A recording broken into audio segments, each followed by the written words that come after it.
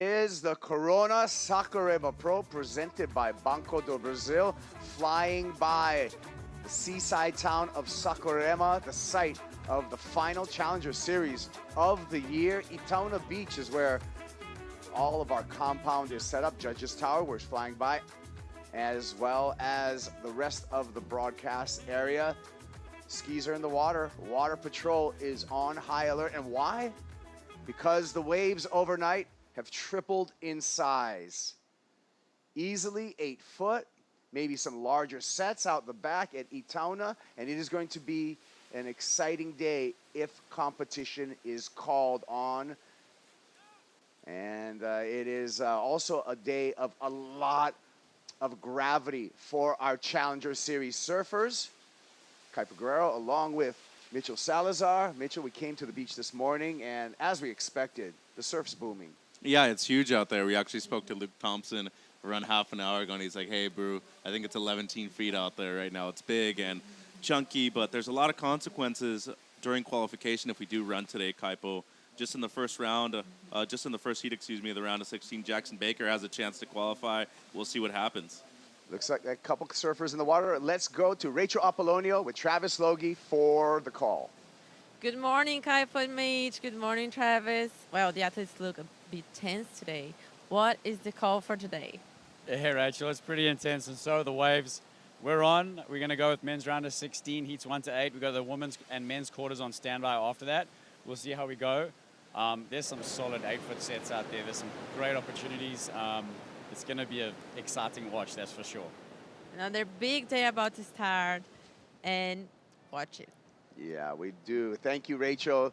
Thanks, Trav, for the call. Yeah, it's a big day. There we got 8 to 10 foot south swell wind, pretty light, just at 3 miles per hour, cleaning up throughout the day. A little bit of morning sickness to greet us here this morning, but round of 16 for the men. At stake are spots in the quarterfinals, Mitchell, but even more importantly, spots on the championship tour up for grabs.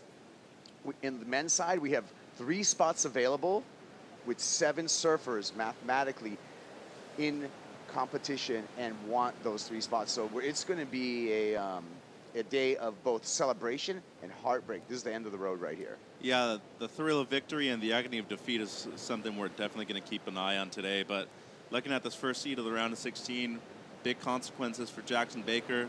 He needs to make it through this round and at least one more to really get his chances going to requalify for the CT. He's coming up against a real tough draw, though, in Sean Crawford.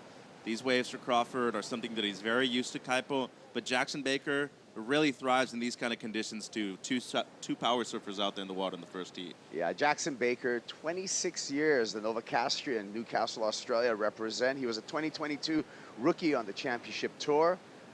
2023, he fell off the tour due to that mid-season cut. He wants back on the tour. Came into this event, number 11 on the Challenger Series rankings. In real-time rankings, he's moved above the cut line, but a lot can happen here in competition today. Richard Dog Marsh with eyes on the ocean, along with India Robinson's mom as well. So everyone's making their way here this morning. In contrast, in this heat, Mitchell, we have Sean Crawford, just 18 years old, Haleiwa, Hawaii. Sean, this is his best result this year on the Challenger Series. Sean's got nothing to lose and everything to prove. Absolutely, and a win here, that's 10,000 points that's in your pocket. You could potentially move up into the top 20, but just for him alone, confidence-wise, this is going to boost it by a long shot. There is a regional qualifying series event at his home break of Ali Beach Park in Haleiwa later this year, so gaining a lot of momentum heading into that event there. But to me, this is almost an exact replica of Haleiwa and Sunset Beach, but as a left right now, Kaipo. There are a few rights on offer, but I would predict that most of the surfers will be looking left out there today. Judges Tower, horn has sounded and the clock is ticking down now. We're giving surfers an extra 10 minutes in this round of 16 due to the large conditions and the importance of every single one of these round of 16 heats. So 40-minute heats for this round of 16. You can see the clock ticking down, and open priority between the 2 surfers, Mitch. And I don't think most people prepared for these kind of conditions heading into the event either, Kaipo. Most of them pretty undergunned when it comes to the equipment that they're riding. A good chance for Xi'an here to get things started if you can get into this one. Xi'an Crawford takes a look at it, decides not to go. The open priority between the two surfers will continue. Xi'an Crawford on Chopper surfboards, made on the North Shore of Oahu.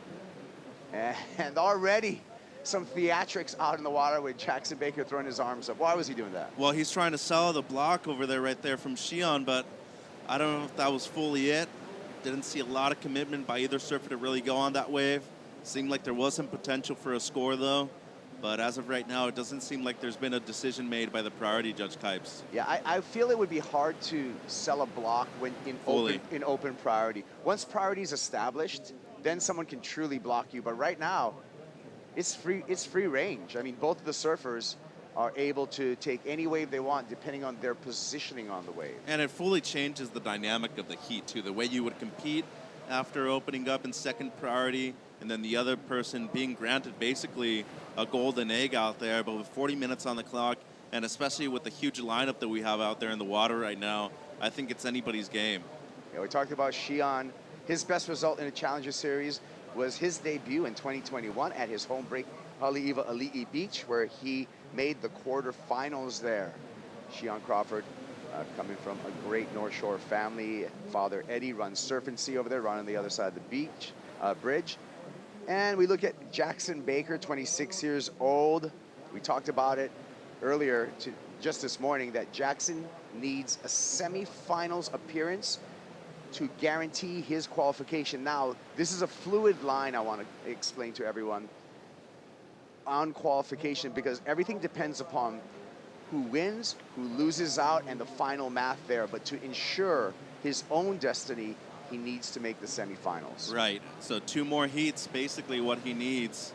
And right now has a real tough task in front of him in Crawford. I mean, these conditions suit both of these guys so well. We've talked about Baker being a standout on the championship tour.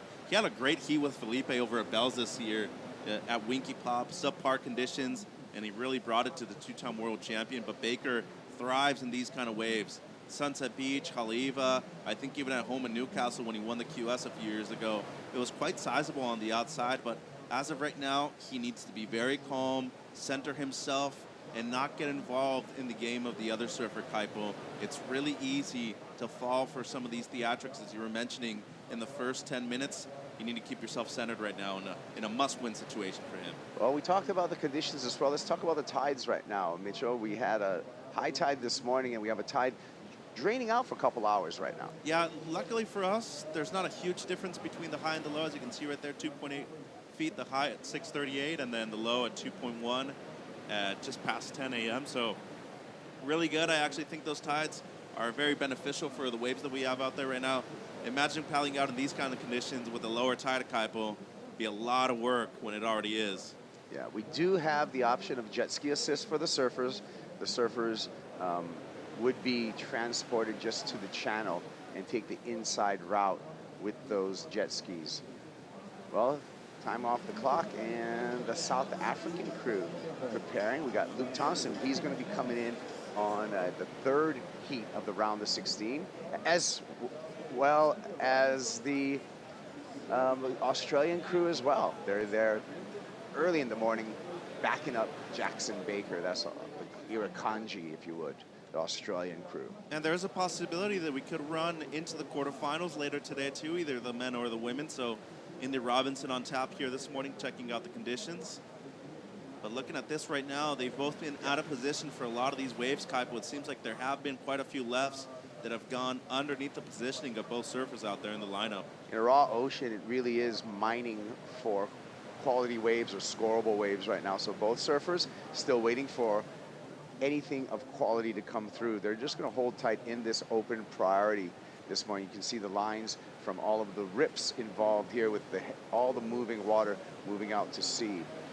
On Crawford with deeper positioning right here, he's closer towards the channel, which really opens up that deep spot. But there are some waves of consequence when it comes to the rights too. I feel like 1 or 2 turns is all you really need for a big score out there this morning, but it's a lot of work. I mean, just when you see this drone shot and you're able to see a lot of white water over there on the faces of these waves, it means that the consistency is definitely there. We might have our first wave of the morning right here, Kaipo. Looks like Shion looking at this one. Yeah, he's not going to flinch on this. It seems like both surfers are going to wait, be patient. Jake Marshall, he's qualified. He is still in the comp, and so he's going to be able to. Well, no, is he still in the comp? No, he's out. Remember, yeah, he's out. in Yeah, the superheat. he's already. Yeah, but he's already qualified. Sorry. Speaking of qualification, this is our live rankings right now. You can see the cut line at Sami Pupo. Right above Sami Pupo, Cade Matson. We're going to see Sami and Cade in heat number 8, the last heat of this round of 16. Winner of that heat number 8 qualifies for the championship tour. And that's a tough heat because Cade really thrives in these kind of waves right now. But Sam made the final here a couple years ago at the CT level in similar conditions too. Big lefts out there. I think today a bit more jumbled up than we saw in 2021 when Felipe beat him in the final. Mateus Sergi also in a clutch situation right here. We haven't really seen him compete in these kind of conditions, Kaipo, before. Yeah, and when we talk about that final matchup between Cade and Sami Pupo, the loser of that heat is not all out. It just depends. It's fluid. We'll be updating you throughout the day because the loser of that heat still may able to be qualified. It depends upon winners and losers in this round leading up to that heat. We're down to 33 minutes, no waves being ridden. At what point, Mitchell, do you just get the ball rolling, get going? 10 to 15 minutes is when you're kind of thinking to yourself, okay, like, let's just go. Anything, let's get the priority rotation going, let's get a score on the board. And today, especially being the first heat of the morning, you don't necessarily know what to expect in terms of the scale either. You just want to get things going, open up the account, and for both Crawford and for Baker, it kind of seems like that's what they're trying to do now. But they've been pushed so far south now, as you can see, they're making it back into the primary takeoff zone. Look at all that spume on the face of the water right now, Kaipo. That means there's a lot of consistency with waves. There's a lot of current moving, and obviously a lot of water moving with them too, with the rip out there in the lineup. So things are definitely not easy, I can tell you that, but the smart thing would just be get going right here with 32 minutes on the clock. Don't be too patient. Be smart about the decisions that you're making, but if you catch a wave that has the potential for a mid-range score, execute as well as you can. Mihimana Bray. We're going to see Mihimana in the second heat this morning up against Mateus Herdy. These are good conditions for him, too. Kid that comes from Tahiti, French Polynesia, very used to a lot of open water waves, especially over their chopes. But surfing Papara quite a bit to prepare for a lot of these Challenger Series events. And he is way down in the rankings, so this is a big heat for him, too. He'll move up quite a bit if he makes it at least into the quarters. And he has a tough matchup against Mateus. Couple lefts peeling, and you can see the surfer's a little bit out of position as we fly above. Crawford wants it, nope. And we remain in open priority, 31 minutes. And so this shows you the cat and mouse and the difficulty out there, Mitchell, you know, with being able to stay in the spot. It seems like it's a big wave, but it's also a facey wave where you have to be right under the lip with this rip to be able to catch it. Yeah, it's almost like surfing pipe or Puerto Escondido, where you need to be under the lip really to be in the best part of the takeoff zone. And it seems like Crawford's still with deeper positioning right here. I'm really surprised that Jacko hasn't tried to push him a bit more and maybe force an error after, especially on the opening exchange, he lifted up his hands and wanted to see the priority switch right there, or at least established. But as of right now, just under 31 minutes, both of them just trying to figure out the positioning out there in the lineup. Look at all that white water on top of the surface of the ocean right now, Kaipo.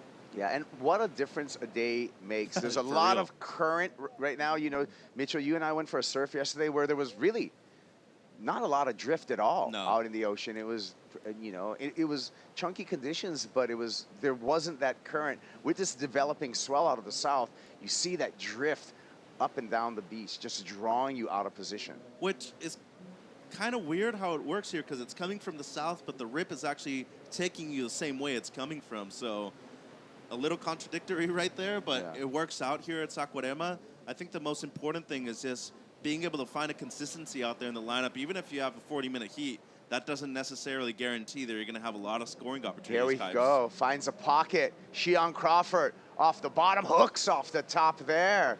So finding a nice pockety takeoff, skips the fins. You saw a little cavitation there. Grabs the rail for control. And is able to readjust himself, compose himself, and get a finish. 2 nice turns there. That's going to be a nice start for the surfer from the North Shore, bringing this wave all the way through. And it's not because he's milking it, it's because he's coming in here to the jet ski pickup zone. So, and yesterday we were talking about how the backwash would be playing a factor into a lot of these waves. Luckily enough, it's breaking so far outside that you don't really even notice the backwash until you hit the very shore break. Yeah, there you can see how far out it's breaking. And the jet ski pickup, I did want to note, you can tell Xian is really like studied for a young man on how he gets onto the jet ski. Gets off the sled, gets straight into the saddle, and prepares for a ride back out. Here's his replay. Yeah, great opening maneuver right there. Gets a little hung up, but I mean, being the first wave of the morning, he did extremely well on this one. An intelligent finish right here at the end, Kaipo. Nothing too extreme, but just up and over the section right there, especially with so much water moving around you too. The smart thing was just finishing that wave off. And it was some great work by Xian. And this is what I'm talking about. You hit that inside section with the backwash, really tough to navigate. But that deep bottom turn, he even grabbed the rail slightly and just in the pocket. But look at how he has to do the double clutch coming out of it. So that shouldn't necessarily affect the score tremendously, but it definitely won't help the potential of going into an excellent score. Yeah, you can see this little skip out right there that he had to just, you know, compose himself through, and he did a great job of doing that. And he never had to readjust his feet at the end either, so there wasn't a lot of shuffling right there. He was always in position greatly for that last floater. Should be a good opening score for the Hawaiian surfer, Kaipo. There you can see the alley, a little bit of a gutter right there, deep water next to the rock formation. So that's where the jet skis will take our surfers out and position them in that area. The surfers will then have to paddle back into position just as Xian Crawford's doing right now. Look at the size of the wave on the outside too. I mean, Xian's got to be at least 6'3", and that wave was overhead for him, Kaipo. It's large out there this morning. Whew. Yeah, it's a day to master your duck dives, that's for sure. Because even in the deep water that you can see Xian in, he had to deal with a mountain of white water, and he's got 3 more to deal with on this paddle back out. So fitness is also going to be a factor in today's, to who's going to have the advantage today. And, you know, we haven't had the men's quarterfinals called on yet, but there is a possibility.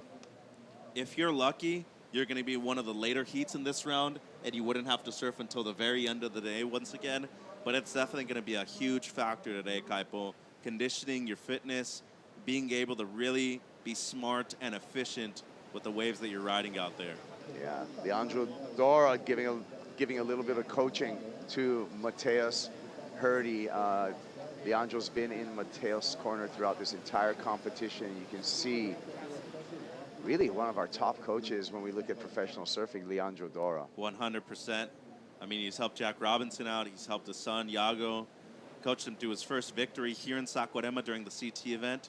And a mid-range score opens up the account for Xian. Yeah, 5-point ride. Jackson Baker, we turn our attention to here.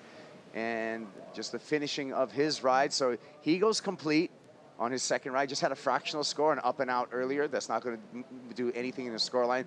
But this is going to be a significant score. Yeah. Well, we'll see, but we know that he finished off with a nice backhand re-entry, powerful. Well, and we know how good he is when the conditions get like this. This is a huge wave for Jacko. So it was just the one, it seems, but, you know, should be a decent score still. Went up and attacked the lip line. A real tough section, especially when it's coming down on him and he doesn't have a large amount of speed. Has to navigate the backwash in the inside section right here. And that is just as difficult as surfing on the outside section too, making it all the way to the shore break. That is some tough stuff, Kipes. It's going to be interesting to see. I mean, 2 turns for Xian Crawford. The first one was pretty nice for Crawford. I thought it was really powerful. Bigger wave for Jackson Baker, but Xian only got a 5. So the judges are kind of, now they stuck themselves in a situation where opening up with just that 5-point, I know they're expecting more, but I would imagine Jackson's score, even for that one big turn, since Xian got a 5, it can't go over a 5. And it doesn't seem like it will. Okay, yeah, there we go. Here we go, Xian. Clean face here for the moment, off the bottom. Wow. Snaps it off the top there. Shishi. Troubled water, is able to navigate that, keeps the fins in the water, showing some control there. Xian Crawford getting a nice backup Nothing more here in the soup other than a ride in for the jet ski assist. And that's an example of the near shore backwash. I can't believe this kid's 18 years old.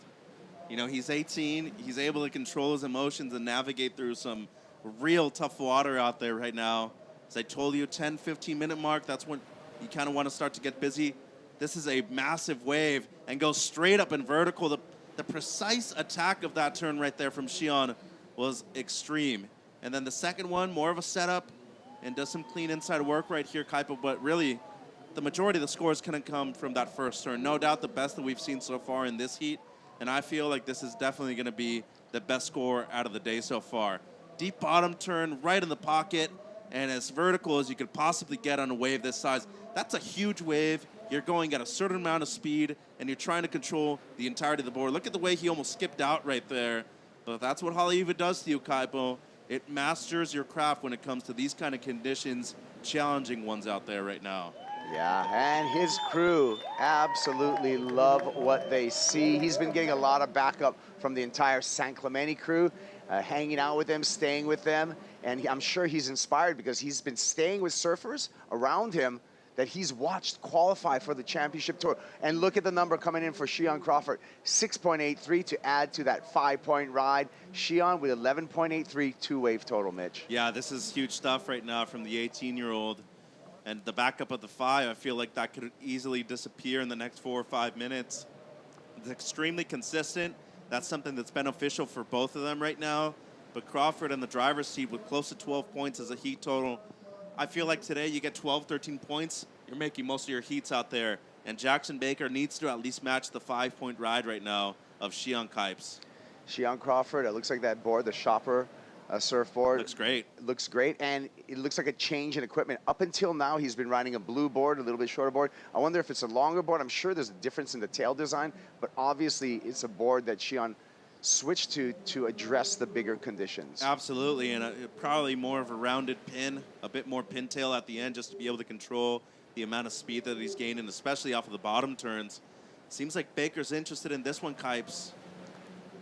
Jackson takes off and has to dodge a couple of explosions there. Just has to settle for a carve. This wave going a little funky here. He's really going to hope for an inside section to stand up.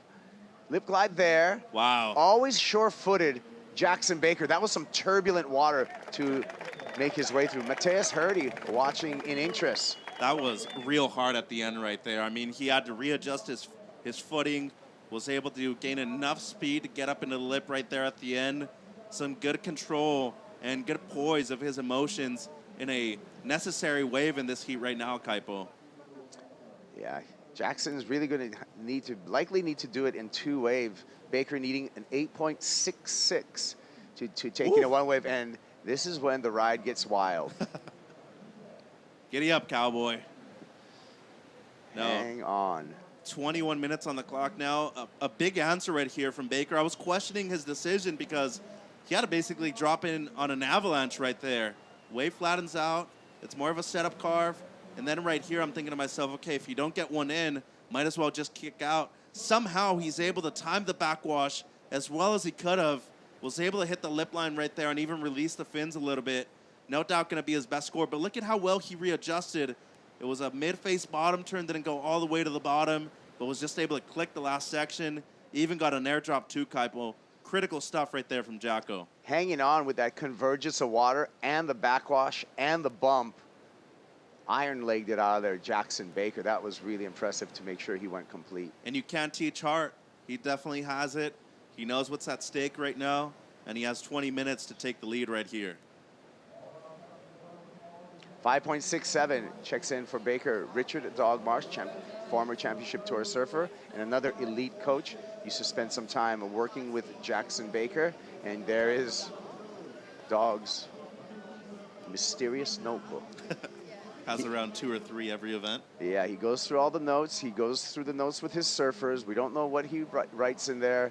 We don't know what dialect it is. We don't know if it's shorthand, print, or cursive, but there's some magic in the Dog's book. Well, it definitely seems like it worked in this event so far. He's qualified 2 surfers, India Robinson and Fred Moraes. But as of right now, Jacko up against the ropes. He's back in the heat, though. Kaipo is 6.17. So as I told you, was at least looking to match the 5 of Shion Crawford. He's done that and a bit more. Right now, though, halfway through the heat, especially if you're going to regain second priority, the smart thing would try to be get a score as soon as you can. Don't let Shishi get comfortable out there because he's in the lead with only 2 waves, too. It definitely seems like he could open up a bit more, especially with the size that we have on offer right now. Yeah, this is true. 19 minutes on the countdown. Shion Crawford in control. He's got the lead. He's got priority. He wants to build upon that 5-point ride.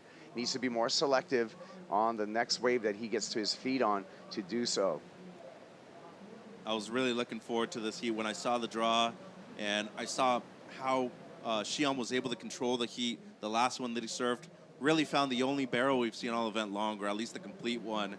And just the way he's been able to compete so far, especially with the conditions given on tap. He's been one of the first heats of the event, one of the first heats of the morning every single day we've ran. And then coming up against Jacko, who's just been surfing perfectly. Yeah, and we've seen with surfers, especially young surfers, where they turn the corner with a big result. We saw that happen with Cole Hauschman this year. We saw that happen with Eli Hanneman this year. It seems like those surfers, once they have a big result, they turn the corner, and that equals confidence and success. And look at both Eli Hanneman and Cole Hauschman qualifying for the championship tour. Shion doesn't have a chance to do that this year. Speaking of Cole Hauschman, there he is, supporting his good friend Crosby Colapinto, because we're going to see Crosby coming up in Heat 3 against Luke Thompson today in this round of 16. And I think even on the CT2, Joao Chianca gets his first win. He's number 4 in the world. So all it takes is really one win to get your momentum going, and next thing you know, you're a top 10 surfer. Everybody is trying to catch up to you and not the other way around. And you mentioned it at the beginning of this heat, Mitchell. Shion Crawford, coming in, he's number 62 on the rankings coming into this event, so he has no chance of qualifying. But what he does have a chance of is making it into that top 20 situation, so he won't have to surf through the regionals. This was just a quick wave for Jackson Baker. So Shion won't have to surf for his region. He will automatically get a ticket onto next year's Challenger Series. Yeah, and I think either way, he'll probably want to be surfing at Bowles and Haleiwa, Ali'i Beach Park to surf in those regional events that they have over there in Hawaii. Big wave here for Baker. Woo! Baby boy. Yeah, trying to sell that. We'll see. I don't know if he got anything before that. He's a 6.17. A one-turn wave in the past has just gotten him a 3.17. This is what happened. And just the one again, real tough section. And as you said right there, gonna see if it's incomplete or not, but I feel like he rode out of it with control. I mean, turbulent water right there, just to navigate the bottom turn, hits the lip line, and another airdrop right there for Jackson Baker. So it seems to me like he did ride out in control right there. Just fell off, and the whitewater obviously playing a big part of that too, but needing a 6.17 with just one maneuver, that's kind of a tough thing to do. Yeah, you look at, and the Australians aren't sold on that either. To tell you the truth, you can see the reaction from the crowd. So we'll see.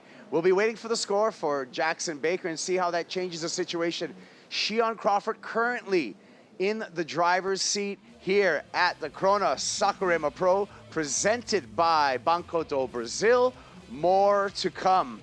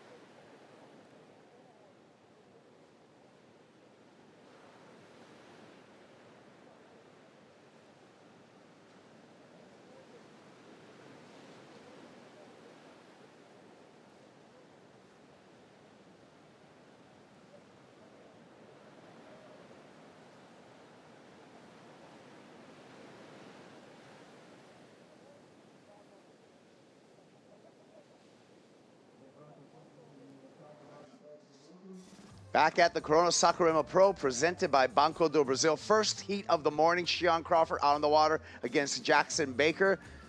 The teenager from the North Shore of Oahu in the lead against Baker. As we went to commercial, we were waiting for a score for Jackson. A 4.83 checked in for the Novocastrian. Not enough to take the lead off of Shion Crawford. Jackson Baker still chasing a 6.17 with 13 minutes, 45 seconds on the clock. Kai Paguro, along with Mitchell Salazar, talking you through this opening heat of the day. Yeah, and they basically told him that there's better waves out there in terms of the quality, and they want to see the combination of major maneuvers too. We already have one score that's nearly gone in the upper good, a 6.83 by Shion Crawford, and I definitely think that there's a lot of capabilities by both surfers to go excellent in the last 13 minutes of this heat, given the consistency of the waves that we've seen so far in the lineup, Kipes. Yeah. And when we talk to upper good, we have numbers for all of our scores, but then we also have ranges, right? Yeah. We have the good range, we have the very good range, and we have the excellent range. Yeah. What would be a very good score? So anything from a 7 to a 7.9, something in the good is a 6 to a 7.9, but in the mid-good, you're usually seeing something in the 6s, as this guy knows a lot about getting 12-point heat totals or better. Yeah, Mihimana Bray out of Papaete, Tahiti. 27-year-old, he's up next against Mateus Hurdy. Hurdy, the young phenomena from Brazil, needs to make the heat against Mihimana Bray if he wants to guarantee a spot on the championship tour. He'll have a little bit of work after that as well, but first, what's first in front of him, his first obstacle for Mateus is Mihimana Bray. That's a tough obstacle today. You have an immovable object up against an unstoppable force in Mateus Hurdy, but I can bet you that Mihimana woke up this morning and saw the conditions and he's like, yep, this is going to be my day. He thrives in these kind of things, just like these two guys out there in the water do. But an 11.83 heat total with only 2 waves caught, by the way, so far for Shion Crawford, have him in the lead. Some impressive stuff when you're talking about a teenager. Smart surfing, not taking off on waves that he does not need, holding that priority. He'll let Jackson wander around underneath his priority. Shion not getting too excited. There we see all the scores, highlighted the top 2 scores for each of the surfers, and as you said, only 2 waves written for Shion Crawford, but those 2 waves are enough to keep him in the lead. Jacko's been looking right, though. He knows that there's a couple of options over there. They go into deeper water quicker. You need to get it up into the lip line as fast as you can, but a 6.17, that's an attainable score for Baker right now, so Shion shouldn't be giving him this much distance. That's much smarter. And for Baker, you want to try to open up and maybe force Crawford to use his priority in a wrong way and commit a block on Baker too if you can. But as of right now, 11 minutes to go, I think that's still plenty of time for both surfers out there to improve on at least one of their scores, Kipes. Is Shion unintimidated right now at this level of competition, you know, with a former CT surfer, and just is able to get right into his space and really try to affect the tempo of this heat? Hey, remember, if it's within the guidelines of the rule book, you play to your game. You know, we've seen that before, especially with Magina in the past. There's a reason why he's been a 3-time world champion. It's because he knows how to use positioning, time management, and priority to his advantage. Look at these guys getting washed right now by a couple of rogue sets. Mateus Hurdy on his way out. Mateus, probably the most important heat of his season. No doubt. Maybe of his life. And I want to point something out right here. They're getting caught inside, so priority can be suspended. Just to explain, suspended priority means that there no longer is priority. Once they make it back out to the primary takeoff zone, they will reestablish the priority positioning that they had before. But if it were suspended priority, that means it's open priority wherever they're at in the lineup, Kaipo. So that could be a big factor right here in the next few minutes if they get caught inside again. Don't normally see that. I believe it's a game right now out there, and it is a taxing game in which these surfers are willing to stay in the fold, so they are willing to take these bigger sets that go wide and maybe don't have scoring potential, take them on the head to be able to be in the zone right here. Right. And I mean, a lot of times we know, Mitchell, you got to pay to play in this situation with these rogue waves. If you want to stay in the zone, which they are right now, that's the optimum take-up zone. You're going to have these big rogue waves come through, and you're just going to have to take them on the head. And this is the best scenario you could think of right now with 9 minutes to go for Shion. Nothing's happened. You're still in control of the heat. You have priority, and Baker's the one needing a score.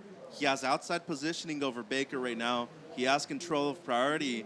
And the smart thing right now for Baker would be try to work on something that Shion isn't interested in.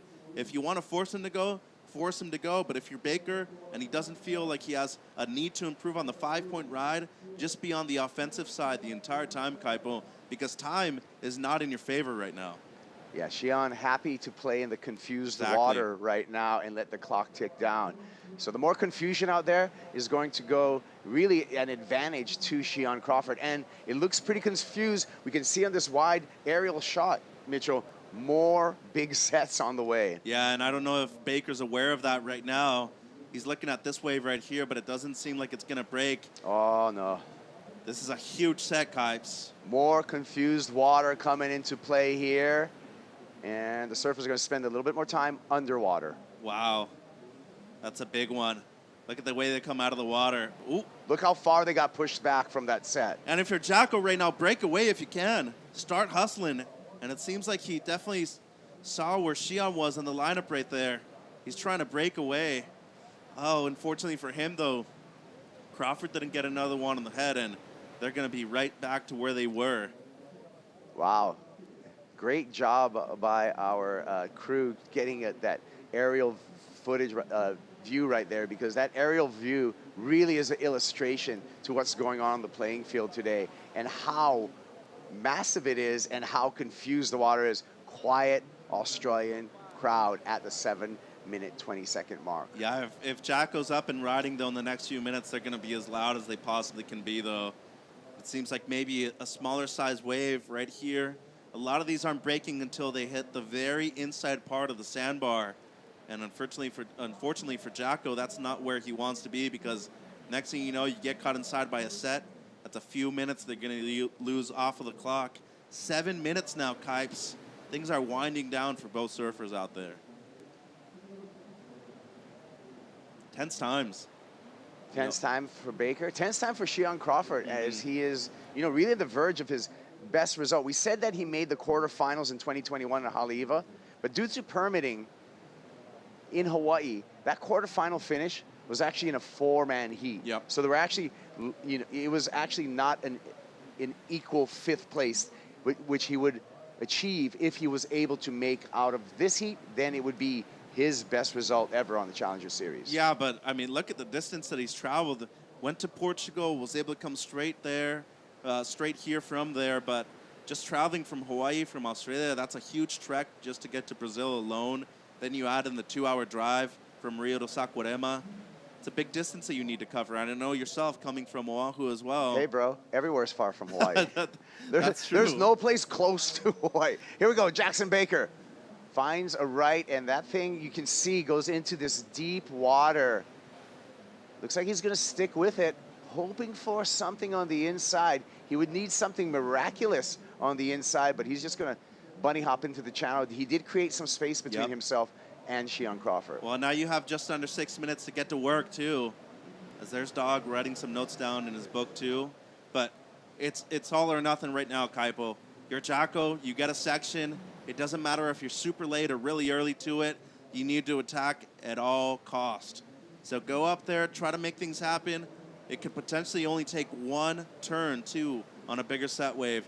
This one, unfortunately for him, it just went into the channel, hit the deep part of this one, and was a bit flat. So it doesn't even seem like it's going to go into his top 2. But he did break away, as you were mentioning, created some distance between him and the heat leader.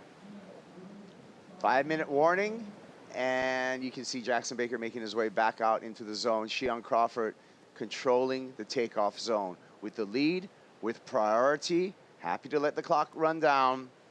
He's not going to flinch on anything that is, he thinks that will not get him a score of 5 points or better. 100%. Absolutely spot on right there, Kaipo. And Jacko needs to be on something that's close to getting the 6.83 that Crawford has right now. So enough time, I feel, 4.5. He could definitely catch at least a couple of waves in that time span.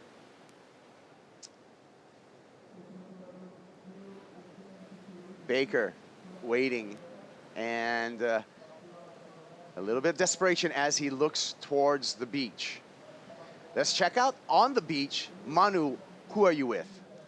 I'm here with Dylan at Área de Atletas do Banco do Brasil. And guys, I'm kind of nervous to see this waves. Dylan, how are you feeling? You're here with the whole Aussie crew.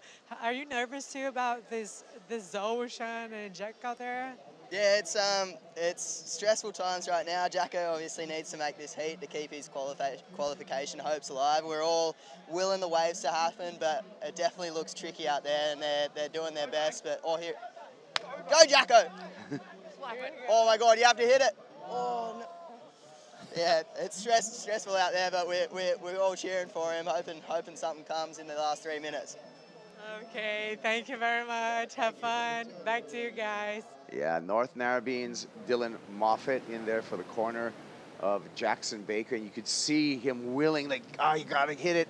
And the disappointment from the entire Australian contingency as there was no opportunity presented on that wave. And that was a mean section right there. I mean, I don't blame him for not going for it, but I think right now, 4 minutes to go, that was a situation where you did try to have to at least manufacture a score out of that one section right there. And Crawford has some nerves of steel, Kaipo. He let that wave go just under 4 minutes, and he has just been very patient, extremely efficient with the waves that he's caught so far.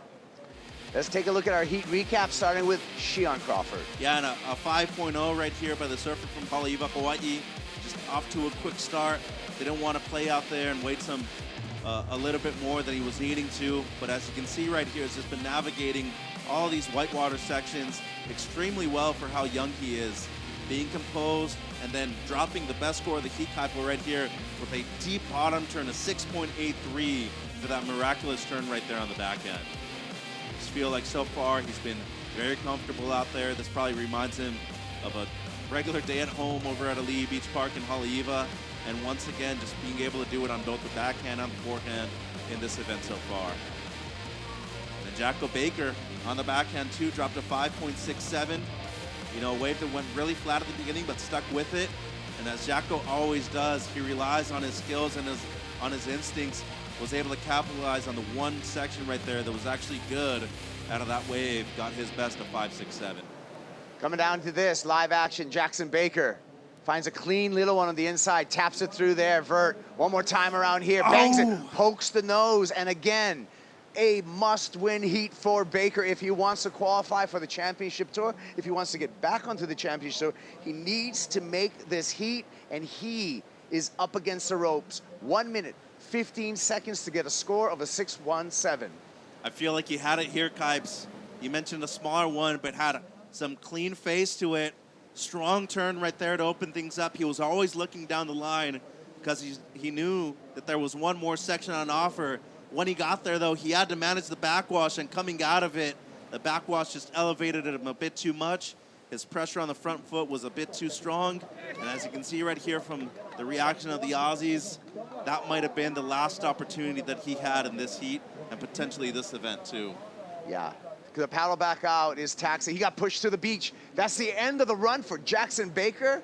And I would call this an upset to start the morning. It's going to be Shion Crawford, the teenager, 18 years old from the North Shore of Oahu, on to the quarterfinals. Jackson Baker, his hopes of requalifying for the championship tour, done.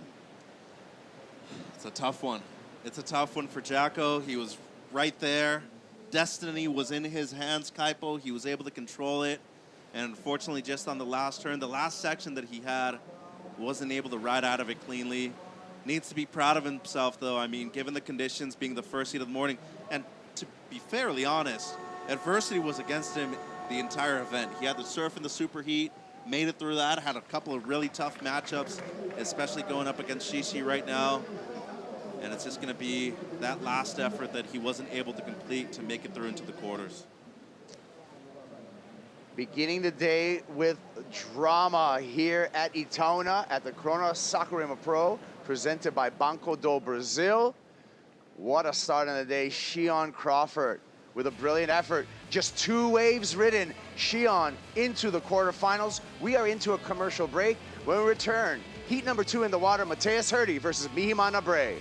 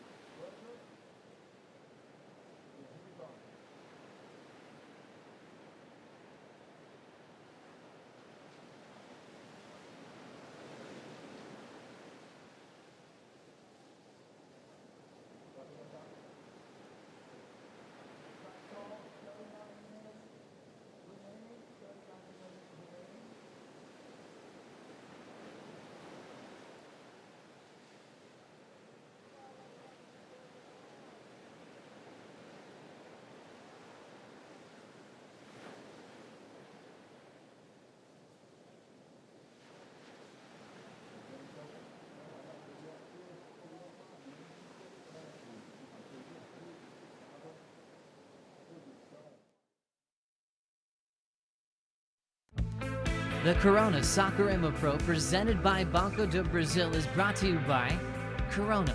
This is living. By Banco do Brasil, official bank of the World Surf League in Brazil. By TikTok, download the app. And by State Government of Rio de Janeiro, official partner of the Corona Saquarema Pro presented by Banco do Brasil. Shion Crawford coming in from a win first heat of the day, and the teenager from the North Shore of Oahu just took out Jackson Baker and took out Jackson's hope of re-qualifying for the championship tour. Shion Crawford on to the quarterfinals, and we are on to heat number 2 in this round of 16. Mateus Herdy on the backhand, the 22-year-old Brazilian. Looking down the line, carving, direction change. He's gonna play it safe on this one, riding all the way in. Mateus matched up against a Tahitian in the way of Mihimana Bray. I'm Kaipo Guerrero, along with Mitchell Salazar, opening up the morning for you. Here, day number 4 of the Corona Saquarema Pro presented by Banco do Brasil. And you mentioned this being the most important heat of Mateus's life so far. No doubt, he's made the semifinals at a CT event before. Right here in Rio and Saquarema, he's been able to make it into finals day 2 as a wild card. But no doubt the biggest heat of his life out there right now, Kaipo. Mateus Herdy, Mihimana Bray, what's at stake? With the loss of Jackson Baker in that opening heat today, we just saw Jackson get defeated. Mateus Herdy, he makes this heat. He makes the tour. Well, opened up with a good wave right here, smart surfing, and just safe at the end too. They didn't want to have to start off the heat with a fall and get your concentration, you know, disrupted right there, discombobulated, especially with all the backwash involved on this one. I mean, look at how much water was moving on that wave right there, Kaipo. Missed times the first section and was just a bit early right here, but just want to draw out the down carve. Some smart stuff to open things up for Mateus. Slow motion here to analyze this. Yeah, and looking at that turn, it was right in the pocket, but he just missed times it a little bit, and that's due to the backwash. Wasn't fully able to engage both of his rails and his fins as well as he wanted to. But as of right here, just draws out this turn early on, and as you can see, doesn't even fully commit to the rebound either. Over on the right, he just wanted to ride this thing out and be smart with the way he was going to start off his heat Kipes. The start for Mateus, a 3.83. I'm curious if Mateus knows the situation going into this heat. As he was paddling out, he knew that Jackson was defeated. He makes his heat, he qualifies. I wonder if he knows how close to the finish line he really is. He definitely does. He definitely does, and especially working with Leandro, I can assure you that they've gone through multiple different scenarios so far in this event, but this is a must-win heat. Don't leave it up to chance. If you have a chance to control your destiny yourself, go ahead and do it. We got a star on the rise in the way of Shion Crawford. Shion is with Rachel. Shion Crawford, he's all smiles. Well, this condition suits both of you surfers. So what did it take for you to win this one again? Yeah, I just took it like easy, just like set up a game plan and then went out there and just took action and it worked out. Definitely your wave selection, because you only got 2 waves and you're managing priorities so well in the end. How was that for you? How was that wave? Yeah, after I got that 6.83, I was like, okay, like I gotta use my priority right. So I just like sat next to the jack and then just all folded out perfectly. And what is your little secret to focus on your surfing and keep calm once you're so young? Yeah, like contests before, I used to be like super energetic and like just hard to calm down, but now I'm just like kind of settling down and like just like keeping calm, and yeah, it's been helping. Sorry, I'm like cold right now. I'm like shivering, or I don't know, maybe I'm excited. Yeah, it's working out. So congratulations, you're into the quarters. Back to you guys in the booth. Thank you, Mom and Dad. Yeah, he says, see ya, Mom and Dad. Kyle Eddie Crawford, congratulations. Your son is in the quarterfinals. Mihimana Bray on his opening wave. Chooses a frothy one that seems like it's cleaning up on the inside here, and he kicks out. That was a tough section right there, Kaipo. I don't blame him. That thing was coming at around 100 miles per hour at him from the other direction. But as you can see right there, his comfort level looked good. I mean, he was in control of his board, even the controlled kick out right there from Miyamada, especially being very aware of what Mateus got in his opening ride, only a 3.83. This is a good heat for him out there. Yeah, Papaete, the hometown for Mihi Manabre, 27 years old, 7 years on the qualifying series. You talked about boards. Chile Surfboards is his surfboard survivor, and he trusts on those Chile boards, especially those faded 2.0s from Chile that, you know, for the bigger conditions like we're seeing today. Yeah, and a Chile rider has won here before. Mitch Colburn was able to win in the early 2010s. As we look at the replay here from Miyamada, just the one setup turn, but look at how determined he was to be able to get a good section right there. He just tied it up, knew that he was going to be a little late and it was going to be a bit too much for how the section was. Looking at the drone angle from above, a lot of white water at the beginning of this wave, and once it cleans up, you're thinking to yourself, oh, he's going to have a good wave down the line, and it just closed out on him. Yeah, discretion is the better part of valor. When you have no speed going into a section like that, you're only going to hurt yourself by putting it up there. Second wave here, much better there. Times the backwash, gets some release, and the airdrop back to connect with his board. So dynamic first turn there.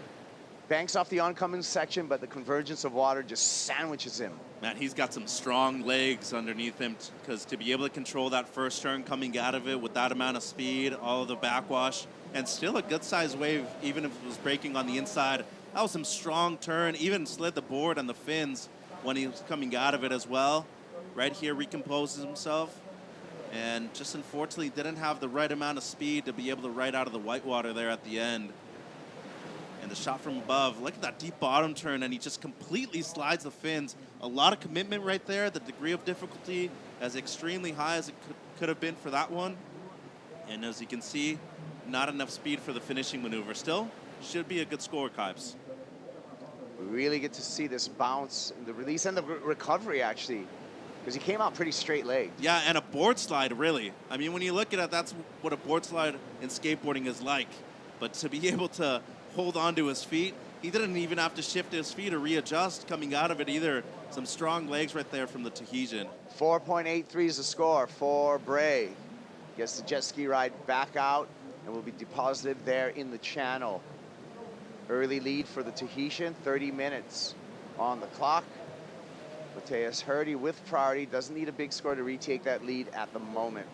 Mateus, we talked about it in this heat, the most important heat of his career, gets on the championship tour with a win in this heat. 22 years old out of Florianopolis.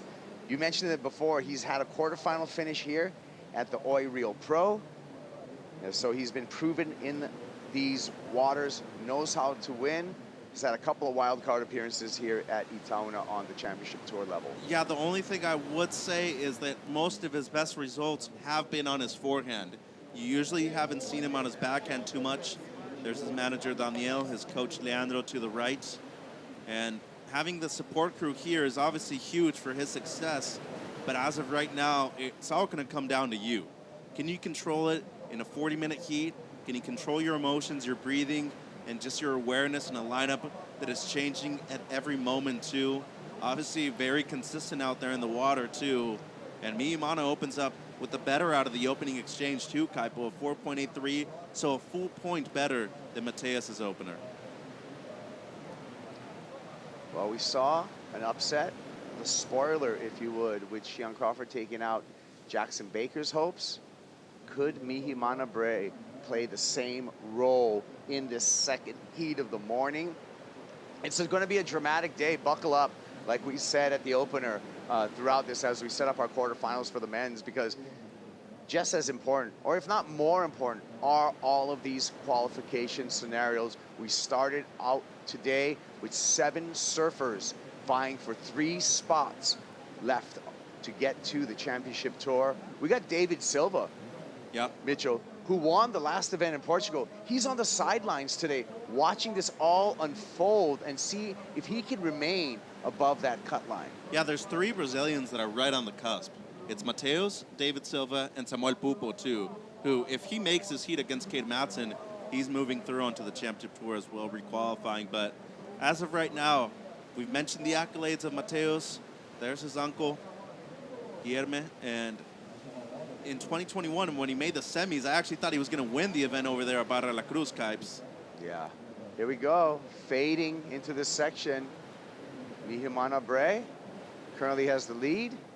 Just needs to better 1.77, so he's done his job here on this wave.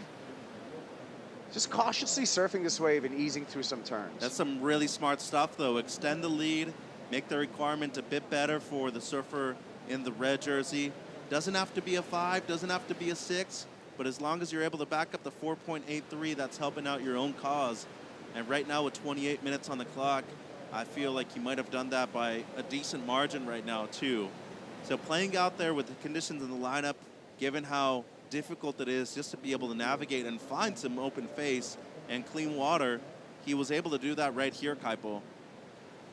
So a little bit of a setup turn, a 2-stage carve right there for Mihimana.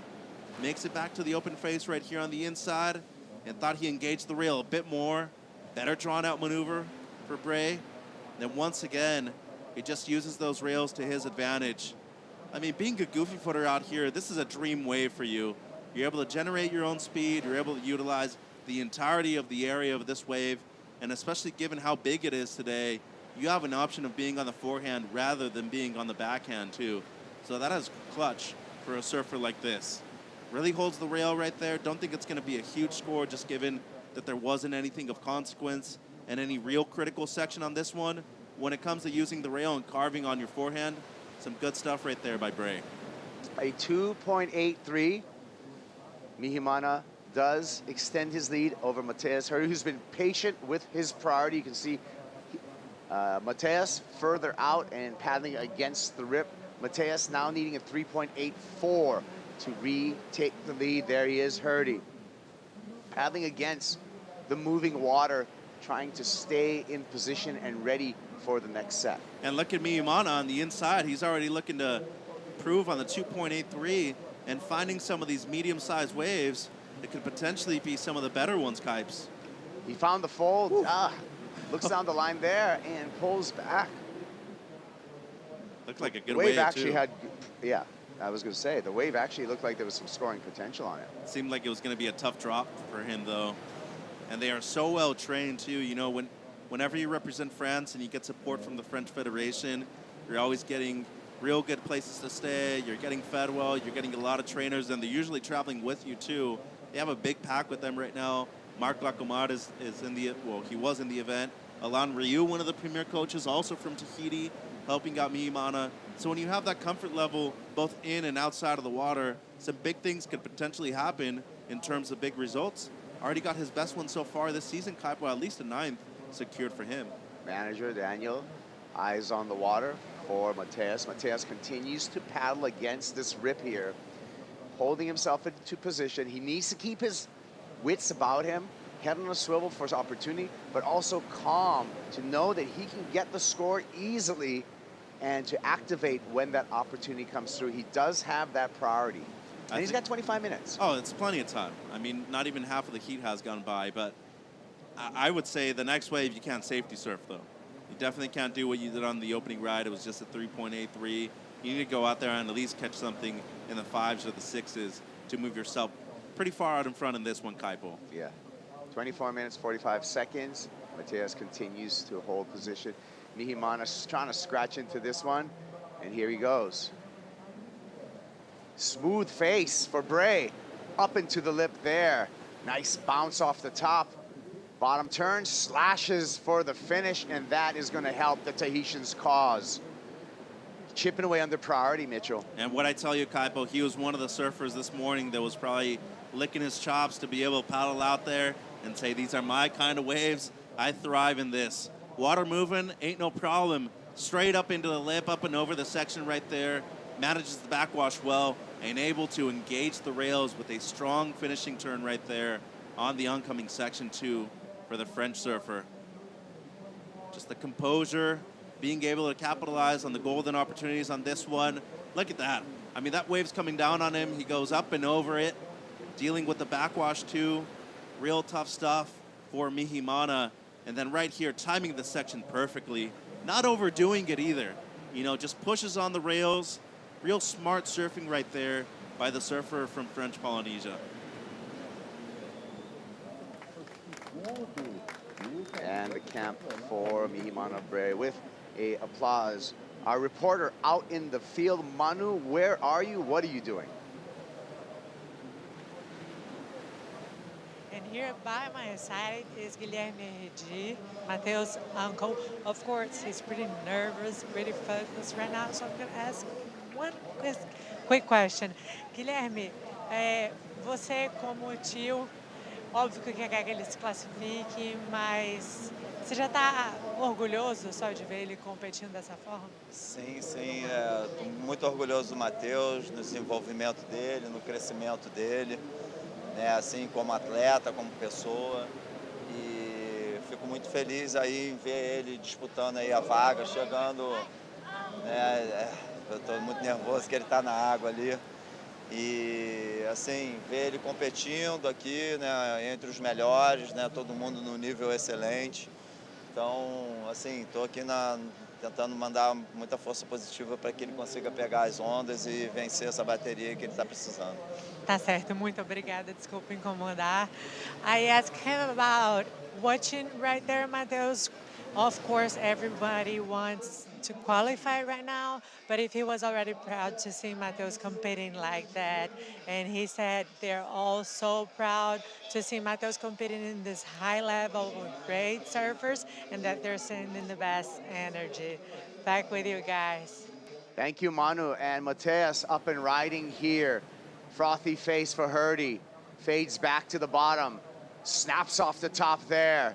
Troubled water, and he kicks out. Last score for Mihimana Bre, a 6.5. Mateus on that ride needed a 7.5, Mitchell. Yeah, and that's not going to be it, Kipes. Just unfortunately for him right there, was caught in the rip for around 10 to 15 minutes. Wasn't really able to establish good positioning here, and on this wave, a bit too far out of the pocket for that opening turn.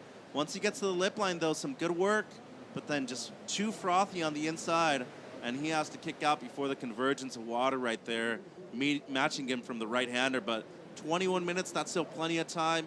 But look at the amazing work that Mihimana has been able to do so far underneath the priority of Mateus Herdi. He's been a lot more active so far, but he's been very good when it comes to finding those clean, open-face waves on the more medium-sized ones, Kipes. Surfing on the priority, Mihimana Bre getting the job done this morning. 2.33 for Lassa Mateus Herdi, and a loss of priority. Priority now with Mihimana Bre.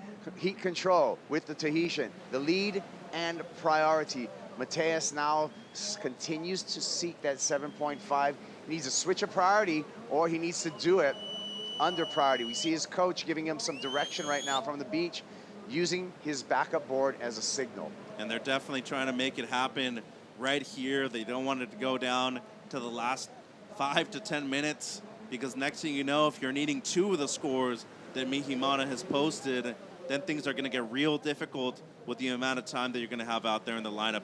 A 6.5, that's a big score by today's standards, Kipes. To put things into perspective, if you're just joining us, Mateus Herdi makes this heat, and he's on the championship tour in 2024.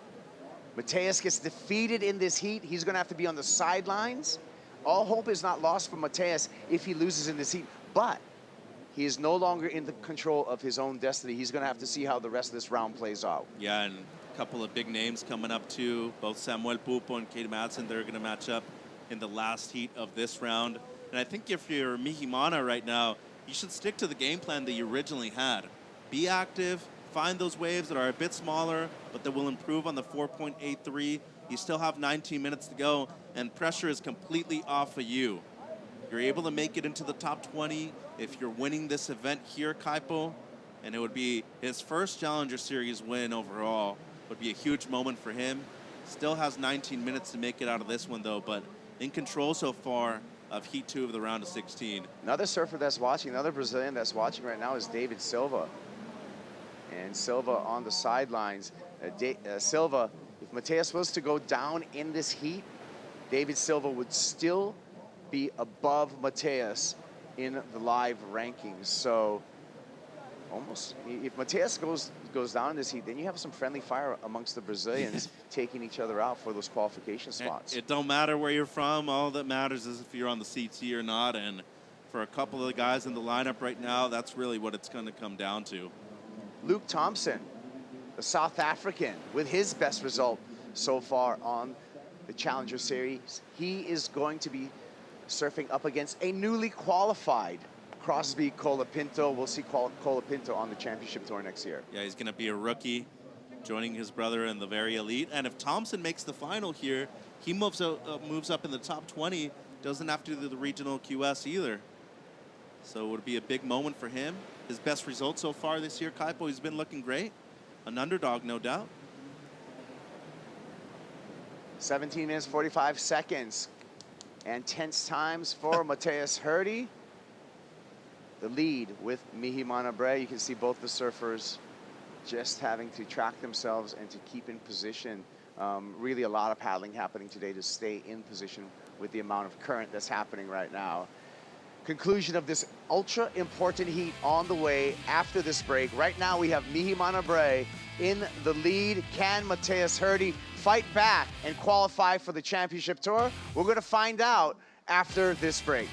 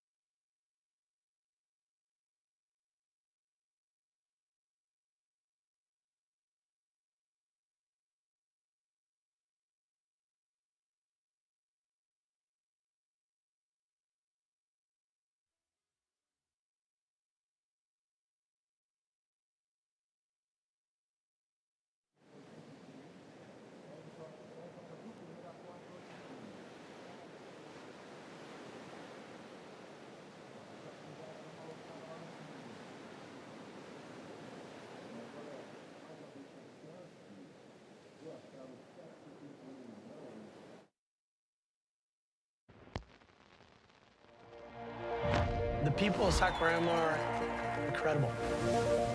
And they're on the beach, they're watching, they're supporting. It's thousands and thousands of people screaming. More than listening to the crowd, it's the feeling that this is my time now. I'm home. I've been so successful in Saquarema. Being around people that you love, it translates to my surfing. All that passion is just, it's really special. It's beautiful. My country's here supporting me. They got my back. Puts me in a state of mind that I'm free. Saquarema faz eu me sentir em casa.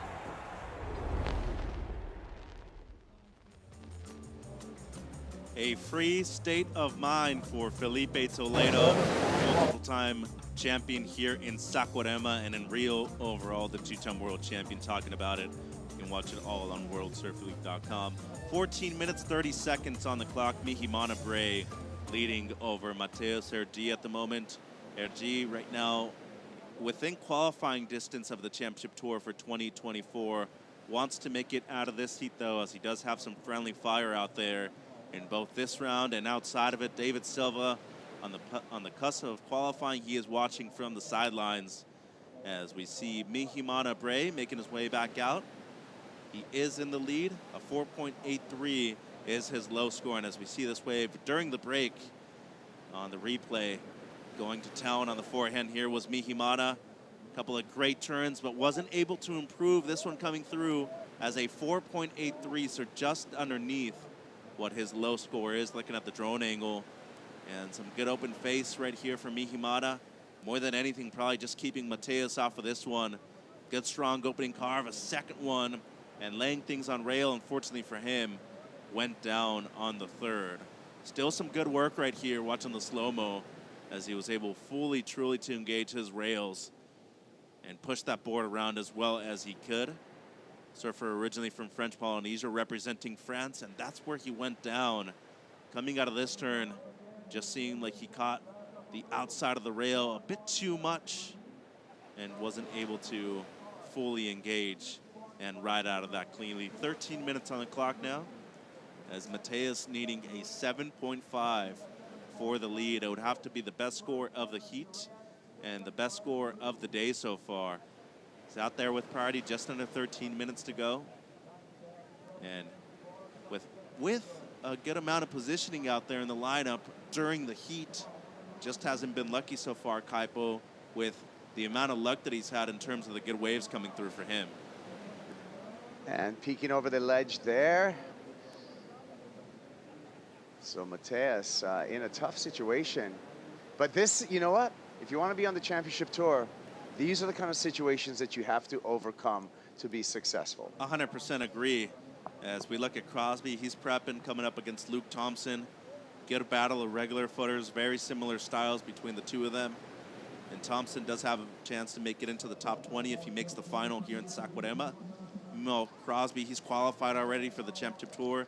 Here's Mateus now, big wave, Kipes. Grabs the rail off the bottom, aggressive top turn there on a large wave, a large turn.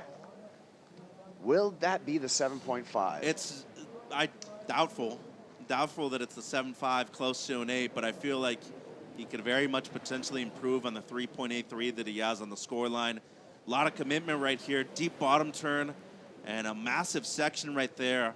A little late, but still, just to be able to go through the section and penetrate the water right there like he does when he reaches the lip line, that is a maneuver of extremely high difficulty.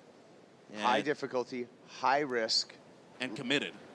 Love the slow motion, love the rail grab bottom turn. And look at the way he goes through the lip. I mean, he has to have enough speed to be able to do that, enough momentum and enough strength in those legs too, just to be able to ride out of that, because most times in that battle, the lip usually wins, Kaipo. This time it didn't. Yeah, and he was pretty much upside down on that backhand re-entry as well. So put his board right up there, did not hold back. That was 100% commitment. A 5.43 for Mateus Herdy helps his cause. Now, the Brazilian needs a 5.91. There's all the scores, Mitchell. Yeah, it goes up to a 5.8. That's some real good scoring right there, because those are that's one of the situations right there where you see the section and you're eyeing it up the whole time. You're thinking to yourself, if I don't attack it, I know that I'm not going to get a significant score right here. Was able to make something out of nothing, gets a mid-range score with just the one single turn, and now has 10 minutes to get his best score of the heat of 5.91, basically a 6, Kaipo. Very attainable. Herdy putting himself in a much better situation. Mihimana Bray with priority. If he wants to close this thing out, needs to improve upon his scoreline. But look at the challenge right here. These are the waves that you're just going to take on the head, and he's getting destroyed. Yeah, this is going to just push him way in. Mateus, not turning around, not taking the jet ski ride. At what point do you use clock management and just kind of concede, take the jet ski and get deposited back out in the lineup? Well, it depends on how he's able to make it through these last two. This is very good for Mihimana, and he should be aware of Mateus is in the lineup and use priority to his advantage. I think around 8 minutes is when you're making a decision. If you feel like you've been struggling for too long, you've been fatiguing yourself and exhausting yourself to a point of exertion that is not beneficial to you, that's when you want to make the turnaround. For example, though, you do have to make a full commitment all the way to the inside, though, so you can get a ski ride. So if you were just in a little bit and asking for a ski ride, they're going to tell you to automatically come all the way to where they are, so they can assist you and bring you back out to the channel. Yeah, to your point, Mitchell, the skis cannot pick you up midway, and that's due to both interfering potentially with a ride, but also just for safety situations. Yeah. That midway zone is a no-go zone Nope. for a jet ski. That's the red zone right there. It's not where you want to be if you're a surfer or if you're a PWC driver. I mean, he's literally on the shoreline. Look at that. Yeah, Just well, a few feet off of the sand. best view of the surfers incoming, and you know, the safest water for that ski. Well, he made it back out, Kaipo, and he still has time. 8 minutes on the clock. But the way Mihimana has been able to compete in this heat, the way he's been able to control, I find it very difficult right now for him to be on a wave that won't improve on the 4.83. Seems like both of them looking at something here. A couple of waves might be approaching the lineup, or maybe just trying to make it back to the actual peak. Seems like they might be a bit far off of it, but some waves coming through. This might be a good one right here, Kipes. Couple of waves coming. Bray with priority, and Mihimana takes off on this one behind the whitewater, kicks out, and opportunity now to Mateus Hurdy with priority. That's exactly what Mateus needed to happen. Here we go, Mateus Hurdy on the back wave. Times out with the backwash, clean face, needs this finish. Mateus gets eaten up, and his hopes eaten up with that non-finish as well. Oh my goodness. That was a important finish, an important moment in the surfing life of Mateus Hurdy. Well, and excellent use of priority by Mihimana. He took away the first wave, the one with the cleanest face. And then right here, Mateus, he was on his way to the score. Real strong first turn, and just wasn't able to ride. As soon as I saw him get that air underneath his board coming out of the second turn, I just thought to myself, it's going to be a real difficult finish. Strong setup turn, and then the second one would have definitely been the money one out of the top two. But just too much convergence right there with the whitewater. That time, the section did win, Kaipo. But look at that. I mean, grabs the rail, fully commits to that turn, pushes off of his back foot, and engages both rails. Did he need to hit this whitewater here? He definitely did. I mean, to get the 6 that he's needing, for sure needed to ride out of that. Oh, man. That is painful to watch. That's just an avalanche of water just converging on top of you. It took him a long while to come out of it, too. Winded, yeah. Now he wants to ski, and as you said, Mitch, he's got to get into the pickup zone. Yep. He's got to take this one. The ski can't get out there to pick him up. Now he's kind of getting the signal, meeting the ski, clock is ticking. He's got to get on this ski and get busy. And you can't get desperate either. You saw him right there. He was already thinking to himself, like, that he needs it to really commit. This is a desperate kind of position right here. You got to get off the sled, Mateus. You got to get in the saddle right now. You're going to make it more difficult on yourself and the ski driver. As you can see, little confusion here, staying on the sled. Now that's right here, this position, you see the bounce. Yep. That's taking out your board. It would have been better for him to take a couple of seconds and get in the saddle. I'd be doing that right now. A second or two, that's all it takes. Yeah. The score comes through. Kaipo was close. 4.57 for Mateus Hurdy. Mateus needs a 5.91 still. And again, you can see a little bit of panic happening from Mateus. Staying on the sled, not getting in the saddle of the ski, which would have been beneficial for him, because right now his body's taking abuse, and more importantly, his board is taking a beating. Yeah, who knows how the fins are right now at this point after that wild ride on the inside, but seems like he's going to get dropped out the back. Still has time, 4.5 minutes, and he's hustling. Kaipo needs a score. He really needs to compose himself right now. I can feel what you saw with the wave to the ski and the fact that he was rushed to not get off of the sled into the saddle. It's signs of panic, and he needs to calm himself down. He's still in this game. There's a lot on the line for him, obviously. He's thinking about it, and he knows that that last wave, he rides out of that second one, he catapults himself way up into first place. And Mihimana, this is best case scenario for him. You have control of the heat, you're in the lead, 4 minutes to go. You're just waiting for the other surfer to make his way back out into the primary takeoff zone. You're going to be able to block him if you need to and potentially improve on your low score too if necessary. 3:45 on the clock right now, Kaipo. If you're Mateus and you definitely need to go on a smaller wave and you have your aerial repertoire in the back of your pocket, be able to use that to your advantage too. We haven't seen an air so far today. It doesn't have to be on a huge wave. As long as the section is there, they'll score you accordingly. And to your point, he can sneak away a right and not have to deal with the priority of Mihimana Bray. Take a right, do a big air. Maybe that's the formula when you're under priority to take that lead away. Look at these waves coming through. Obviously, way easier said than done. You can see that it is huge out there. There's a lot of waves coming through the lineup and a lot of consistency, which is not beneficial to Mateus when it comes to finding one of those corner rights to his advantage. He's back in the lineup, though, and there might be a couple of more waves coming through right now. Oh, man, Kaipo. First 2 heats of the morning. Drama. And we have to have it like this. Drama filled. Here we go, scratching into this one. Oh! He should have forced Mihimana to really take that one. So priority situation stays the same between the two. You see Daniel, his manager, saying, hey, I want a priority switch. But I don't think Mihimana really paddled for that wave. Oh, he did changed switch. It. Oh, exactly what he wanted. Okay, game time now. Well, like the real question right there was, did he block Mateus enough? Yeah, and he did block Mateus. Okay, good point. We'll take a look at this again. And it's not that Mihimana paddled for the wave. It's that he turned around and made Mateus pull back. He forced him, yes. And so that's a block. As soon as you get a certain kind of angle on a wave with priority and you're impeding somebody else from catching it, that usually amounts to a priority switch. Exactly what happens right here. A minute 45, needing close to a 6. I'd be paddling into the inside right now, Kaipo, and looking for any wave that breaks. Oh, there's a wave. He needs to hustle, though. Don't leave it up to chance. If it's a smaller one, go for it. If it's a bigger one, it might come down to one big section here, Kaipo. It's really now a paddle to get under the rip. Oh, Mihimana.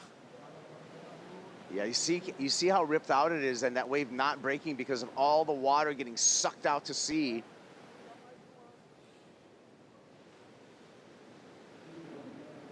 Down to a minute. Mateus, he's got to get inside. He's got to get further in on this rip. Well, he's looking at this one, Kaipo. Might be a right, might be a left. That's a paddle. Oh, needs to get into it. Does not get into it. That's going to be the heat. We talked about the rip. We talked about the outgoing water and having to be able to get inside of that rip with all of that water draining due to all of this swell. And now Mihimana happy to sit next to Mateus Hurdy and close out this heat. A dramatic morning so far here at Itaúna. Here we go, Mihimana using priority. And this was the wave that Mateus needed, Kaipo.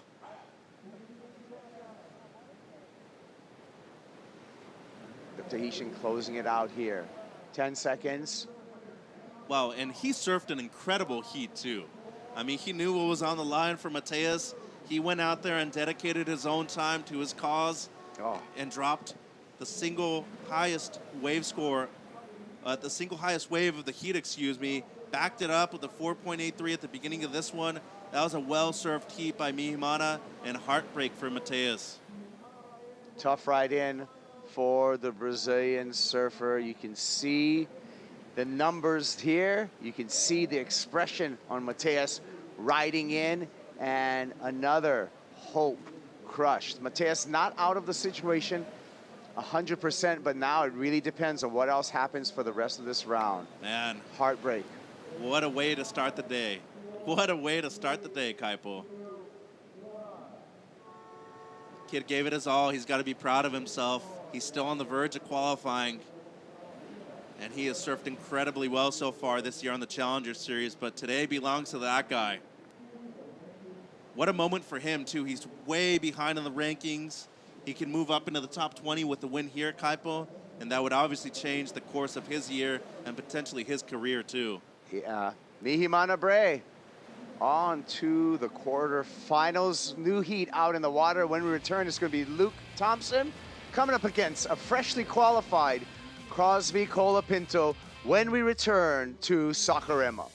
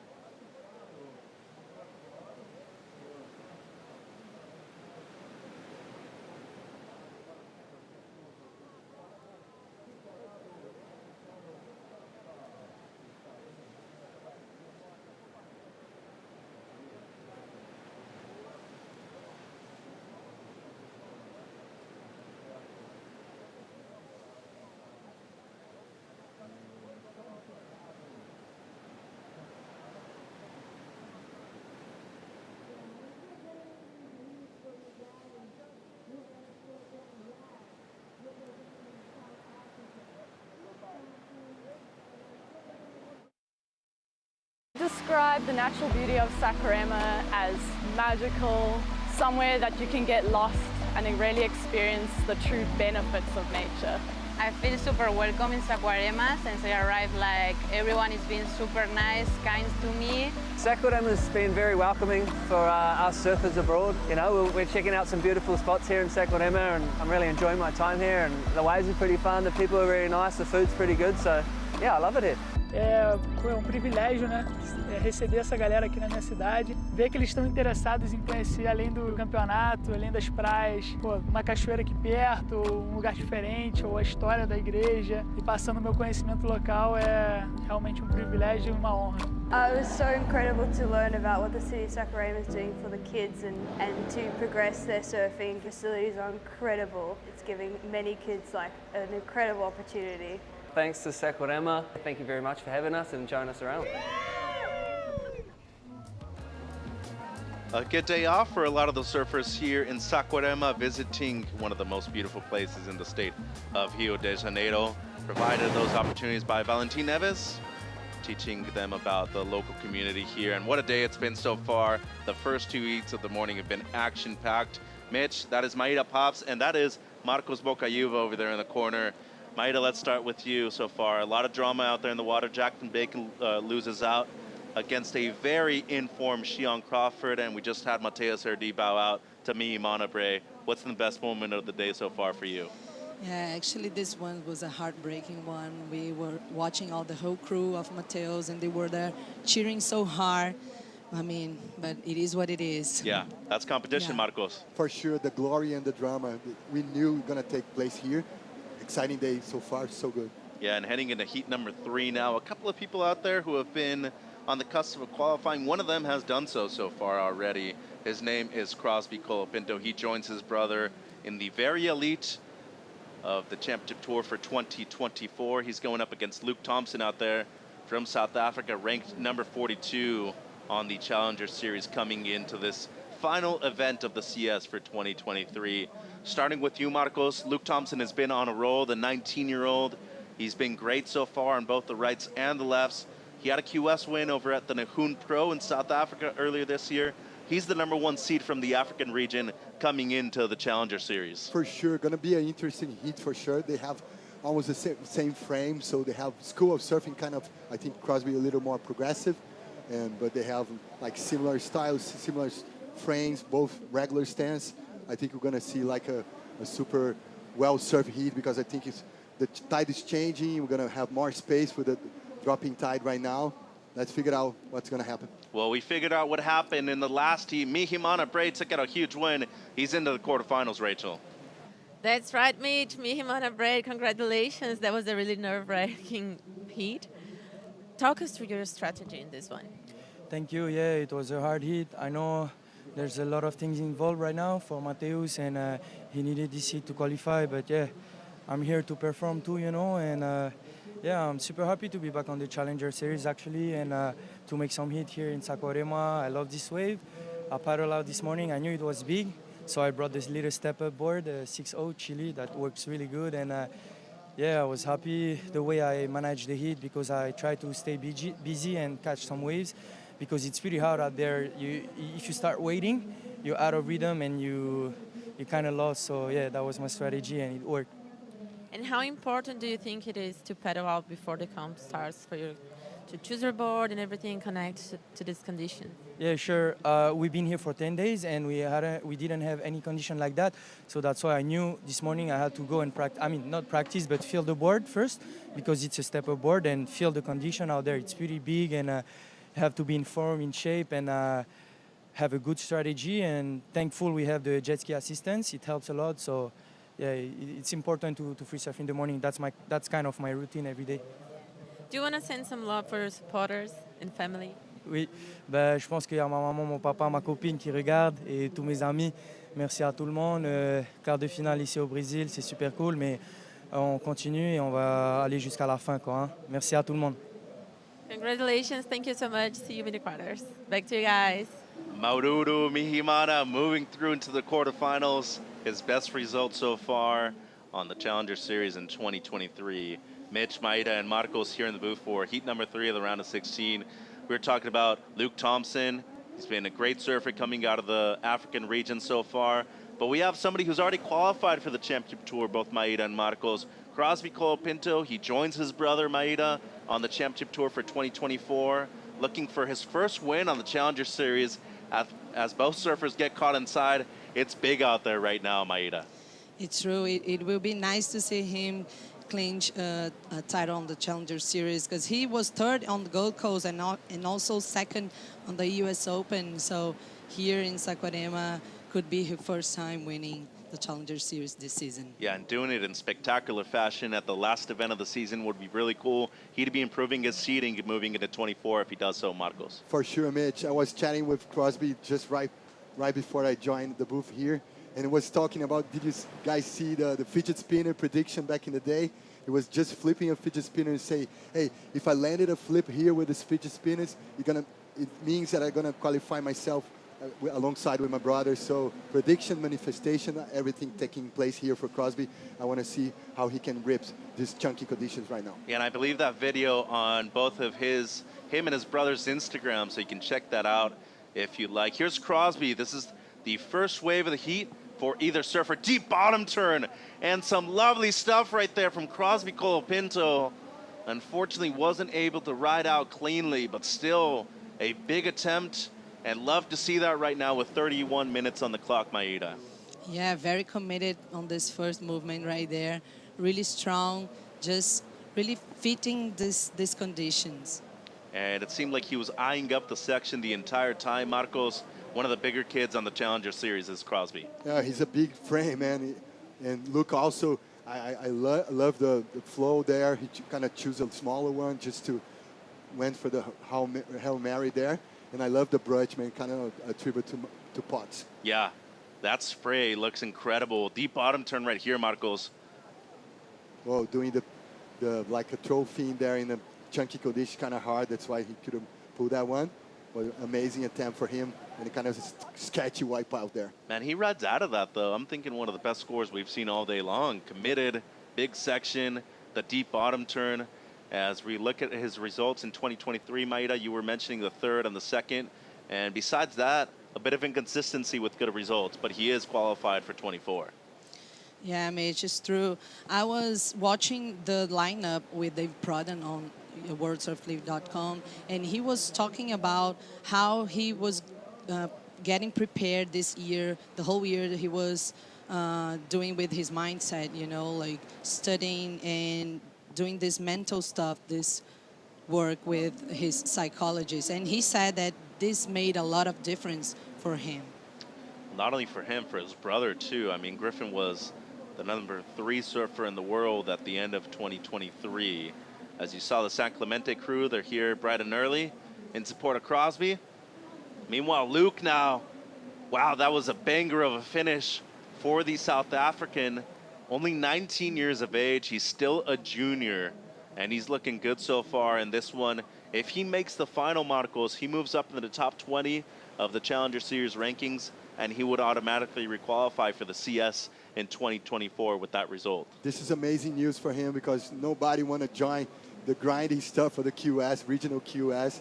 And I love how he set up first, like a setup move, just to be right in the right position to have this banger there. Woo.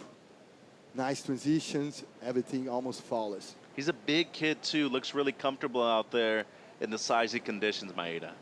Yeah, we were talking about this where we were at Área de Atletas Banco do Brasil, how things change a lot in surfing, because before we used to see like many smaller guys, shorter guys surfing and doing well, but now all of them, they are really tall and strong, and yeah, as you see, many of them in championship tour as well. So Finally. It only took us 30 years, Marcos, but we're here. Yeah, tribute to Wes Lane, to Mark Riches. Back in the day, we have big frames, dude, also. And the kid from Cape Town in South Africa, it's Cape Town versus San Clemente, one of the most beautiful places you'll visit in Southern California. San Clemente, one of the coldest places in terms of the water temperature in the world, is Cape Town, South Africa. But they keep on developing a lot of great talent out of that beautiful city over there in SA. As we see Samuel Pupo on the arrival, he's going to be coming up in Heat 8 of the round of 16. And if he wins that heat against Cade Matson, he will have requalified for the championship tour for 2024. Same thing goes for Cade Matson, though. If he makes it out of that one, he qualifies for the CT, Marcos. It's a win-win situation for both surfers. I like how Samuel came into place in the surfing compound, the competition compound there with the like Eye of the Tiger, super calm. I like to kind of predict how things gonna change, how surfers gonna react. I watch a lot of UFC. I like to try to predict what's gonna be the performance from the athletes before they landed inside of the water, just with the mindset, and I can see he got the Eye of the Tiger right there. Yeah, he looks focused. He looks very happy too, Maeda.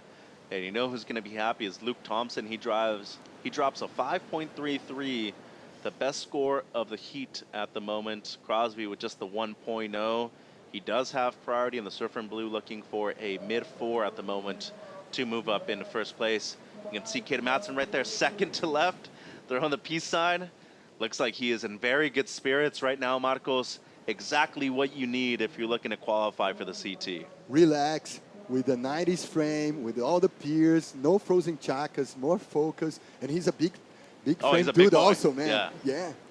I mean, he's probably eyeing these sections right now, thinking to himself, this is my day. He can square up so hard. Oh, man. yeah. Oh, we had the World Juniors at Seaside, and actually Luke Thompson was in the event over there. I'd have to say, best Seaside Reef I've ever seen in my life, and it was in January. But Cade Matson was one of the standouts in that event. Ended up losing pretty early, but due to his frame, I'm looking at these conditions and thinking, wow, he could potentially be one of those to watch out for. Just like this guy on screen, Crosby Colapinto. We talk about him being from a beautiful place in Southern California, a surf town, really, San Clemente. He's won a few major events, though, Maeda. The Jacks Pro, a QS over there in Huntington Beach, won an event over in Barbados, too. But when it comes to the Challenger Series, made a final so far this year, and also a semifinal finish, as you were mentioning, over there on the Gold Coast. Seems like we might have a few waves on offer here. Thompson with a paddle, but Colapinto might be interested, and Thompson has to give way. Using priority right now is Crosby. Deep bottom turn, square off the bottom, and somehow was able to fit in a second one. Don't know if he was fully able to ride out. It seemed like he was. And that was spectacular right there from the Californian. 25 minutes on the clock. Maeda, we were talking about his success on the QS and on the Challenger Series so far. He looks great to start things with 25 minutes on the clock. Yeah, Mitch, it's true. And we were talking about commitment. He was so committed with this very strong wedge right there. The lip was really thick. It was amazing to see him. Yeah, and Marcos, this was a big wave too. Use priority on this one. Textbook perfection, Mitch, for sure. Check it out. Nice deep bottom turn, nice snap, throwing buckets, kind of anticipate the closeout, chunky closeout. Oh, wow. Amazing job for him. Flawless, man. You mentioned commitment, Maida. We saw it right there, but Marcos fitting in 2 for 1 in a real short area, as hard as it could possibly get right there. Oh, yeah. Nice hook there. A lot of spray with the snap, like anticipation, the closeout before. Woo. That was amazing, man. He was upside down on that last turn right there. Roller coaster. And that mayhem looks great underneath his feet. So Matt Baialas has another one on the CT for 24. The U.S. crew loves it. Jet Schilling, Jake Marshall. You saw Kira Pinkerton right there in the background too. And why not celebrate what seems to be a big score in the making right now with 23 minutes and 40 seconds on the clock. Priority with Thompson. He opened up with a 5-3-3. Definitely an exciting heat, both of you. Maida, it's turning into one of those that you didn't know who was going to get the better out of the opening exchange. But it goes to Crosby Colapinto. He starts off with the best score of day 5 at competition, an 8.33. Yeah, amazing wave served. I think the wave that Matheus Herdy served on his heat, if he could pull the last movement, it would be something like this, because they were very similar. Unfortunately, Matheus couldn't, but Crosby, he made the good job right there. And they were reserving the big scores for those bigger sections, especially when it comes to the degree of difficulty. Marcos, we see the first excellent score of day 5 of competition. There's obviously some scoreable waves out there when it comes to those bigger sections. But overall, from your perspective, being outside of the booth for the first 2 heats, how difficult is it to be able to navigate the lineup out there right now? Man, it's junky. It's kind of a morning sickness situation there. It's super hard. It's a good day for being like a surf commentator here. And it's like not rocket science. The plan is just a nice, big kind of setup turn and then a chunky closeout. I think is the plan A here. So section stands up, go for it, basically. Oh, yeah. Go for a Hail Mary. Ooh, Thompson. Woo. Quick one right there for Luke. He's going to kick out, use priority on that one. And let's see where he's at in the lineup, because that is a big wave that is about to break on top of him. And he goes underneath. Wow, I mean, if we're talking about, you know, Hawaiian terms, easily 8 feet out there, but on the faces, this has to be at least 10 to 12 feet, Maida. Yeah, it looks pretty huge, especially when you are on the beach. If you look to the ocean, it's looking big. And I think we have a chance for a viral right there for the social guys here for WSL Brazil. Check it out. Well, one of the biggest waves we've seen all day long.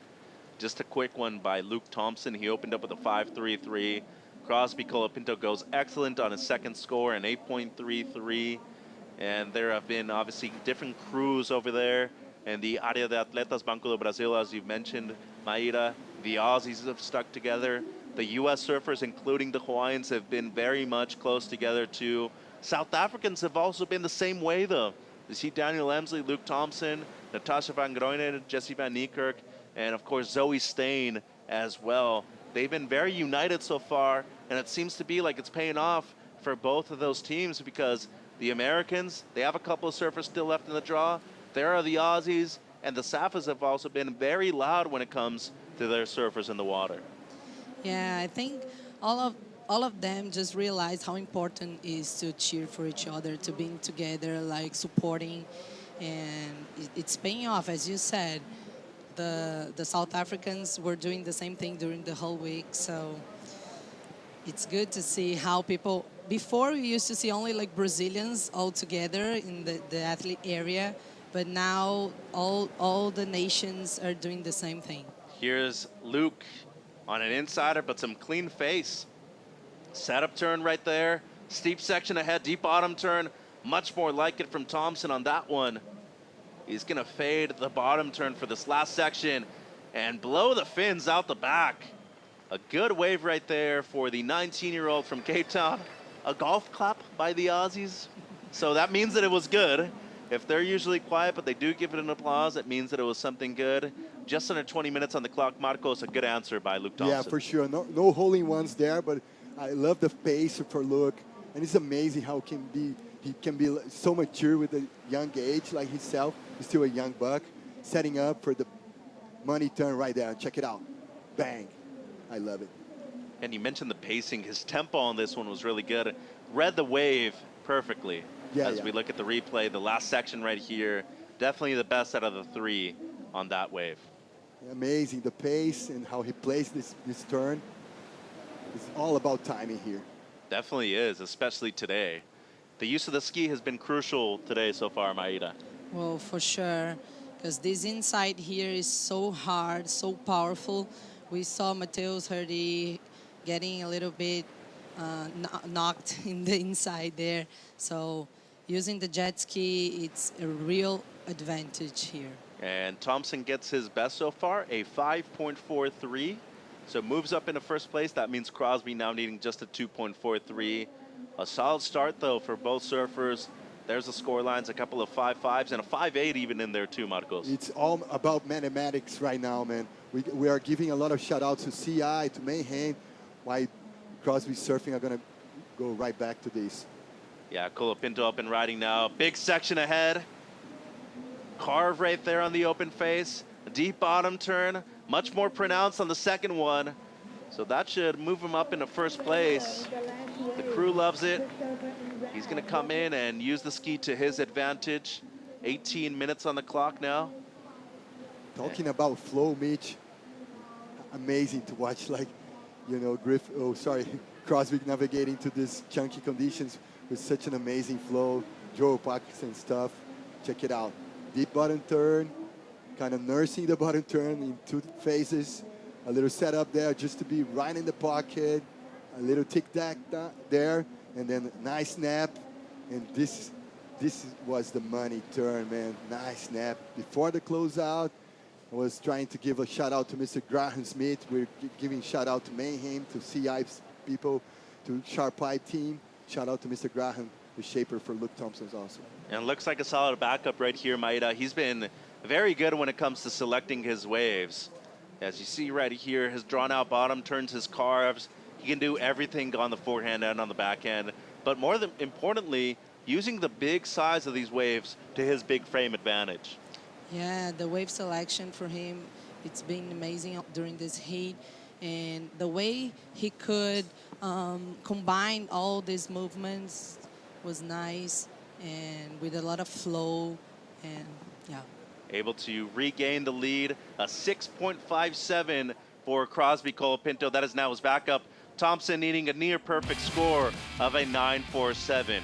It's all going down on day 5 of competition here at the Corona Saquarema Pro. Be right back.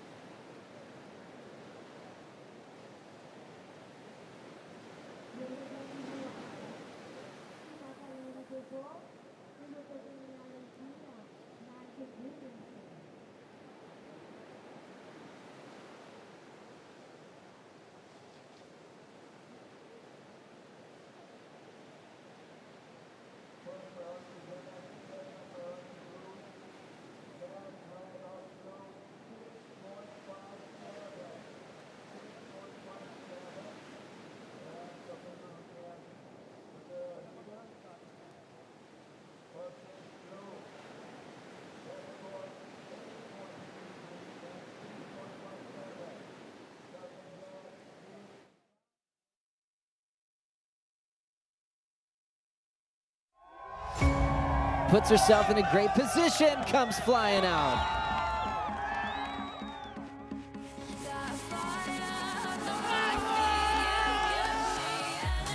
Able to navigate that tube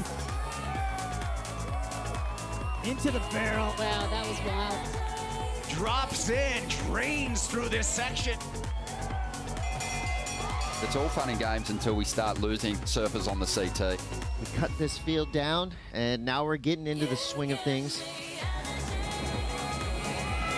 Managing his speed so incredibly well. Yago going the distance. What more do you want, people? Mongia, the crowd is absolutely losing their minds, and it's for good reason. Coming to you from Cloudbreak, one of the best waves in the world. It's the pathway to the WSL Finals. This is what it's all about, winner take all. This is for a world title. Let's celebrate your world champions.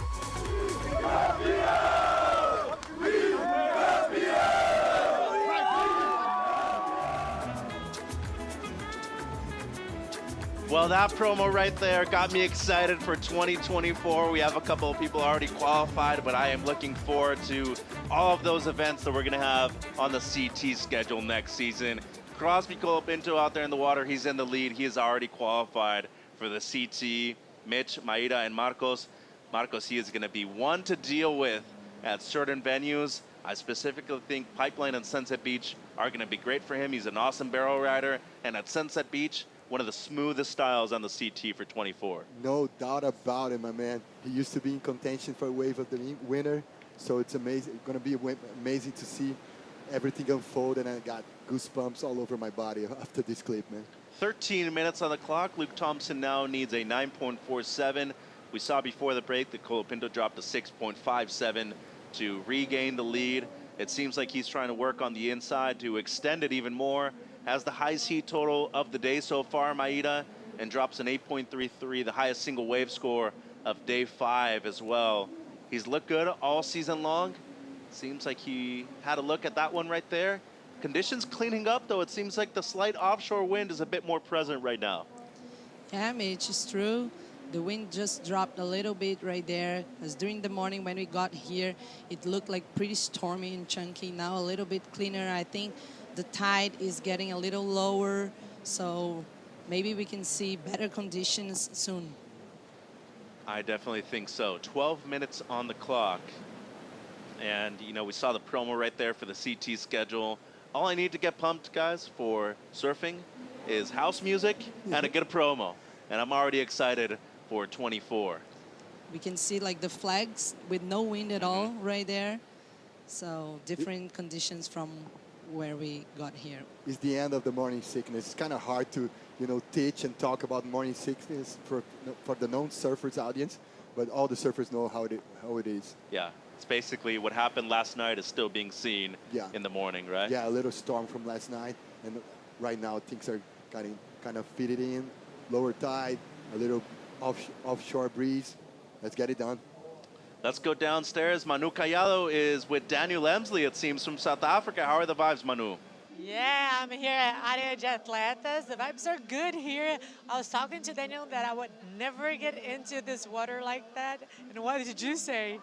Yeah, I surfed this morning. Me and Luke just testing it out, getting ready for the comp for him this morning. It's pretty huge and scary and all over the show out there. But yeah, there's the odd good wave. And you've been in the same house as Luke. How was he practicing to be like outside right now?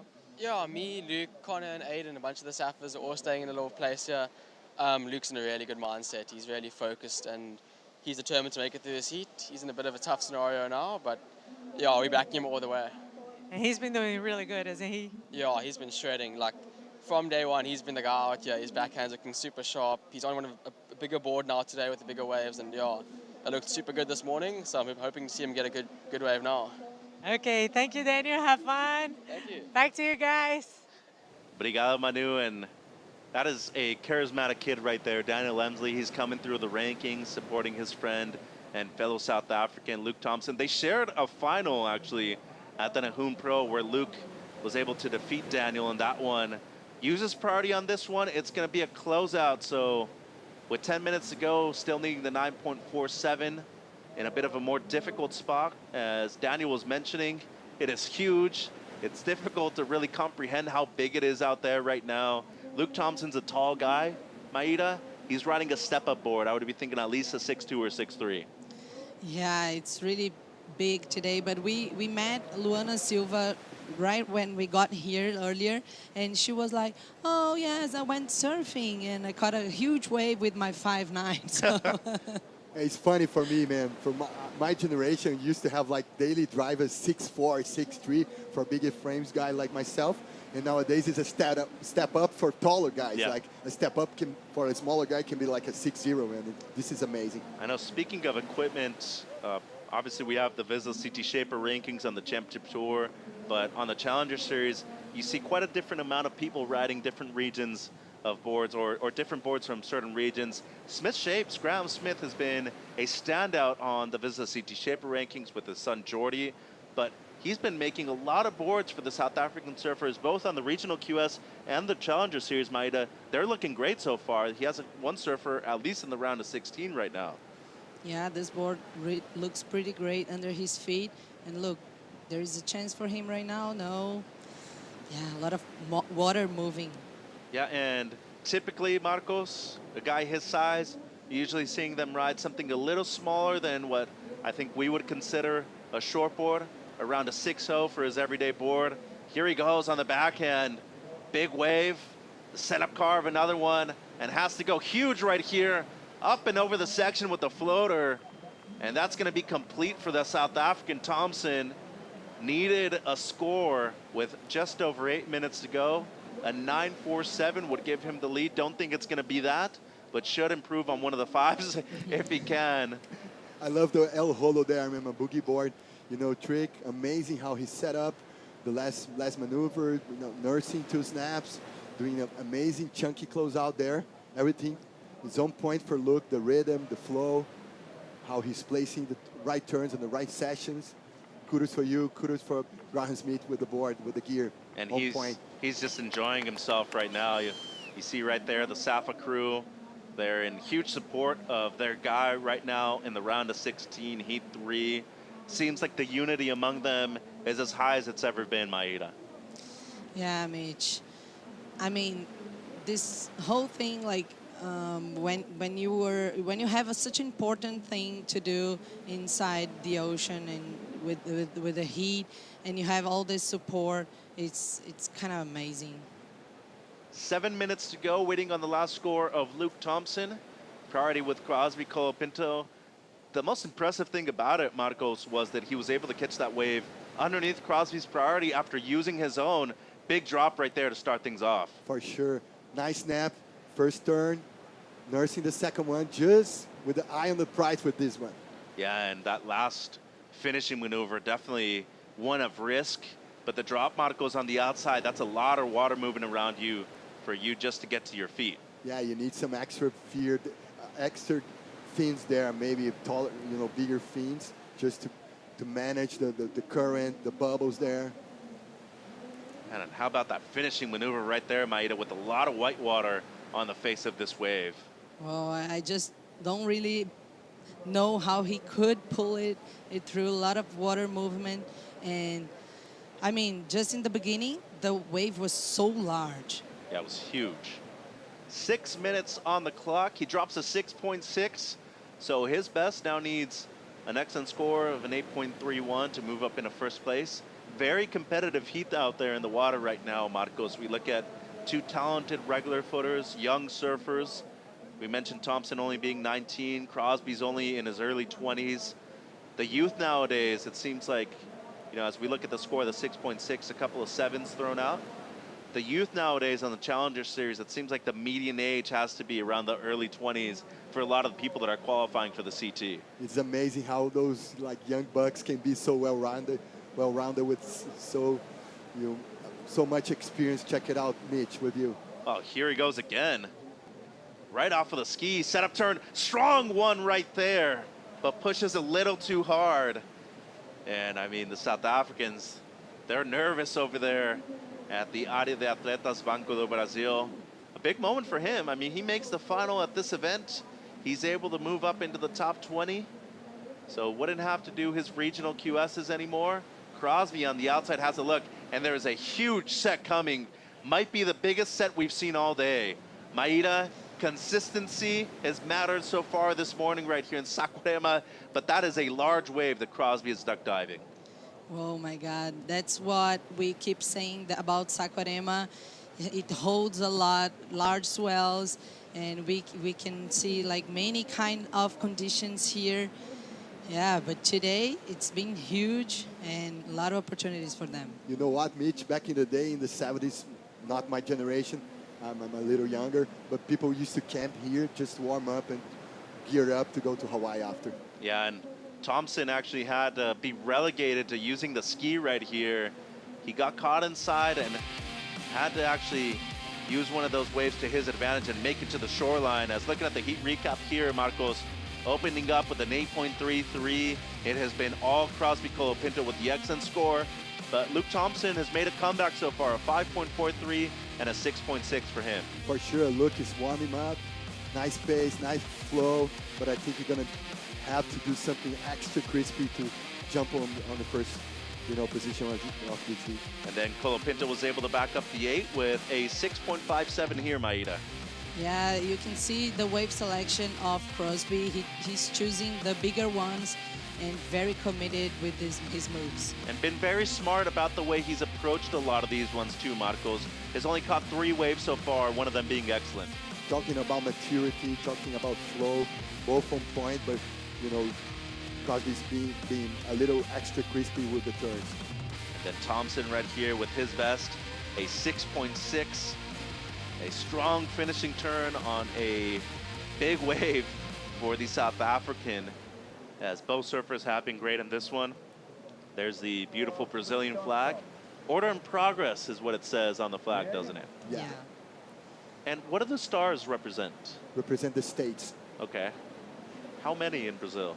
Oh yeah, don't put me against the ropes there, man. I can check it out on Google later.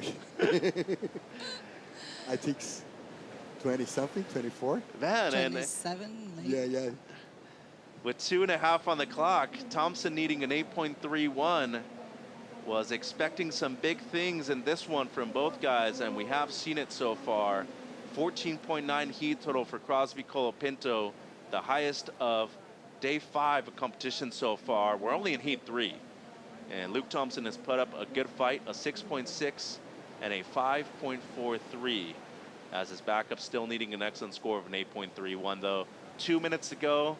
How do you approach the end of this heat when you're needing something excellent and you're coming up against a guy who's already qualified for the CT, Marcos? You got to be maybe a little, further for sure of Crosby, because you have the second, priority. So I think it's going to be like changing, positions, trying to kind of sell something for Crosby. So he's going to lose the priority.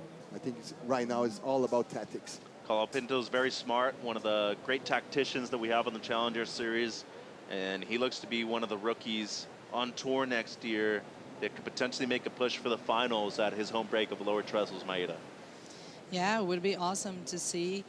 I think he really had this opportunity to do so, because he's a pretty great surfer and also a great competitor. Yeah, with a minute to go, he's in control of this one. If Thompson bows out, though, I mean, a great performance, gets his best result so far in 2023, and he's been able to do it in a variety of different conditions too, Marcos, but some heat wins. And I think a lot of people forget that heat wins usually mean that you're on the best waves at the right time, and for him, he's had a couple so far in this event. Back up against the wall, though, with 45 seconds. Doesn't seem like things are in his favor at the moment. For sure, but he's raising the bar right there. He's putting more, extra gear, extra experience for the next season. Maybe he's not gonna need to go to the QS Grinder Regional, and this is amazing, like a consolation prize for Luke for sure. Yeah, he does need to make the final though for that to happen. It seems like we're 20 seconds away from that possibility just going extinct. So Colapinto moving through into the quarterfinals is going to be one of his best results so far in 2023. Here's the countdown. Crosby's going to be using priority, and Thompson just forced to go straight. So they share a wave in, and Crosby is still looking to improve on the 6.57 if he can. A great combo right there on the back end. as he is just cruising through on this one. I mean, both the forehand, the backhand for Colapinto look great. Easily riding one of his larger boards that he brought in his quiver, Marcos, but in terms of the wave selection, the efficiency, one of the best heats we've seen surf from him in a long time. Mitch, all on point. Wave selection, gear, you know, the pace, the rhythm, the skills of the turns, everything's there. And Maeda moving through into the quarterfinals, a big performance for him. He can move up in terms of seeding on the CT for 2024 as well. Yeah, it will be great for him. Like the best seat as you can get is better for you during the championship tour. And look how great he's surfing, looking pretty in tune with the ocean. Nice wave selection. He did pretty well right there. Yeah, and a 6.57 is what he's looking to improve on. Waiting for that one to make it official. As we look at this deep bottom turn right here, Marcos, that board looks great underneath his feet. More than likely a driver 3.0. For sure, man. Amazing turn there. Tons of buckets of water in both turns. A little misplaced the second one, but he find the place, he find the rhythm, he find the banks there. And he does improve, gets a 7.6 at the end of the heat, blocks Luke Thompson and extends his lead. He's moving through into the quarterfinals. Sends a kiss to the board right there. He loves that one. As Thompson, a great performance for him, gets his best result of the year, a 9th place finish in Saquarema, but it's all Crosby Colapinto with the highest heat total of the day so far, 15.93 for him. Imai Kalani Deval, Nacho Gunnarsson when we come back.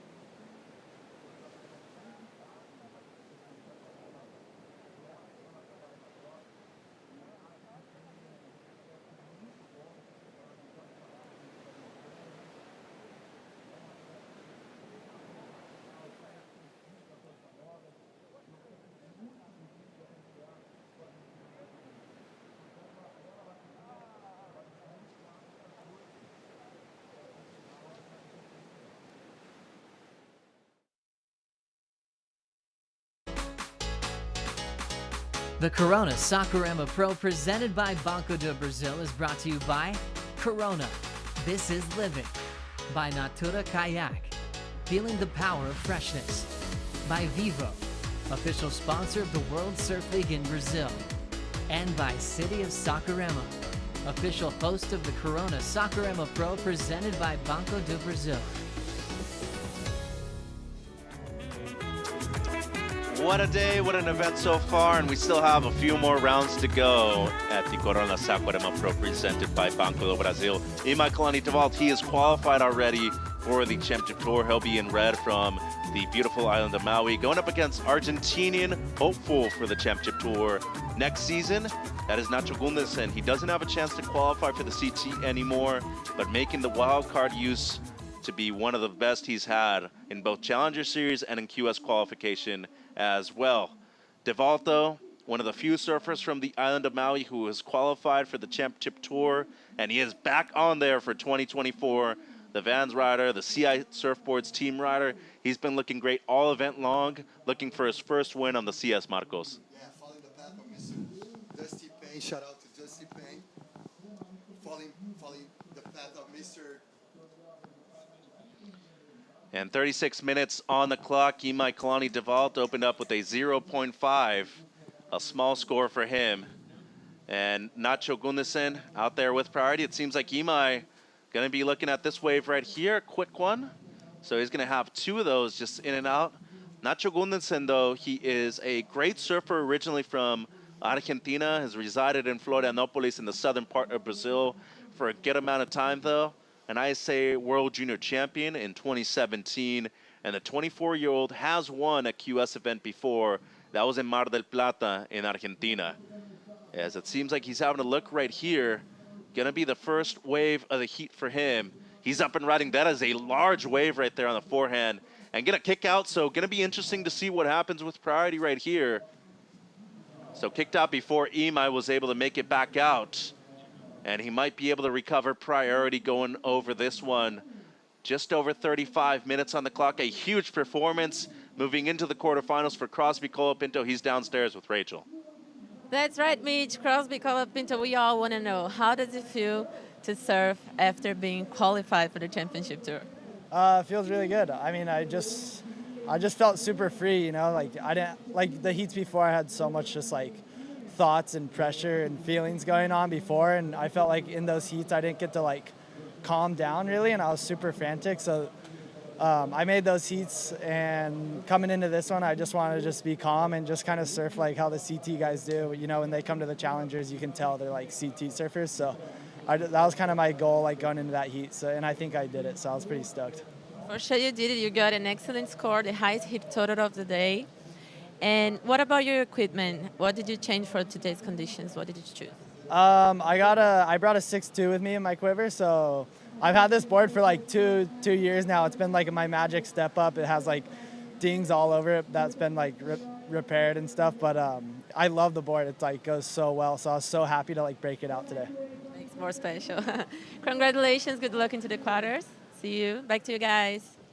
Thank you, Rachel. And Crosby definitely did look like a CT surfer out there today. Highest heat total of the round so far, 15.93, and went excellent with an 8.33 as well. 34 minutes on the clock. So priority in this situation went to Imai Kalani DeVault. It was a close paddle. Nacho tried to make it back out before Imai did, but in the rule book, if it's a close one, Maida, it usually goes to the person who got the first wave out of that exchange. In this case, it was Imai. Yeah, it was pretty close there. And now he's with priority. He can choose whatever he wants to serve. The wave selection's been really important today, Mitch. Definitely has been. Marcos looking at both surfers out there. Real small scores for both of them. DeVault is from an island that produces a lot of great surfers. Clayton Marzo, Kai Barger, Granger Larson. Those are just people who haven't qualified for the CT from Maui. Who have, though, you mentioned Dusty Payne. He was the only person who had done so before Imai qualified in 2021. Now they have 3 on the CT at the same time. Imai, this year's Rookie of the Year, Ian Gentile, and also Elijah Hanneman will be there in 24. Amazing for the good people of Maui. Shout out to Lahaina, to all the people there. And I love Imai surfing. Those are the types of heats, like kind of heterogeneous heat, a goofy and a regular, different stances, different styles. So we're gonna see, I love those kind of mix situations on those heats. Like we have like Luke and Crosby being so like same frame, same style, same pace. And right here it's kind of mix up. Yeah, and Imai Kalani DeVault, a great surfer over there on the Hawaiian Islands, Maida. Gonna be really excited to see him compete both back at Pipeline and at Sunset Beach. Especially at the beginning of the year, a paddle right there from Nacho. Not able to get into it, still plenty of time, 32 minutes, and no scores of consequence so far. But the kid from Argentina now resides in the southern part of Brazil in Florianopolis. Very talented surfer, still only 24 years of age, but looking to qualify for the CS full-time next season. Heitor Mueller coming up, also a great surfer. He got a wild card into this event here. Yeah, Heitor Mueller really showing his surf. And Nacho Gundersen, actually, he knows this place here well. He got on the round of 16 during the Saquarema Surf Festival this year here. So he knows this wave. He surfs pretty well. Let's see what he can do with Michael and Devo. And when we were here for the Championship Tour event in June, he actually came just as somebody who wanted to be able to watch the event, the world's best surfers compete and one of the world's biggest venues, Marcos. We call it the Maracanã of surf for a reason. Argentinians historically have done very well at the Maracanã, and now they potentially can have a champion here at the end of this one at the Maracanã of surf. We always have the clash with them against, like, Pelé is the best one, Maradona is the best one, and surfing-wise, he can pack a punch, man. And talking about dark horses, it's all about Nacho Gudesen and Heitor Miller. Yeah, and Argentina has had great surfers in the past on both the regional QS and close to qualifying a couple of times. Leandro Osuna is one of them. Martin Passeri, somebody from your generation of surfers, Marcos. And of course, we have to say Santiago Muniz has been a great representative of that beautiful South American country right now. But when you look at Gunderson, he has the full package. Great barrel rider, good in beach breaks, point breaks, cold water, warm water, doesn't matter. The kid knows how to compete and win heats, Maida. Yeah, it's true, Mitch.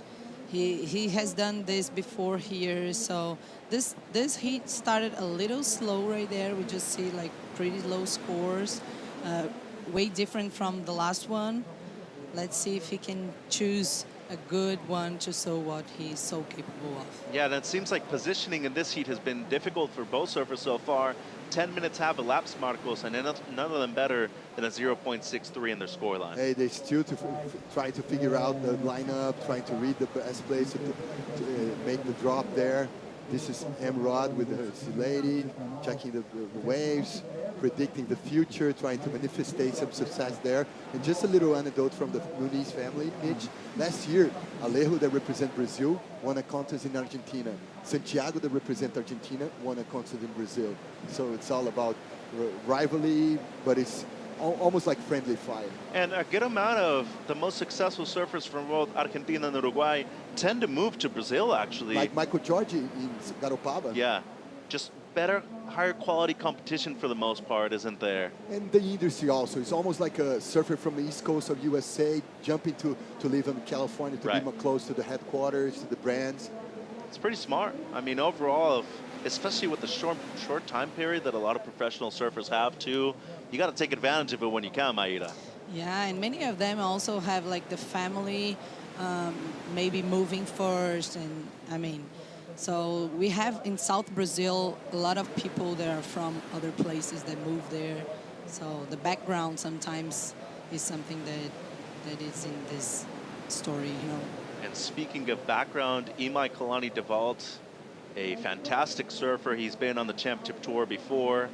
The kid from Maui, re-qualifying for the CT in 2024, and still has a few more heats to go if he wants to get into the final and win his first Challenger Series overall. He made the final over at on the Gold Coast earlier this year at Snapper Rocks, was close to beating one of the greatest surfers to do it out of Brazil in recent years, that's Samuel Pupo. And Sammy will be coming up in the last heat of the round against Cade Matson on the verge of re-qualifying for the CT himself. But Imai, a lot of people consider him to be one of the greatest surfers to come out of Hawaii in the last 10 years. So do I. Barrel riding, big wave surfing, the kid has it all. But when it comes to the first two stops on the CT in 2024, Pipeline Sunset Beach, two great events for him, Marcos. Yeah, amazing venues for Imai. Such a crispy surfer. Style-wise, amazing. Everything is on point. Nice soul. I love the boy, man. And with 27:30 on the clock, some people have already qualified. There are some people out of the event already that are just watching from the sidelines. One of them being the Brazilian hopeful David Silva, who won the last event over in Ericeira. He is out of the event now, but within the top 10 in real time. And that kid, Samuel Pupo, a former finalist at the CT venue right here in Saquarema. He'll be in the last heat of the round, looking to make it through into the quarterfinals. And if he wins that heat, he will re-qualify for the Championship Tour, Maida. 3 Brazilians right now on the cusp of re-qualifying. Some tense moments, though, as we see another large set moving through the lineup. Yeah, it's true, Mitch. And I really think this conditions here suits Samuel's Pupo surfing, because he's a very strong guy. He knows how to put the maneuvers right in the pocket, and he's calm. We just saw him. I think he's looking pretty confident for that. And there we see Richard Dog March, Julen Lassa in the middle, and Miguel Pupo, Samuel's older brother, will be on the CT as well in 2024. With 26 minutes on the clock, the surfers get caught inside once again. They've been out of position for a lot of the sets so far in this heat. That gives us a chance to talk more about what David Silva needs to happen in this round. So if 4 of the 5 surfers at G. Baker, who have already lost, but if one of Samuel Pupo, Michael Rodriguez, and Marco Miño lose out, David Silva qualifies for the championship tour. So far, 2 of them have been out of the draw already, but needs 2 more of these 3 surfers to lose in the next few heats of this round. So Silva right now, don't know if he's still over here on site, but he is probably very nervous, anticipating a lot of these big heats coming up. There is Marco Miño to your left.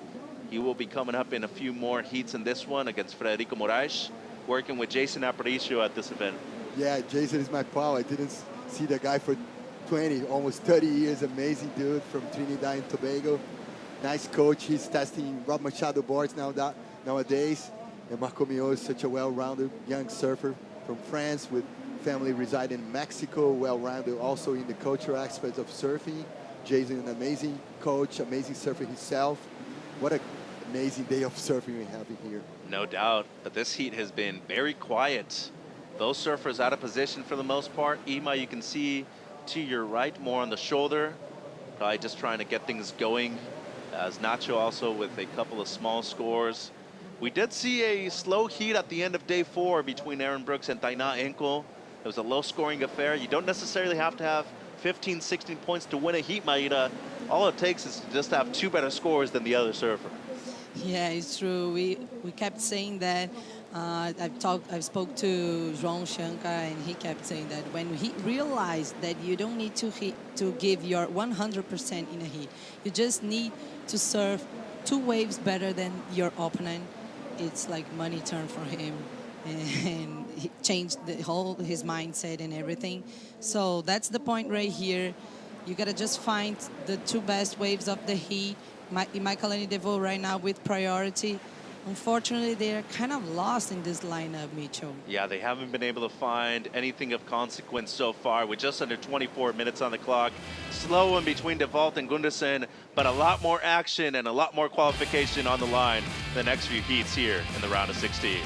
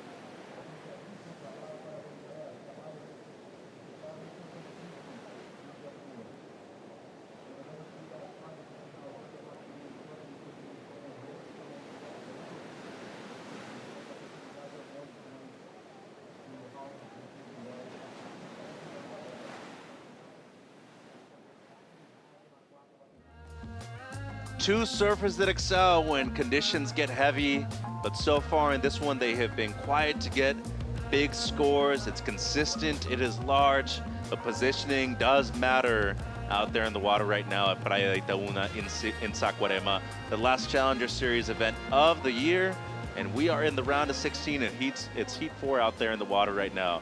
Ima Kalani Devalt up against Nacho Gunderson, Hawaii versus Argentina. Mitch, Maida, and Marcos in the booth for you. 21 minutes and 30 seconds on the clock right now. Marcos seems like not only positioning has been crucial to a lot of the big scores we've seen so far today, really committing to those big sections has also been extreme when it comes to the excellent score that we saw from Crosby Colapinto in the last heat. He garnered an 8.33. We have seen some big numbers so far, though, in the 6s and 7s, expecting big things in the back end of this heat right here. For sure. Slow start for this heat, and I think it's a matter of like less water on the banks right now. The banks, you know, a little drier there, and so the guys are kind of nursing the position, understanding better, and it's kind of hard to have like a messy canvas and try to make like a steady flow on the wave, so there's trying to read something that's going to be open for them. And here goes Imai now on the backhand. Strong carve right there to get things going. One more section ahead, and he just hammers that section shut. So the surfer from Maui, much more lucky right there for him. The CI surfboard surfer with a great board underneath his feet. Tends to ride the flyer model for the most part, Maeda. Usually rides it with an EPS with a stringer, and it seems like it is working great so far in this heat here. Yeah, it really seems.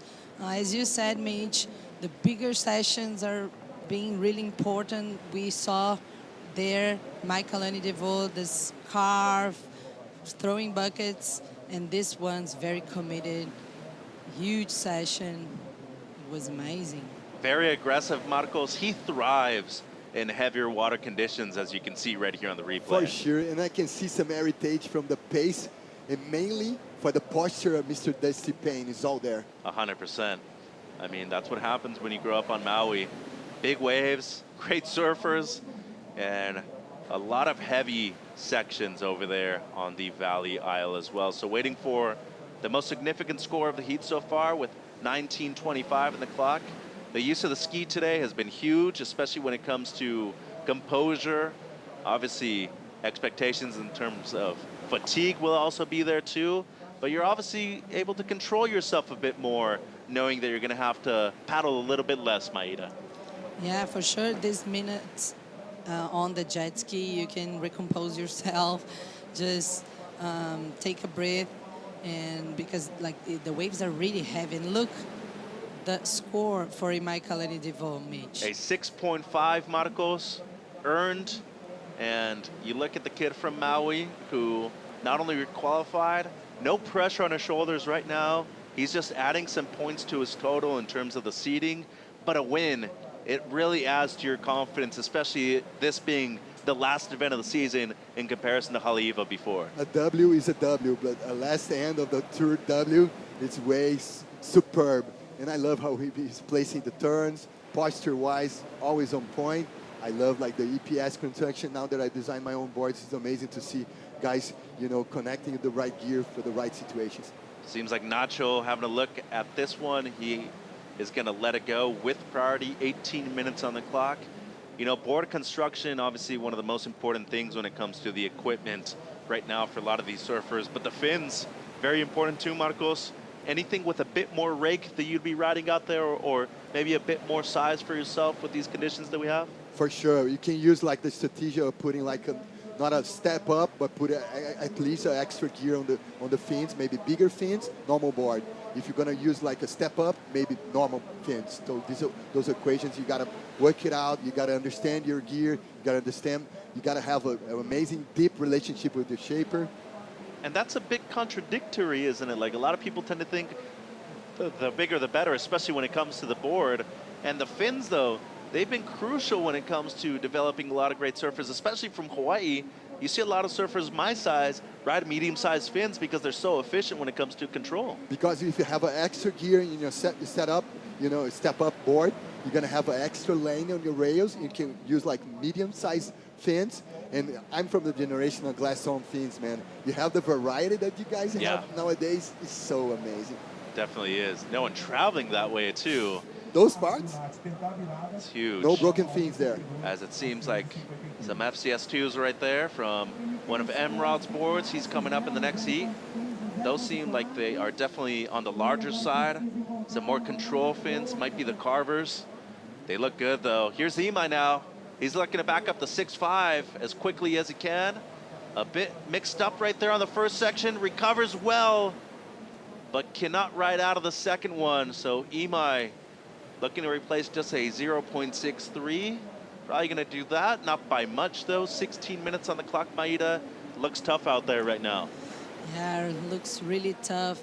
And talking about what you guys were talking, probably that's why we saw many of them surfing before the competitions, just to figure out what they need to have under their feet to surf these conditions that are so different from the days we had before. And a bit mistimed right here on this one. Marcos wasn't able to execute on the first section and a struggle with the second one. I love the second one, but mistiming there for the first one for sure. Almost like he was overthinking about the performance. When you react instinctively, it's way better. Yeah, you want to react and not act, correct? Yeah, for sure. Because the wave is dictating what you're probably going to do out there, especially with the size of waves that we have on offer right now. 15:30 on the clock. Nacho with a quick in and out. Won't change anything in the score line. But looking at DeVault right now, he has the 6.5. Obviously looking to get a backup real quick, Marcos. 13 points today. That is a good heat total. I feel like most people would be advancing out of a round like this right now with that heat total. As we look at Emrod, he is in a difficult scenario right now, just outside of the top 10 coming into the event. He'll be up against local wildcard Heitor Mueller. And Mueller is a great surfer.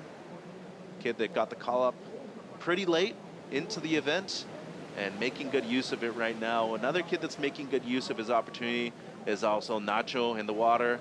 So far, quiet one from him though. As we look at the Área de Atletas Banco do Brasil, you look at the American crew, Yufu Penrose right there as well from Sharp Eye.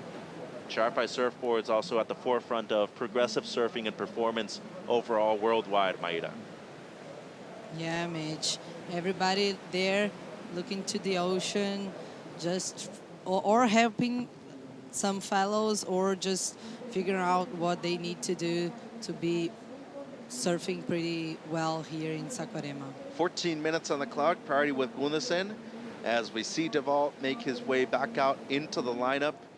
You know, Marcos, we've talked about this being a place to basically provide opportunities to train for the Hawaiian Islands. For sure. Saquarema has been consistent. It changes a lot. It reminds you a lot of the weather of Oahu specifically, too. Even the sand, I'd say, is almost the exact same. But the biggest difference, you don't necessarily see a lot of reefs in this stretch of beach right here in Saquarema. We have a few slabs, but it's all secret. I'm never going to talk about them, and because the locals not going to enjoy that. But it's amazing. Back in the day, people, I was telling a few heats before, people used to camp in the 70s here, the generation from Rico, Otávio Pacheco. Before heading to Hawaii, people train here, camp here, just to gear up to go to North Shore and have a blast there. Yeah, and I think that is a big advantage for a lot of surfers that come from heavy water waves, especially reef breaks. We saw Mihimana Bray move through. He comes from some of the heaviest waves in the world over there in Tahiti. Mostly reefs underneath him, though. Imai Kalani DeVault, the same thing. Over there on Maui, you have very few beach breaks, so the way he's able to compete and maybe feel comfortable out here in a lineup like this is extremely beneficial to him. And speaking of beneficial, back on the CT after having already been a rookie on the Championship Tour, looking at the first two events, Pipeline at Sunset Beach should be great for him. He's up and riding again. A deeper one for Imai. Much stronger right there on the opening turn.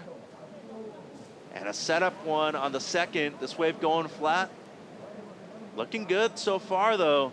And he has done extremely well with second priority. And just unfortunately, once again, he loses the battle against the Whitewater Convergence at the end. With 12 minutes to go, though, Maida, he is slowly but surely improving on his scores, though. Yeah, true, Mitch. Look how great was this first move there. Look, very committed to the leap. And then again, throwing water around, and this one would be amazing to finish the wave, but unfortunately he couldn't deal with all this water moving. Riding an epoxy, a flyer model, tends to be one of the fastest models from Channel Islands. He is going at an immense speed right here on this finishing turn, Marcos. Crispy, crispy all the way down. Amazing, the quick reaction on the turns. He tried to place the money turn there, couldn't pull, but amazing reaction. We can tell just by how quick his body reacting. He's using like almost like a daily drive in epoxy EPS construction for heavy waters. It's kind of paradoxical, Mitch. Yeah, it truly is, but it's working. Yeah. So at the moment in the lead by a good margin, he puts Nacho in a combination situation, and Gundersen, once again, a quick one for him. He has just been out of rhythm with the ocean so far and hasn't been able to get anything better than a 0.67 in this heat. He still has just under 11 minutes to go, so still opportunity. You only need 2 waves to make it through in this heat.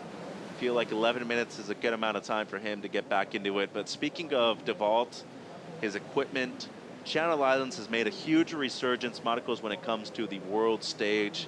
They were in the top 5 for the Vizsla CT Shaper rankings on the Championship Tour. Britt Merrick, one of the best shapers in the world, and working for his father's company, Channel Islands, with Brent Power, at the helm as the team manager. They've been looking good. They've added a few more surfers to the Championship Tour, including the signing of Baron Mamiya as well. For sure, amazing. He switched from Sharp Eye to CI. Amazing the effort that Britt Merrick, other than Tuhaj from CI, is putting. I think we can pull like just a documentary about his relationship with John Chianca over the WSL finals in the end of the year. And it's amazing how they're working together, like every heat, every free session. Kudos to Britt and all the crew. And I think Joao Chianca was the catalyst for Channel Islands making a resurgence, Maeda. I mean, 8 boards shaped for Joao. He loved most of them that he had so far when he headed over to lower trestles. He ended up being the number 4 surfer in the world at the end of 2023. It seems like things are looking good for the kid from Saquarema as well. Yeah, for sure, Mitch. João is doing a great job with his boards and stuff. It was an amazing year for him this season, actually. I'm already like in 2024. Yeah. I got you. You're getting ahead of yourself now. Yeah. And actually just got some notification from Brent Power himself, team manager from Channel Islands Surfboards, actually riding a PU Rook 15. It's a 6-1. Okay. So I had been looking at the board that he was riding, the Flyer. They're almost the same exact color, but this one's actually a polyurethane, and it's a 6-1, so a bit bigger than what he normally rides. Actually a step up for Imai Kalani DeVault. What's so crazy about step ups for a lot of these kids, you know, for them it's 6-1, 6-2s. I'm usually surfing a 6-6, at least a 6-8 myself, Marcos, in conditions like this. Oh, back in the day, my daily driver was a 6-3 for like high waves, man. So it's amazing to see how the gears changed so much. I think kudos to Mr. Robert Kelly Slater, man. He changed the scene so many times and keep changing. Bots construction is changing, design are changing, and amazing to see the rankings of the WSL rankings for Shaper. And just tossing an idea, I want to see a ranking for coach also. Yeah, could be a possibility. You have to get Prodan on that idea, though, so sell him on that, and we'll see if we can add it to 2024. But yeah, you mentioned Kelly and the way he's kind of redefined a lot of the equipment. 2008, when he won the final over at Pipeline, beat Chris Ward on the final. It was a very small board, and the waves are big over there. He won at Backdoor Pipeline with a 10, had a 9 over at Pipeline. It was kind of crazy to see him ride a board that small in conditions that big. Next thing you know, it was for the better, because he has changed equipment overall in a span of 15 years. So Imai with a fall right there, because Nacho uses priority on the forehand. And the one carve, but that's going to be incomplete for Gulnesen. He has just looked out of rhythm so far in this heat and won't really be adding much to the total right there, as Imai looking to improve on the 4.67 at the moment. Won't be able to do it, but he's still in the lead with 7 minutes to go. It's been a tough one for the Argentinian so far in this heat. Still needs a combination of 11 points or better, Maeda. Yeah, it's true, Mitch. It's weird how, look, this wave got really white water on that. Really chunky. He couldn't pull that. But I was thinking it's really hard when you were watching the heat before, and there was plenty of opportunities right there. And now when you get in the ocean, you cannot find a good one for yourself. Yeah, Marcos, a lot of froth on that open face wave right there for Nacho. Waited a long time for that one to use priority and nothing to gain for it. Still in a combination situation and has 6 minutes on the clock to get 2 scores. Yeah, you still have some time to react, but he's out of place right now. A lot of froth.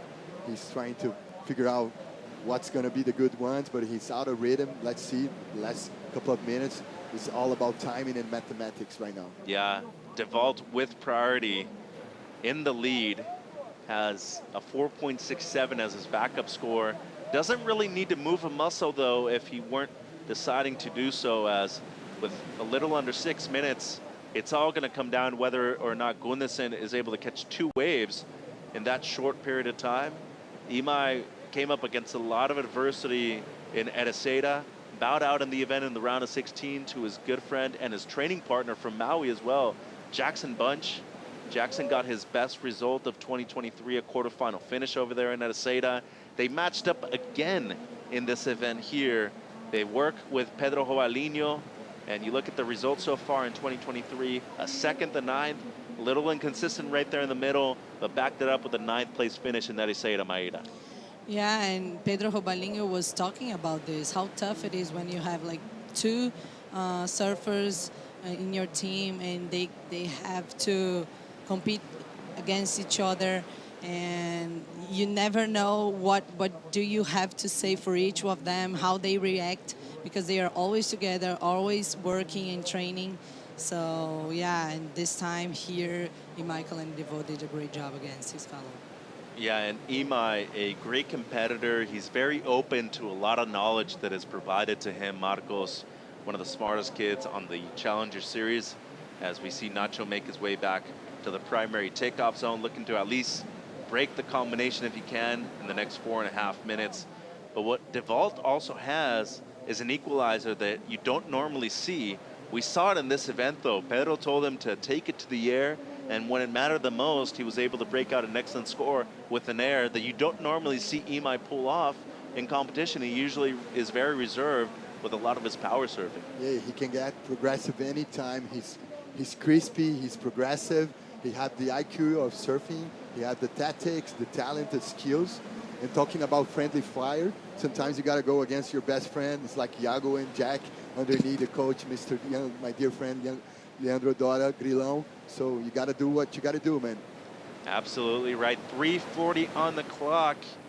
And looking at the wave we've got here so far at the heat recap, Imai, Kalani, DeVault in control. This one, Marcos, a 6.5 and a 4.67 to back it up. Everything right there, man. The skills, the pace, the rhythm, the IQ of surfing, always on point. Imai, even with tough conditions, managed to put out there an amazing performance there. And then Maida was able to back up the 6.5 under priority of Nacho, a 4.67 on this one.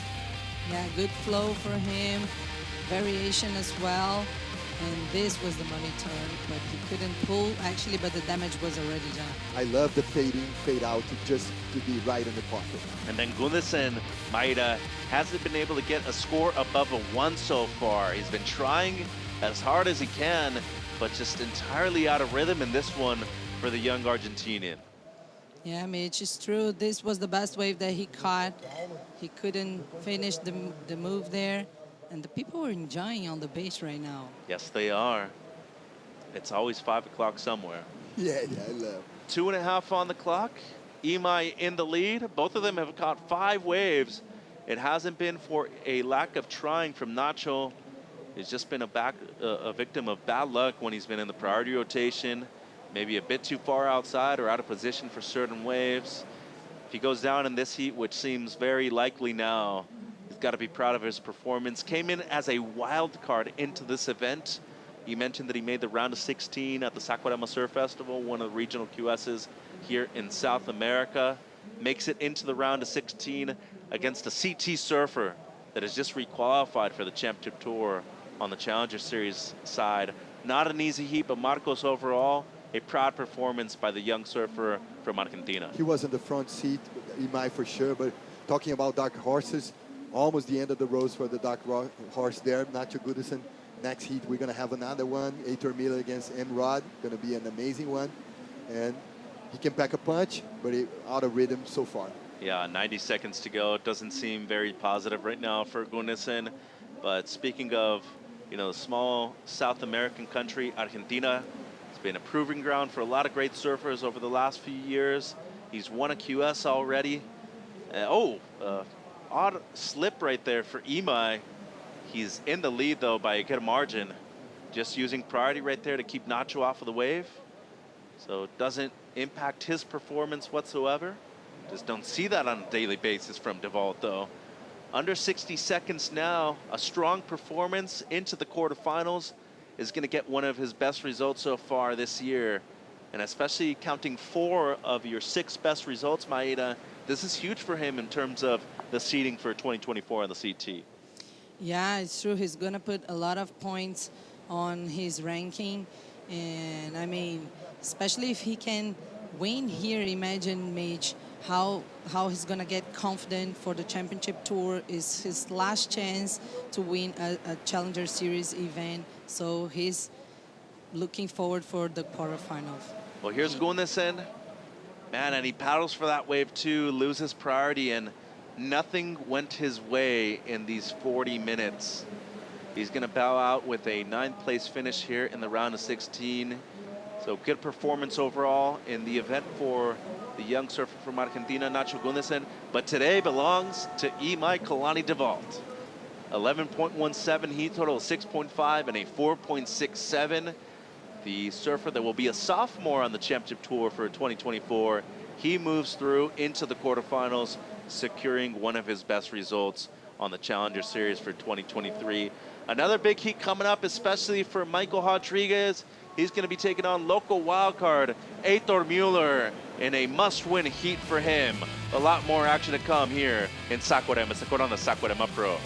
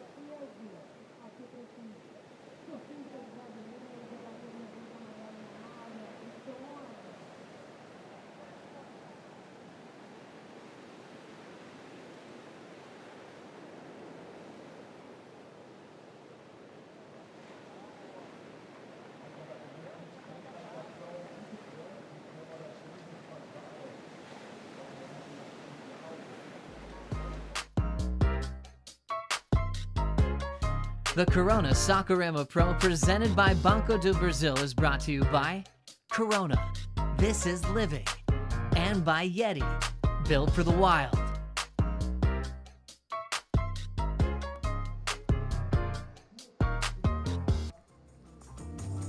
Welcome back to the Corona Saquarema Pro presented by Banco do Brasil. We're flying over the site here. We're in Heat 5 of the round of 16, an ultra important heat for Emrod, Michael Rodriguez. He is matched up against a young Brazilian in the way of Heitor Mueller. Mueller just 19 years old, and Mueller a wild card and a challenge and could be a roadblock for Emrod. Michael Rodriguez, you can see the supporters and the fans on the beach. Rodriguez needs to make this heat and more to look to qualify for the 2024 Championship Tour. Again, This is where it all comes down to. A long season, 6 events globally for the Challenger Series. We take the top 10 men onto the championship tour. We have 7 of those spots currently occupied, up for grabs throughout the day today as things develop, are the remaining 3 spots. Rodriguez fades off the bottom. Nice carve off the top for Emrod. Managing some difficult water here. Facey wave. Hoping for it to stand up on the inside here. Stands up. Emrod stabs it once, stabs it twice, and clutch riding out of that final maneuver. Nice start for Michael Rodriguez. Rodriguez's year so far, we can take a look. Open up with the quarterfinals on the Gold Coast, and then went a little sleepy through Sydney as well as Bolido, and then 9th place finishes in both the US Open and Portugal. That would be a loss in this round of 16 for those 9s. He needs to do better than a 9th. He needs to do better than a 5th, which would be a quarterfinal. Really what Michael Rodriguez needs is a finals appearance. Already qualified for the championship tour, and moving on into the quarterfinals is Imai Kalani de Vault, Manu. Yeah, and I'm here with him. You got into the water today already qualified. Does it make you more confident? Congratulations. Thank you. Yeah, I mean, it's a different feeling. Like the whole event, I've been kind of having that pressure of like, I'm not sure if I'm qualified and having to, you know, surf my heats with that pressure, but felt really good to just go out kind of pressure free, but my goal is still to climb the rankings and to get my first win. So still pressure, like I'm still putting on myself that I want to win a contest, so that's the goal. And they were saying on the booth that you were one of the best surfers in Hawaii in the past years. How do you feel about that? And how do you feel about surfing in Hawaii in the championship tour? Well, that's an honor because Hawaii has so many great, talented surfers. So yeah, I'm just stoked to be a part of that group, and a lot of good young kids coming out of Hawaii and young juniors, and then kids like Eli and Jackson Bunch, who Eli just qualified with me too. So there's a good group of us. And yeah, just so excited for the first 2 events at home, and Pipe and Sunset. I'm so excited. Great, congratulations, enjoy it. Back to you guys. Thank you, Manu. Congratulations, Imai. See you in the quarterfinals, seeing the finishing up of a ride there. Second ride for Heitor Mueller. Mueller opened up with a 4.17, and Michael Rodriguez opened up with a 5.5, waiting for second score for Heitor Mueller as he gets on the back of the ski, Marcos. Yeah, the amazing clash of surfers and amazing clash of gear there. Whoa! A little mishap. Okay, so Mueller's going to bail that ski. There's a backup ski, another ski coming back. So a little difficulty here. A lot of these waves really close together, so it is a challenge, not just for our surfers, but also for our ski drivers in these big jumbled conditions. Hard day for the jet ski pilots for sure. A clash against, it's Mayhem against Rusty. A lot of tradition going on there with the gears also. Yeah, the boards, Matt Mayhem Biolis lost surfboards under the feet of Michael Rodriguez. We can see him on the paddle there, and Rusty surfboards supporting the young 19-year-old Heitor Mueller. This is his last ride, Marcos. Amazing effort for the Dark Horse. Look at the snap. Well placed. A little soft shoulder there. Just a little setup zigzag. Just managing to do a little close out in the end, a little hook. Nice job for Heitor. Foam climbing, still there. 4.9 checks in second ride for Heitor Mueller. One more time in slow motion to check this out. Amazing. It's a tutorial of a backhand attack there for Heitor. Michael Rodriguez is a review of his 5.5, Marcos. I love how he's zigzagging, fading, fade out just to be right on the pocket. Such an amazing IQ, amazing skills from Michael. It's almost like a blend, an avatar from Felipe Toledo, skills in the progressive side of surfing, and a little Michel Bourret in the power side of surfing. And the fist pump there for Rodriguez. Let's take a look at that ride from up above. Zigzag, nice snap over the top of the wave. Another one, just to make some variety there. A little fading in just to be in the pocket, and third snap there.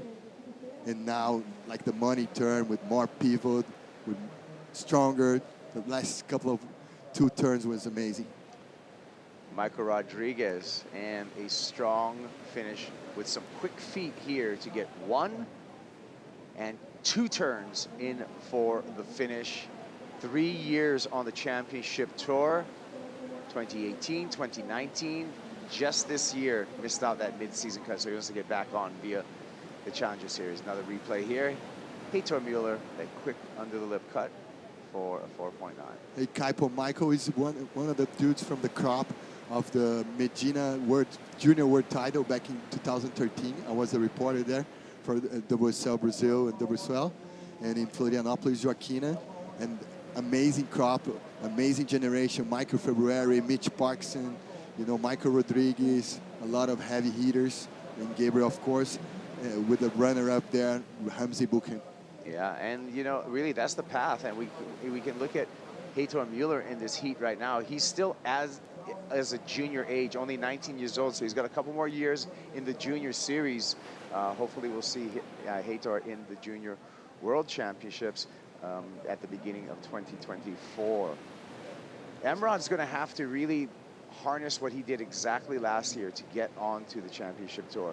He made it happen in the final event of the year at Haleiwa, where Michael Rodriguez was able to have a 3rd place finish there, and that was the finish that he needed to get back onto the championship tour. He's going to need to do the same thing today, Marcos. Yeah, we don't have the toilet bowl in Haleiwa anymore in the tour, so this is the last stop. That's why it's so dramatic right now. And Rob, no, he's a grinder, man. Had to bail his board on that one, trying to get over to the corner. Leash held, so that's good news for Michael Rodriguez. He will remain with priority with the highest single wave score of 5.5.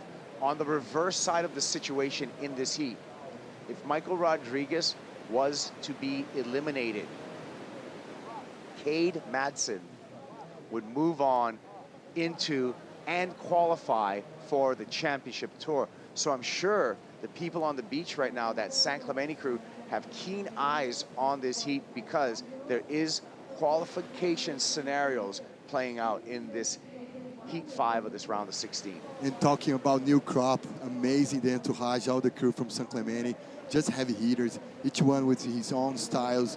So you have the big frame dudes like Cade and Cole. You have this like a quick reaction dude like Jet Chile, even though he's not going to qualify this year. Amazing crop of surfings coming from that amazing town of San Clemente. Yeah, the Mueller support squad here on the beach taking a keen eye on the action. So far this year, it's been a year for the U.S. on Challenger Series. 7 surfers have qualified from the USA so far for the championship tour. Of course, that is if you count the 2 Hawaii surfers, Imai Kalani DeVault, Eli Hanneman. Of course, at the WSL, Hawaii is its own surfing nation, but in the grand scheme of things, it's the 50th state. You got 7 USA surfers so far qualified with the potential of an 8th in the way of Cade Madsen. Big year for the USA. And it's amazing how they can adopt almost like guys from like Encinitas, Jake Marshall, from Maui, Eli Hanneman. So they have the full pack there, the San Clemente crew. Yeah, they've been taking a note out of the pages of the Brazilian Storm notebook in that they've really been hanging tight throughout the entire season, supporting each other, coming down to the beach even after losses, eating together, living together, and sharing that overall energy. And talking about surf legacy in San Clemente, we can go all the way to a long Joe Rogan podcast over here, from Jimmy Hogan, Sneeps, Mike Parsons, to the the progressive side of surfing with Archie and Fletcher.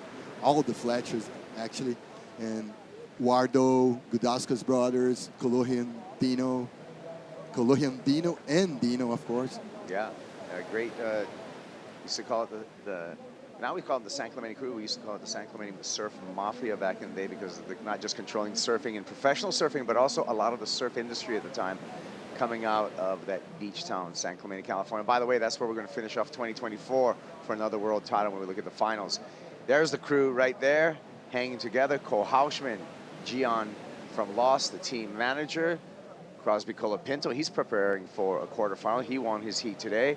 Jake Marshall, he's freshly qualified for the championship tour. And of course, Jet Schilling, who expect big things on the Challenger Series as we look to 2024 for Schilling. What a wizard, Schilling, man. One of the fastest surfers on the globe for sure. All right, well, 26 minutes and 50 seconds on the countdown. And I like the look of this, Marcos, in the wind laying down a little bit. And the tide still nearing, we're after the low tide mark, so we have a filling in tide right now. Yeah, we have more water in the banks for sure. So better, good news for the surfers because tough conditions like low tide and these massive conditions in Saquarema is tough, even for the jet ski pilots. So do we think it's going to get a little bit more user-friendly as the tide rises? For sure, going to have a little backwash influence in the end on the higher tide. But right now, like the mid-tide would be like superb. All right, well, we hope for, again, we're going to have this men's round of 16 today. We're standing by for the word from tours and competitions, whether we will roll into either the women's quarterfinals or the men's quarterfinals later today. But right now, all eyes are on this heat and this round with important qualification implications throughout this entire round. Talking about dark horse, Heitor Miller is a dark horse in the contest. Emrod is almost like a dark horse inside of the tour itself. So it's amazing. We are going to rewind again to the gear there. There's a lot of tradition on the gear, with the Rusty side, with the Matt Biola side. Yeah. So cool to watch. Heitor Mueller wearing I saw him wearing a Rusty Layback collaboration t-shirt as he was preparing himself for his heat.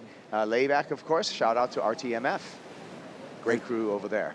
RTMF, Pedro, all the boys, they're preparing. They are over Rio right now because we're going to hold a competition of skateboarding next week in Rio, so a lot of skaters around. All right, well, the crossover between skateboarding and surfing has been around for generations, and both activities really pulling inspiration from each other. Lately, we've seen a lot of professional skateboarders coming to surfing competitions and taking up surfing themselves.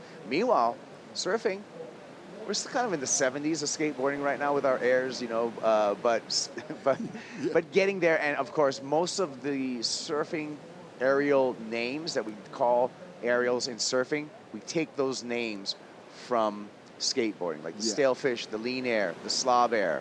All the grabs comes from skateboarding. Thank you, J-Boy Adams. Thank you, Tony Alva, all the boys from, Doggy Town era. We're still, feeding ourselves with those, skills, atmosphere, attitude. Everything's from there. Yeah, this is true. All right. Well, and both, really rogue sports that were kind of outlaw sports that have turned into big mainstream sports, both surfing and skateboarding now featured in the Olympics. Heitor Mueller taking off on that one, and not a lot of scoring opportunity on the outside, catches a rail there, so a little disappointment from Heitor. Is that, I would think that's Heitor's father. Yeah, you can see by the DNA, by the looks.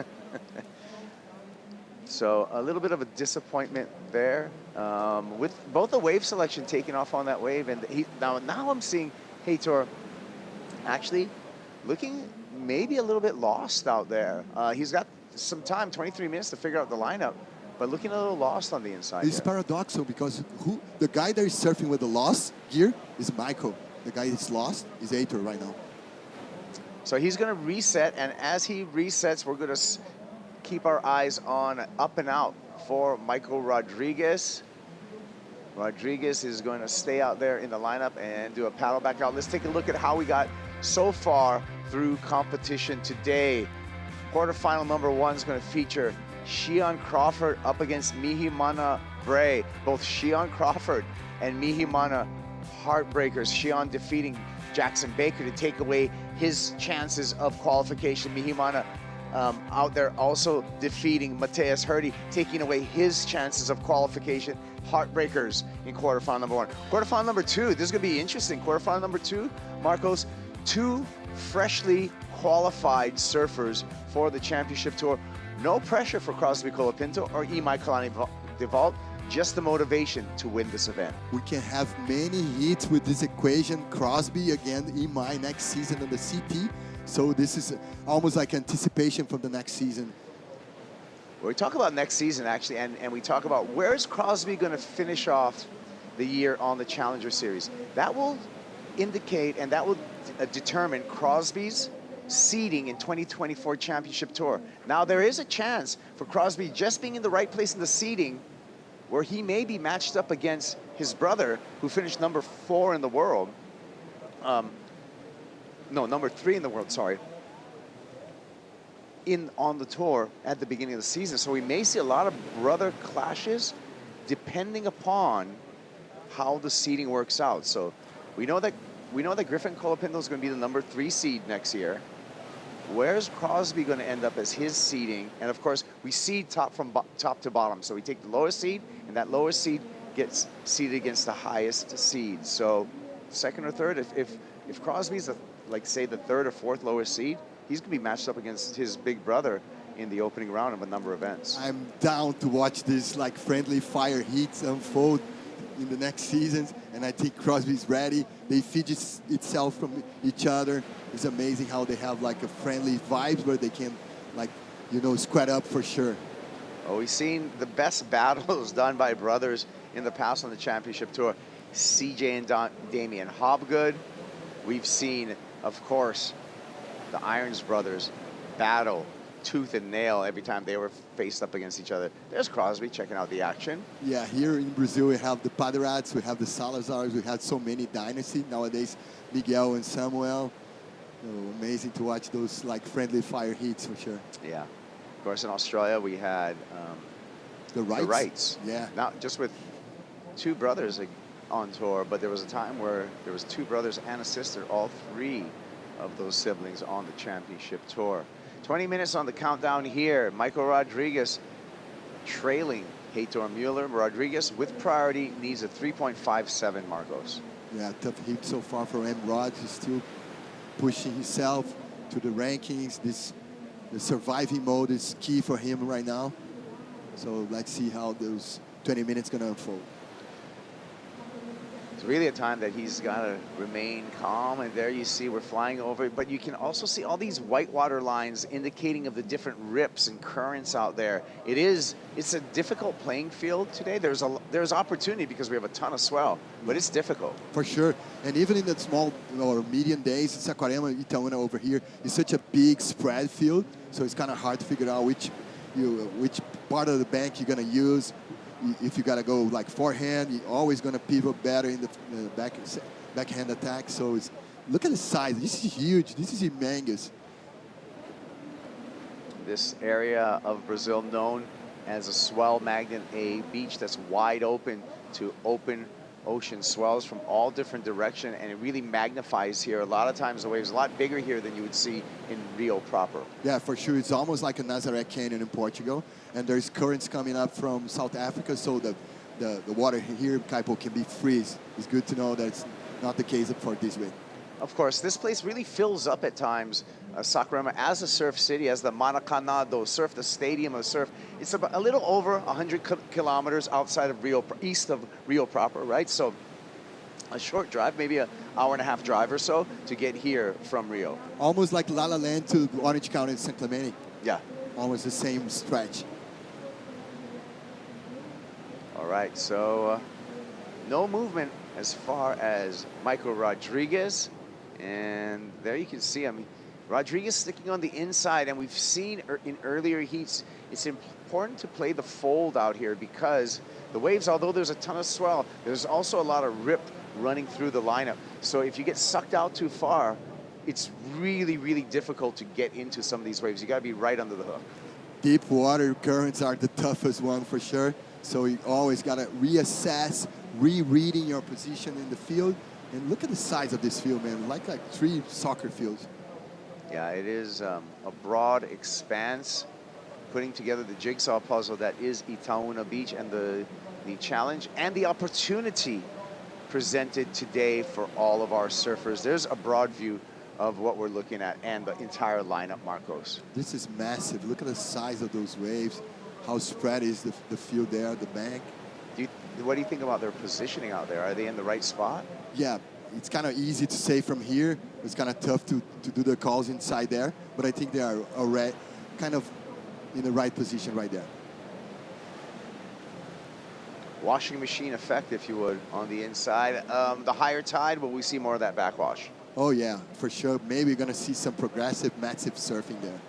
Well, right now, no movement in the water, no waves ridden. We're going to take a break. We'll be back. We'll see if Michael Rodriguez can come back in this heat. Miguel Pupo, he'll be coming up in the next heat against Eli Hanneman. More action from Saquarema on the way.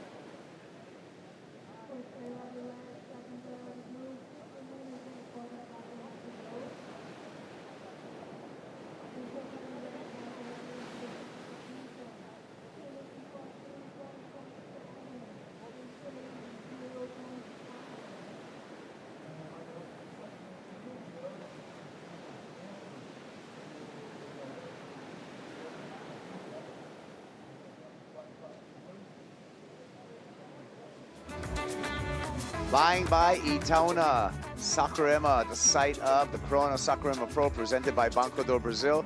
We're in Heat 5 of the round of 16. Winner goes on to the quarterfinals. An important qualification scenario for this man, Michael Rodriguez. Emrod on his second ride, and Michael Rodriguez does not survive the finish on that ride. He needed under a 4-point ride, a 3.57 to turn this heat. Kuiper Guerrero, Marcos Bocayuva talking you through the action. Yeah, he kind of, let's figure out. He just did like a deep bottom turn, nursed the first turn. He was aiming to do like a close out, nice big turn. He got caught in the foam there, kind of losing his balance, almost like a judo wipeout. Yeah, you can see this. We'll check it out in slow motion. I just feel like he got caught on the heels riding out of this. Had that complete, but it was just that bounce right there. Oh, the backwash, we talked about it, Marcos. What a bummer. Backwash is a factory, even though it's still in like in a high tide situation, in a low tide situation. Further on, going to be even harder. So missed opportunity for Emrod. Michael Rodriguez, an ultra important heat for the Brazilian. If he wants to get back onto the championship tour, he needs to make this heat to give himself a chance.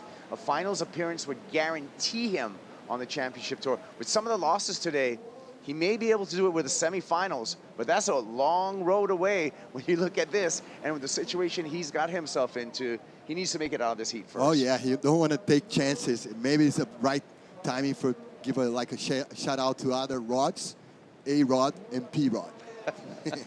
I was too stiffy. Now I'm kind of losing myself. A-Rod being? A baseball player. Yeah. P-Rod. P-Rod. One of the huge skaters of the globe. Yeah. A record of putting sneakers out of his sponsor. Yeah. Paul Rodriguez.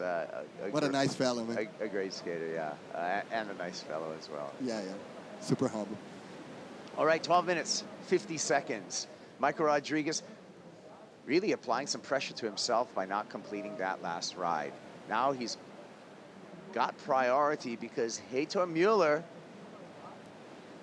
Talking about dark horse chances there, Yeah, Kuiper. dark horse chances, but it was all Mueller. He had priority. He must have paddled for a wave.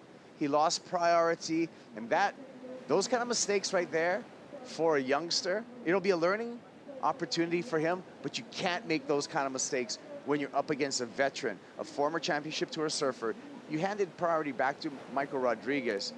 That is a dangerous thing to do, especially when Rodriguez needs basically just a 4.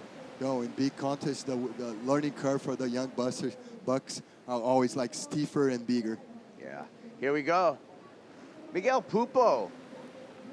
Miggy. And the knee. We'll see him back on the championship tour. He's faced up against that man in the red jersey, Eli Hanneman, who just says a couple words to him as he waltzes by. This should be a good challenge. Goofy versus regular coming up in heat 6 of the round of 16.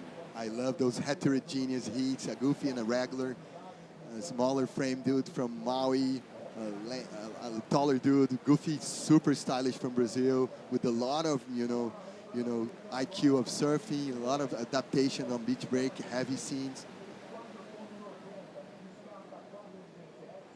And both have a lot of connection with God also. Yeah, both of them strong in their faith. Moms down here on the beach with both Miguel as well as Samuel, who we'll see in the last heat of this round of 16, which is going to be an ultra important heat. Sammy makes the heat. Sammy makes the tour with his brother. And how about the legacy of the brothers right there? Griffin and Crosby, Miguel and Samuel. I want to see that unfold in 2024 CT. Well, yet to be determined, and we'll see if Sammy Pupo does what it takes today. The opportunity is right in front of him. But meanwhile, older brother's going to test the water in that heat number 16. But don't get me wrong, you know, Kaipo, I never go biased inside of the booth. I'm all down profession. Oh, yeah. There's Sammy and Samuel. Look calm and relaxed, man. Calm, relax. You know, I saw him there. He just came down early. He's checking out the waves. He was hanging out with Mom. You know, and I feel like he needs to take the pressure off of himself, because take the noise away. Yeah. Just take away all the kind of distractions. Go out there, do what he needs to do, and win that round of 16 heat and get himself on tour. They have like a super calm mindset in the family. Daddy Wagner, a.k.a. Vala, he almost went viral this year, ripping in the surf pool of Boa Vista, and his backside attack. And it's amazing. It's the DNA of the family. Pupo, they all like super calm, cool as a cucumber. Well, we need that cucumber cool to be applied to Michael Rodriguez right now. As the clock ticks down for Rodriguez, more pressure on top of the veteran Brazilian. He needs a score. He's got priority. 9.5 minutes on the clock. And Itaúna really not serving up a lot of rideable or scoreable waves at the moment. So this really is start creating more pressure, Marcos, for Emrod. I think he's gonna reposition right now, both surfers, because I think we have, like in a tight scenario right now, the things are changing. I think the punchy, you know, part of the day was gone, so they gotta reassess the position for sure. Yeah, and it's gonna be a constant adjustment, I feel, through today as the swell matures and the tide rises, a different personality. And we can already see with some of these waves, you can see the up and down motion on these waves, and that's due to all the backwash. You can see the backwash in the foreground, high tide coming up at... Oh, there's a misplaced there, man. We'll get back to the tides, and but we can tell you that it's really washy out there. Yeah, I think it's gonna change a lot throughout the day. This is a beautiful town. It's a surf town. It's a great town to hang out in. Wonderful people, friendly people, beautiful environment. Nossa Senhora de Nazaré, that iconic church out on the headline there on the Barinha side. You can see the river mouth and that river that creates a lot of this sand that makes this long, white, outstanding beach. Yeah, you know what? Kaipo, the Barinha is like a novelty. It's a jetty like made by the man. So back in the day, we didn't have Barinha there. Yeah, yeah. I remember how things started to transform here and how they started to add to the rocks there. Yeah. And as they kind of extended that jetty, that really created that wave, right? For sure. It's a man-made wave. Emrod's going to go right. Here's the opportunity for Michael Rodriguez. That's a nice start with a big snap. Air drops into the pocket. Couple of bounce. And we'll see if that single snap's going to get him a 4 that he needs to take out the lead. Kind of a desperate maneuver at this point for Michael Rodriguez, choosing to go right with priority. It was a short wave. For sure, but in my head, it was a nice decision. He almost like free fall in that snap. it's a bummer that the wave almost like shift out so fast. One more time, you can see, knew he had to get the turn in here, and it was a dynamic snap. Yeah, and look this at the air free drop. fall there. Woo, stalling.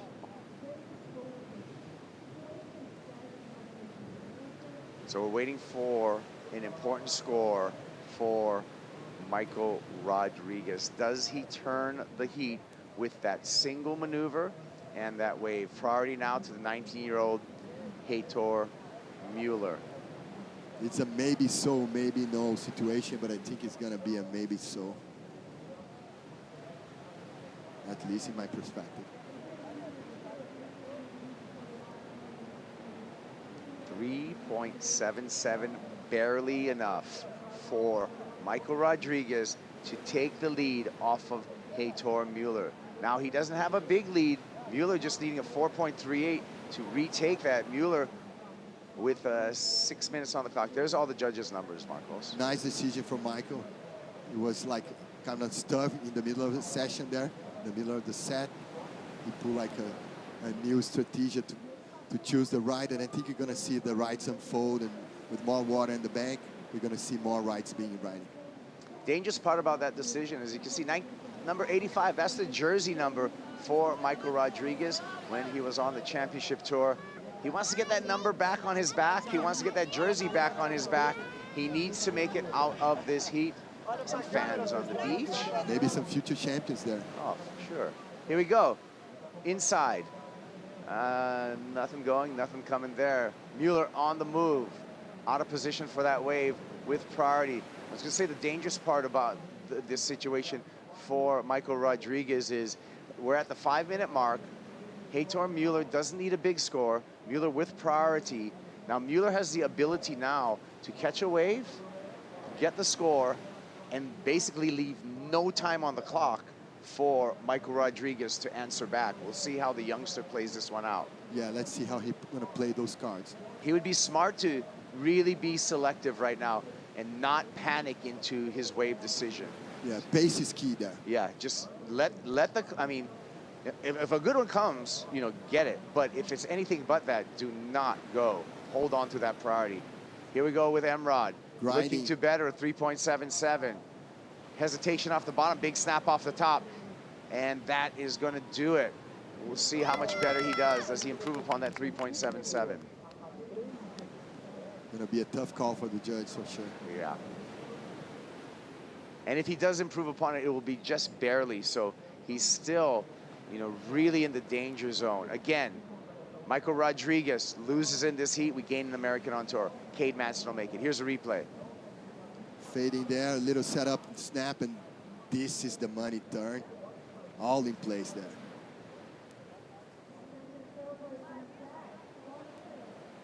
Tutorial of a backhand attack. Check it out. Nice snap. All the way down. Nice extension on the body there for Emrod. Heitor Mueller dropping into this one. Squaring up off the bottom. Nice first hook for Mueller. Needs a little bit more down the line. Wave pushing down the line. Connecting the dots through these sections. Steep on the inside. Stabs the lip there from Mueller. Mueller unable to get the finish, and that could have been a gift. Just wrapped up for Michael Rodriguez. Rodriguez, last score, a 4.23. Heitor Mueller needs a 4.84. What do you think about this wave? Tough call for sure. Kaipo, I think, was one thing I know for sure. Cade Matson was rooting for him. Zigzag there, on point. Got a little bog snap there. Nice 12 o'clock sharp turn. But unfortunately, the last one supposed to be the money turn. Yeah. Here we go in slow motion. You can really study it. But the lack of the finish, I mean, he would have had the 4.84 for sure if he finished this way. Oh, yeah. But this was the problem. The little phone climbing floater there, kind of misplaced. Tight heat between these two Brazilian regular foots. Waiting for score for Heitor Mueller, an important score in the scheme of things here. Mueller can take the lead again with a 4.84. Mueller on the ride back out with the jet ski. You can see the difficult water that our drivers have to deal with, and our surfers. Still waiting for Heitor Mueller and his score. Did he do enough? Did he do enough on that, Marcos? Oh yeah, man! It's another timing for like a maybe so, maybe no situation. I don't want to be a judge right now. 3.8 doesn't come through, doesn't get the score. Mueller still, and that lack of a finish, again, a gift to Michael Rodriguez. Dad realizes the score and realizes that wasn't enough. Almost the end of the road for like Nacho, big dark horse from Argentina, but Heitor is such a young buck. We still have a few, seconds to spare there. But even though he's not gonna advance, we gotta jump out of Saquarema with the head high for sure. Oh yeah, made a great debut for a big audience. Heitor Mueller in a wild card position here, making a name for himself. Michael Rodriguez. Girlfriend. Yeah, his girlfriend on the beach. She's looking stressed, as she should be. We don't know where Rodriguez is. Is he back in the lineup? We don't know. No priority set yet. There he is in the whitewater. Michael Rodriguez paddling through here. If he establishes priority, he can close this one out. Let's see. We're down to under a minute, so maybe priority's not even coming to play. The clock will just be the friend for Emrod. And I think it's a matter of timing right now. Let's see if you're gonna go for the surviving mode. Heitor Mueller trying to catch that one. That's not gonna help him. That's gonna take him out of position actually. 40 seconds. So it looks like Michael Rodriguez dodging a bullet, getting through a super tight, low scoring heat. Neither surfer has broken into the double digits in this heat. A 9.73 looks like it's gonna be enough for Michael Rodriguez to move on into the quarterfinals and have his qualification hopes still alive here in Saquarema. Hey, Kaipo, a W is a W. Take a win any way you want it. Surviving mode for Emrod for sure. Kids are praying on the beach. Mueller, whitewater here. That's gonna be it. No more chances. A blast from the sky there. The elation on the beach, and Michael Rodriguez, he moves into the quarterfinals in a must-win situation for the Brazilian. Low-scoring affair, but the drama continues here at the Corona Saquarema Pro, presented by Banco do Brasil. Relief in the water, celebration on the beach. I hope you're entertained. We are.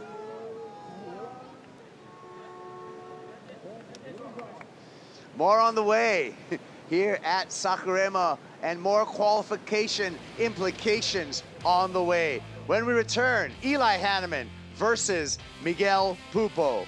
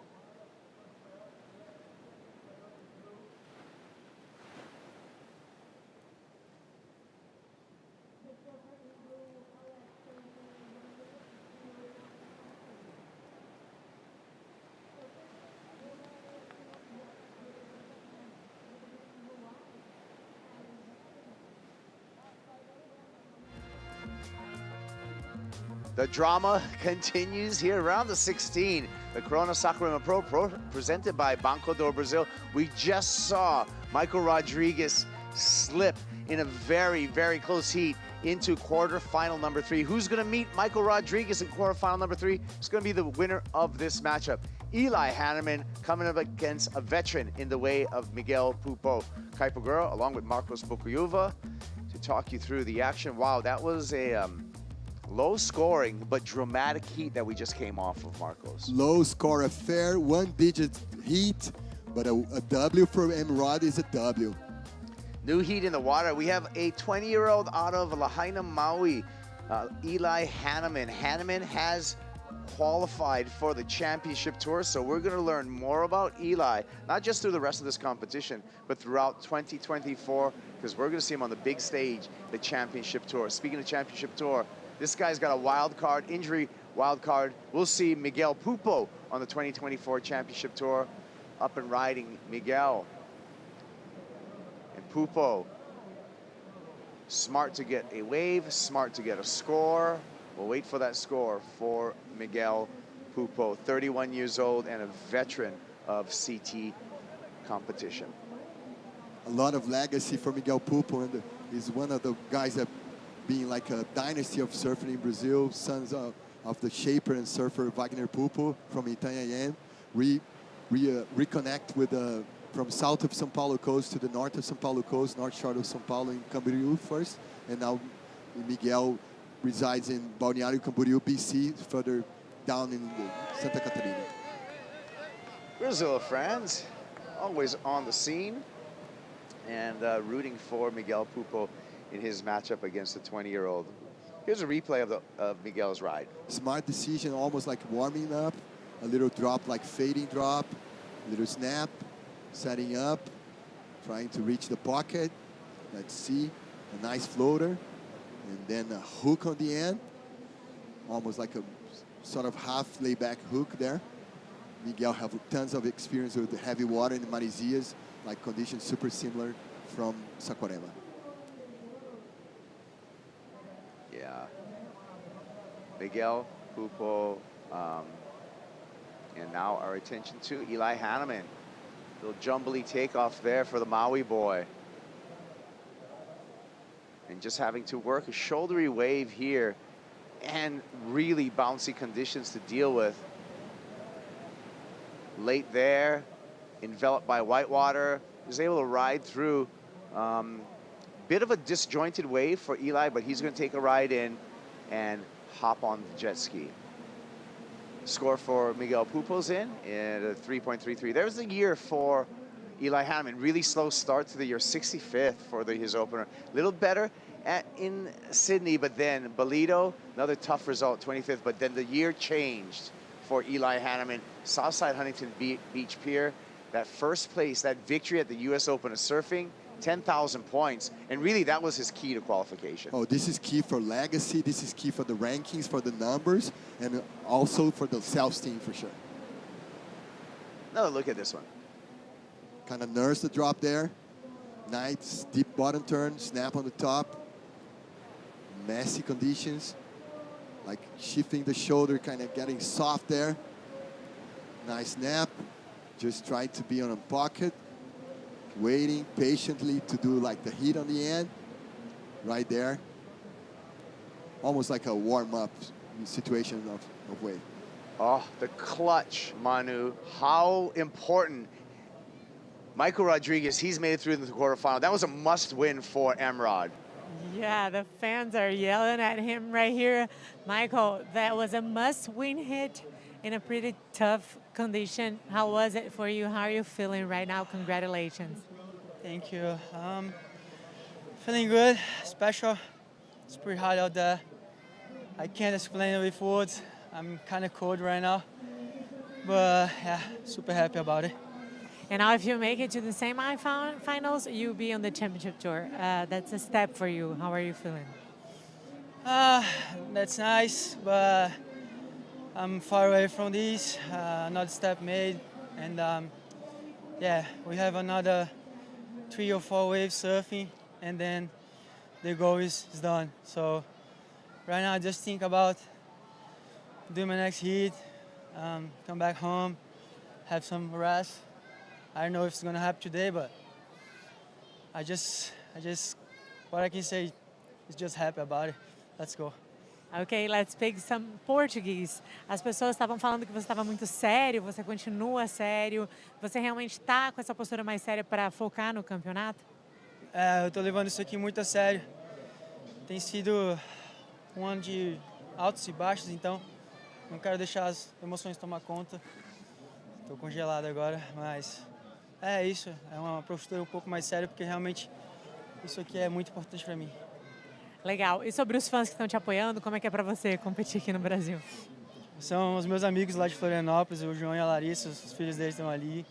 Eu amo criança, estou morrendo de saudade da minha filha, já devo estar uns 1,5 ou 2 fora de casa. São só amigos, não são fãs não, são amigos. Legal, parabéns, congratulations, back to you guys, go get warm. Yeah, you know, Emrod on to the quarterfinals. He'll match up against the winner of this challenge here. He's yet another surfer that's come in freezing, you know, cold. Yeah. That interview touched you, Marcos. What was he talking about in the interview? He was talking almost like getting homesick right now, missing his daughter, missing his Florianópolis. Actually, guys from abroad. Michael is not from Florianópolis. He's from the northeast of Brazil, Ceará, the place that I had my dear mom. Thank you, Mom. She's in the skies right now, but I was kind of homesick myself because I'm not residing in Brazil anymore. Yeah. 4 years in Ericeira, so I miss my daughters, I miss my wife, so I attach myself to the emotion of them. Hey, this is not an easy road on the Challenger Series, on the Championship Tour. It's trying for everyone traveling. You're away from your loved ones, you're away from your friends and your family. You don't have the support. There may be times where you think, it's not all barrels and rainbows out here. There are some lonely times on the road, and that is, you know, really something that every single one of these surfers have to deal with at one point or another in the days or in the competitions in the traveling year. We talk so much about mental health and how that's important for folks. It is, it's really important for, you know, for everyone to surround themselves with friends and keep in touch with family, because it can be a lonely road, even like celebrating the victories or the defeats all on your own. That's all the process of professional surfing. It's not a national sport, right? It's not a sport where you're just competing within your nation, like maybe a football or a soccer or something like this. It's a global sport. It takes you so far away from friends. Look at the year on the Challenger Series for all these surfers. They start far away, the Brazilians start far away from home, 1 month in Australia with back-to-back events there. Then they go all the way across the globe to South Africa, talking about being far away from home. Then you go to the USA, where the US surfers are at home, but everyone else is away. And then you go to Europe. European surfers are comfortable, but everyone else is away from home. Oh, yeah. And then now you're here in Brazil. It's a crazy ride. It's a roller coaster for sure. Don't get me wrong, guys. It's a dream job inside of the booth.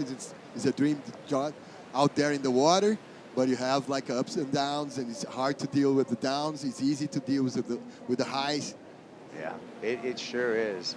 Well, what's happened in this heat so far? That jumbled wave that we saw from Eli Hanneman, just the fact that it seems like he was able to hold on. The judges went 5.33, which I actually think is a pretty good score from what we saw on that jumbled wave for Eli. So early advantage to Eli Hanneman. Miguel Pupo in the blue jersey, Marcos, he has priority and an opportunity to turn the heat. Yeah, 2 of those for Eli. He's going to reach already like the double-digit scores. So, hey, Miguel, for his side, you have a lot of experience in those situations. You have all the pack there. Yusuf and Rose on your right. You know Samuel there. His younger brother going to be later on competing to survive, to reconnect with his CT level of surfing. His mom on the back. Everything's there. So let's see how everything's going to unfold later. Yeah. Yufu, the manager for Sharp Eye Surfboards, a supporter of Miguel Pupo, and those boards have served him well.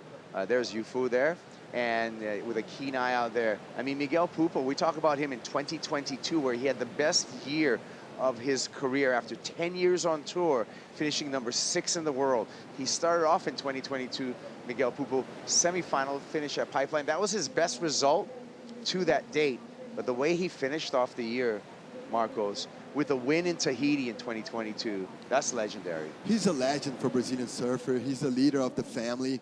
Now there's, you know, his father is just in the, you know, shaper's side of still reaping, but Wagner was the leader, the alpha male in the family. Now Miguel is the older brother. Samuel is now in the JS protocol, but you know, he still have Yufo in his back for sure.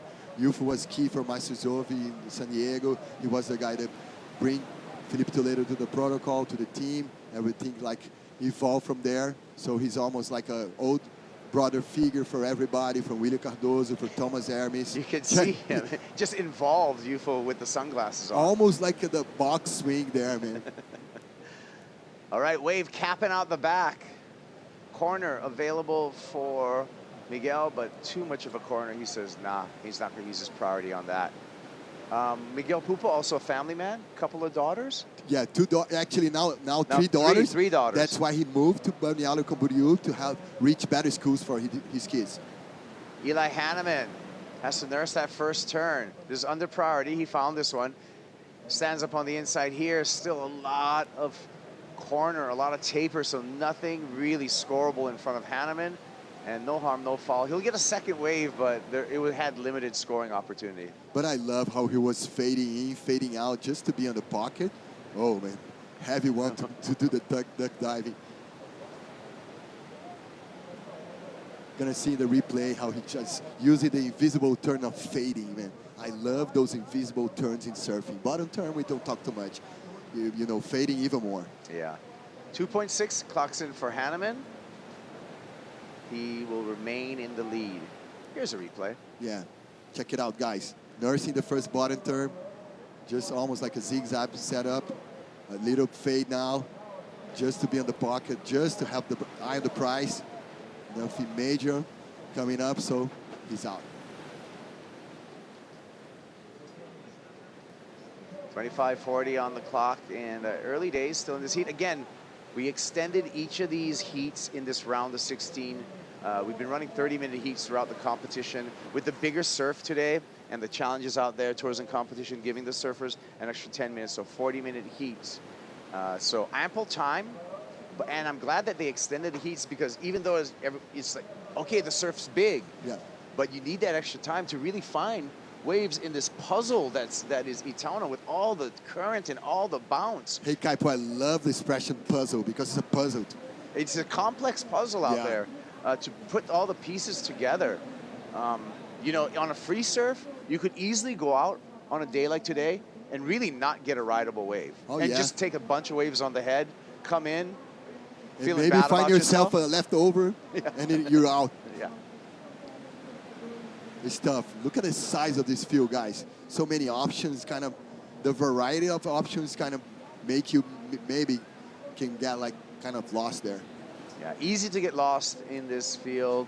Easy to get pulled off mark with all the current, and easy to get bucked off your board with the backwash. And this wave, Marcos, it's a powerful wave, isn't it? Yeah, you can get castaway almost, man. It's a powerful wave. It's like oceanic wave. It's a beach break, but it's almost like I was saying back in the beginning of the day, almost like a cannon from Nazaré. Yeah, it's got a lot of punch to it. And that's why, you know, I think you're such a fan of the fading out here, because I've heard you talk about it before. It's necessary to control the speed out here. Yeah, how you place your board, how you fit the, you know, the right turns in the right pocket of the wave. So that's why fading is almost a key. Oh, hey, look at his João back. came to town, Chubinho, to back up his friend, Sammy Pupo, who's João and Sammy tour mates, good friends. They were traveling together. You know, on the championship tour this year. Unfortunately, you know, Miguel got knocked out. João went on to have his best year on the championship tour, finishing number 4 in the world. Man, you cannot script these. You can do like a documentary about John's life, dropping out of the CT, the clashes against John, and coming back, putting his name on the final 5. Amazing. You cannot script this. No, and it's interesting because in 2022, the exact opposite happened, where we'll get back to that story, because Miguel Pupo found this left here with priority, banks that oncoming section, falls away, priority error for Pupo. What I was going to say is, in 2022, it was the exact opposite, where Samuel Pupo had a great rookie season, finishing off number 10 in the world, and Joao Chianca was a victim of that mid-season crash. So both the good friends know the feeling of falling off tour. For sure, it's a perfect canvas or perfect data for us to analyze how it's tough out there for the the professional surfers, the highs and the lows, the success and the the drama. Yeah, it's just, and the same thing's happening here, and you can see, oh, it's now Sammy right there. He's not a lot of emotion because he's prepping himself for an important heat, probably his most important heat of the year right now. Eli Hanneman, couple of turns, looking to better the 2.6 and extend his lead over Miguel Pupo. Hey, Kaipo, we already can, figure out and watch, the high tide situation unfold because the waves are changing so much. They coming more to the lower part of the field there. You think he bettered the 2.6 here? Yeah, I think so. Maybe so, maybe no, but I think I'll go for the so. Look at the Mayhem board just slicing through the water. Amazing slash there.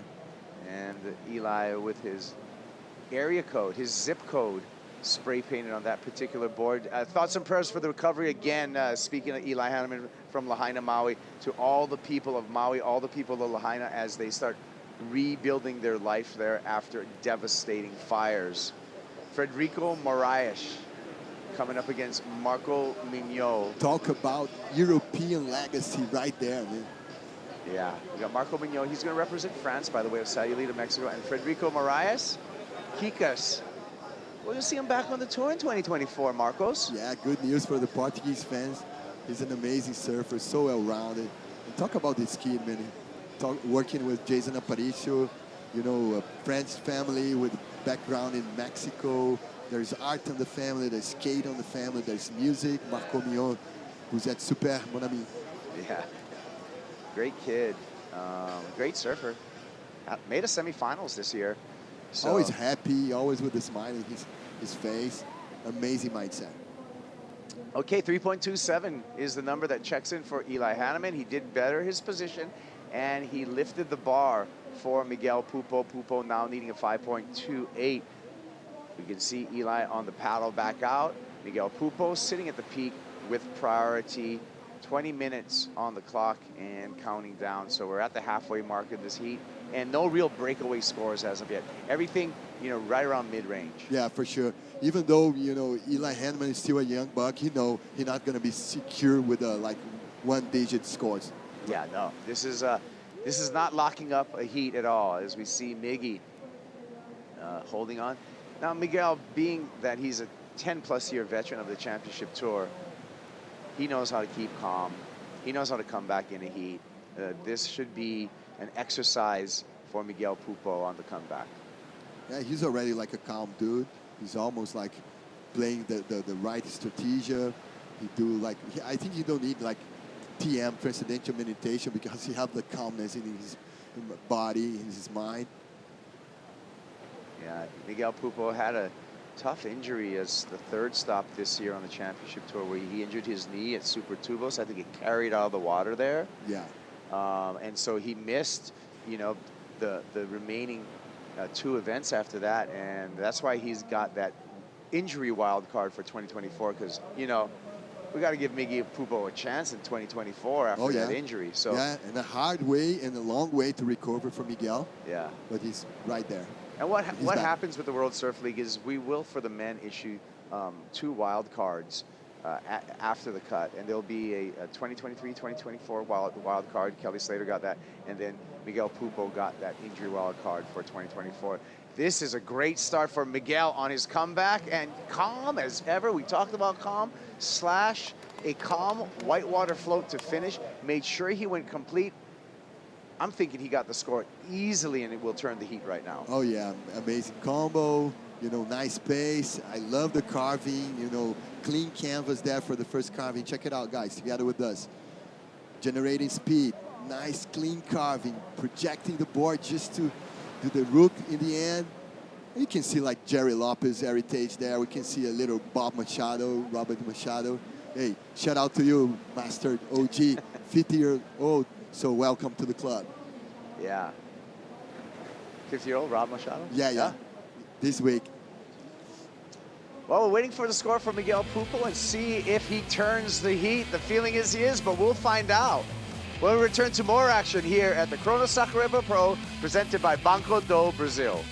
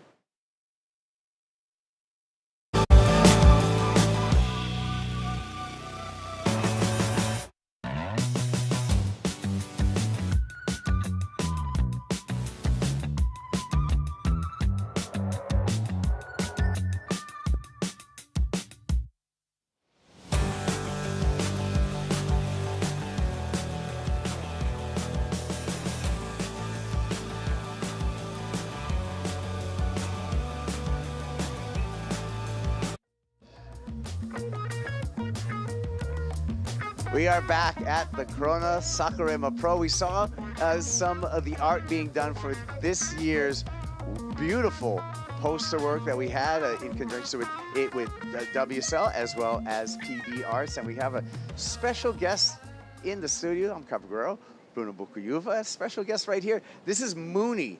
Mooney is a collaboration between PB Arts as well as the WSL. It's done in the popular toy style of art, right, Marcos? Amazing art. I'm super attached to street art, and I think this trophy is groundbreaking, amazing. Yeah, the toy style street art, popular here in Brazil. PB Arts put that together here. This is Mooney, and the story with Mooney is that it is an inspiration of childhood dreams, and childhood dreams coming true. And that's exactly what we're doing at this final Challenger Series. We're making childhood dreams coming through as we are seeing surfers qualify for the lifelong goal, a lifelong dream to make it onto the championship tour. And we've already seen some of those dreams fulfilled. We got 3 more spots for the men, 1 more spot for the women. More dreams will be fulfilled by the end of this comp. Fulfill and crush for sure. And crush. The other side is the devastation and a long year and not making that cut. We could feel the pain by Jackson Baker earlier in the competition today, heat number 1. We could feel the pain of Mateus Hurdy coming up short in heat number 2. It has been a dramatic day. We promised you some scores on the way back to this matchup. Well, Miguel Pupo, I'm surprised. Thought he got the score that he was going to need, but it was right there. We knew it was on the line. Just coming a little under a 5.1 was not enough to push Miguel Pupo over Eli Hanneman in this heat 6. Oh yeah, Kaipo, it's all about details. Judges are almost like splitting hairs over there. And I think Miguel can fight back. It's just a 3.51. You have a lot of experience to like assess, have a lot of data from like beach bake competition. Yeah, we talked about the story of childhood dreams being fulfilled. Well, one guy that had his childhood dream fulfilled is this 20-year-old Eli Hanneman out of Lahaina, Maui. Eli, his goal since he was a young surfer, through the amateur ranks, through the pro junior ranks, into the qualifying series, into the Challenger Series. Eli Hanneman has qualified for the 2024 Championship Tour. A lifelong dream true. Miguel Pupo just needed 3.51. Pupo, he's on his way. Found this inside runner. Easy carve after that snap. Gets the finish, he gets the number for sure. Oh, this wave goes taper. That could be a little trouble for Pupo to get the score. Little bank to finish, 3.51. I think he did the job this time. Me too, man. I think it was kind of extra crispy there with the first turn. Super dynamic, super athletic. Let's see Eli there. Whoa! The comeback from Eli Hanneman. Just as Miguel Pupo potentially stealing the lead off of Hanneman, Hanneman belts back with one big backhand re-entry. Talking about fast bouncing back, amazing, you know, hit, amazing hook. Let's figure out how the judge gonna proceed with this amazing performance of Eli. Now it's there. Yeah. He bounced back, Miguel, but I think Eli gonna bounce back again. So back to back. Miguel Pupo did take the lead at 3.77. That is going to be a momentary lead as Eli Hanneman at 3.54 will give Hanneman back the lead. I think he got it on this one. Look at this big turn. Quick reaction. Whoa, stomp that one. He flex. I love to see it in slow motion. You can see the degree of difficulty. Whoa, man, almost like a lip slide, free fall in the end. And look at the size of that wave in comparison to Eli having to straighten out and pull that off. 6.67, just what the doctor ordered for Eli Hanneman, and he has retaken the lead. This is a replay of the 3.77 that momentarily got Miguel Pupo the lead. Recipe for success for both. Zigzag there, Miggy. Just to be on pocket, like trying to have the eye on the price with a little like chunky closeout. But unfortunately for Miggy and for his crew, the wave kind of went soft there. But I love this first turn. Nice hook underneath the leap.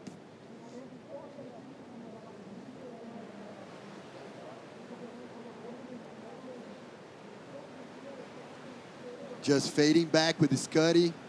Now finding his space to do the closeout. And once again, a little soft shoulder in the end. One more hook. One more time. Daft Punk shout out. Yeah, that was... was missing the analogy, man. That was Miggy Pupo just trying to manufacture score. He did. He did what he needed to do, but right behind him, Eli Hanneman, at 6.67 with the one big turn, was able to regain the lead for Hanneman. You can see the current right here that Miguel Pupo is going to have to fight against after the ski drop off to get back to the peak. Hey, Kaipo is almost like Amazon River current there. Oh, minus the piranha. Yeah. He's still there, 690. Yeah, that's the need for Miguel Pupo. He needs a 6.9 to retake the lead. Priority yet to be established between Eli Hanneman and Miguel Pupo. So really, when we look at this final 10 minutes of the heat, priority will be really important to regather. We'll see what the priority judge tells us. We couldn't have like a more heterogeneous heat right there. It's a young buck from Maui, a super well-rounded surfer from Brazil, a goofy and a regular. I love to see those shuffle cards taking place. Yeah, a real contrast in the new blood of Eli Hanneman, the veteran of Miguel Pupo. 11 years separating the two as far as age. So we'll see if it's the new youth brigade that's going to come out of this one, or if it's the wily veteran with nothing to lose, Miguel Pupo, in this heat. Pupo did get priority, Marcos. That's really important. Oh, yeah. It's always the right timing for playing the cards of tactics. It's like the flow of Miguel, the electricity from Eli. I love those clashes, man. 840, sets coming through here. Pupo with priority. Look at this left, roping down the line. Bouncy as ever. Another one even bigger behind. We'll see if Pupo's in the position for it. He sees it coming. It's decision time for Miggy. Looks like he's gonna go. He's gonna get a whitewater roll into this one. Oh no. He got caught in the left over. Oh no, and you can see the reaction from the support squad there. Priority to Hanneman. That gives Hanneman heat control. Hanneman with priority and the lead, 8 minutes remaining. That was unfortunate. Playing all the right cards from Eli. A miss happened for Miguel. A wrong decision there. You're gonna see, we are watching already like Eli connecting the, the tactics there. Coming close to Miguel, kind of putting some pressure, psychological pressure on Miguel. Well, Miguel, was carefully paddling into that wave. It was rolling down the line, but because it was rolling and it was so facey and it was a little bit off the bank, it was one of those bigger, wider waves. When he went to stand up, there just wasn't enough push behind him. He got hung up on the top there. And it looked like as it came, we had a drone angle coming into it. It looked like it was going to be a difficult paddle into it. Here we go, Eli. Froth Monster. Eli hands priority back to Miguel Pupo, priority error to Eli Hanneman. This is showing how difficult it is out there. It is hard out there, man. It's kind of hard to play the right cards, even for a well-rounded, experienced surfer as Miguel. You never know what you're gonna get. Miguel Pupo, you put him on the list of one of the best surfers in the world. Anyone who makes the championship tour for over a decade, you label yourself, and you got the label as one of the best surfers in the world. You're a legend at that point. Oh yeah. Eli Hanneman, a legend in the making. Oh yeah, already like a superstar on free surfing on social media. Let's see how this plays out. Pupo will have another opportunity. 6.9 is what Miguel needs. No, he can cut the air there with the tension, with the knife. Thick with drama today, thick with tension. In this entire round of 16, we knew it was on its way. Let's take a look at our heat recap. And Eli Hanneman is able to perform, but it was Miguel Pupo who came firing first. And starting with the fading, a little soft snap in the beginning, eye on the price in the end. Nice, setup floater, and then the hook in the end. Sure feet for Miggy Pupo there, getting the completion. Eli Hanneman, this is a 5.33 opener for Hanneman. Nice snap, tons of speed, nursing the second bottom turn, placing another snap, just setting up, and milking this one all the way. Hanneman struggled through this wave, but stuck with it for that 5.33. Then Miguel Pupo, getting busy here, 3.77. All the class. Oh, I'm sorry. This is actually the 5.1. I want to correct myself. Amazing focus, always. This is one big turn for Eli Hanneman for the 6.67, and that's what turned the heat for the Maui boy. So far, the money turn of this heat, flexing after, showing confidence. And look at the playing field there, man. It's almost like a super duper huge, washing machine. Speaking of washing machine, I've been on the road for nearly a month now. I need to do some laundry. Me too, man. Here we go, 4 minutes and 40 seconds. Eli Hanneman under the priority of Miguel Pupo with the lead. Miguel Pupo with that priority, the blue P next to his name, needs a 6.9. So basically, Miguel needs a 7-point ride. You need a good wave right now for that 7-point ride. Yeah, he needs the best wave of the heat so far. The best one is 6.67 from Eli. So let's see how quick, Miguel can fight back. Well, this is the fight time. Time to ring the bell. Here we go. Miguel Pupo waits for this bottom turn, eases a first little carve, and frustration. Oh my, and then he looks behind him, and you know what? Not just frustration, now you get to take a bunch of white waters on the head, and this is gonna eat up the clock for Miguel Pupo. This is gonna really bode well for Eli Hanneman. Yeah, no dopamine there, man, just cortisol and stress. Yeah, that is, you have a wave that tapers off, and then every surfer knows the feeling. You pick the wrong one, now you gotta pay with a bunch of duck dives, and more importantly for Miguel Pupo, burning time off the clock. And you can see Eli gonna start playing the tactics there. Let's see how they're gonna play those cards in the end of the heat. Can be dramatic. At least both are secure the slot in the 2024 elite. Yeah. So So that's the good news for both these Yeah. surfers. We'll both see them on the championship tour next year. Yeah, less pressure for both. Eli Hanneman, though, he wants another win on the Challenger Series.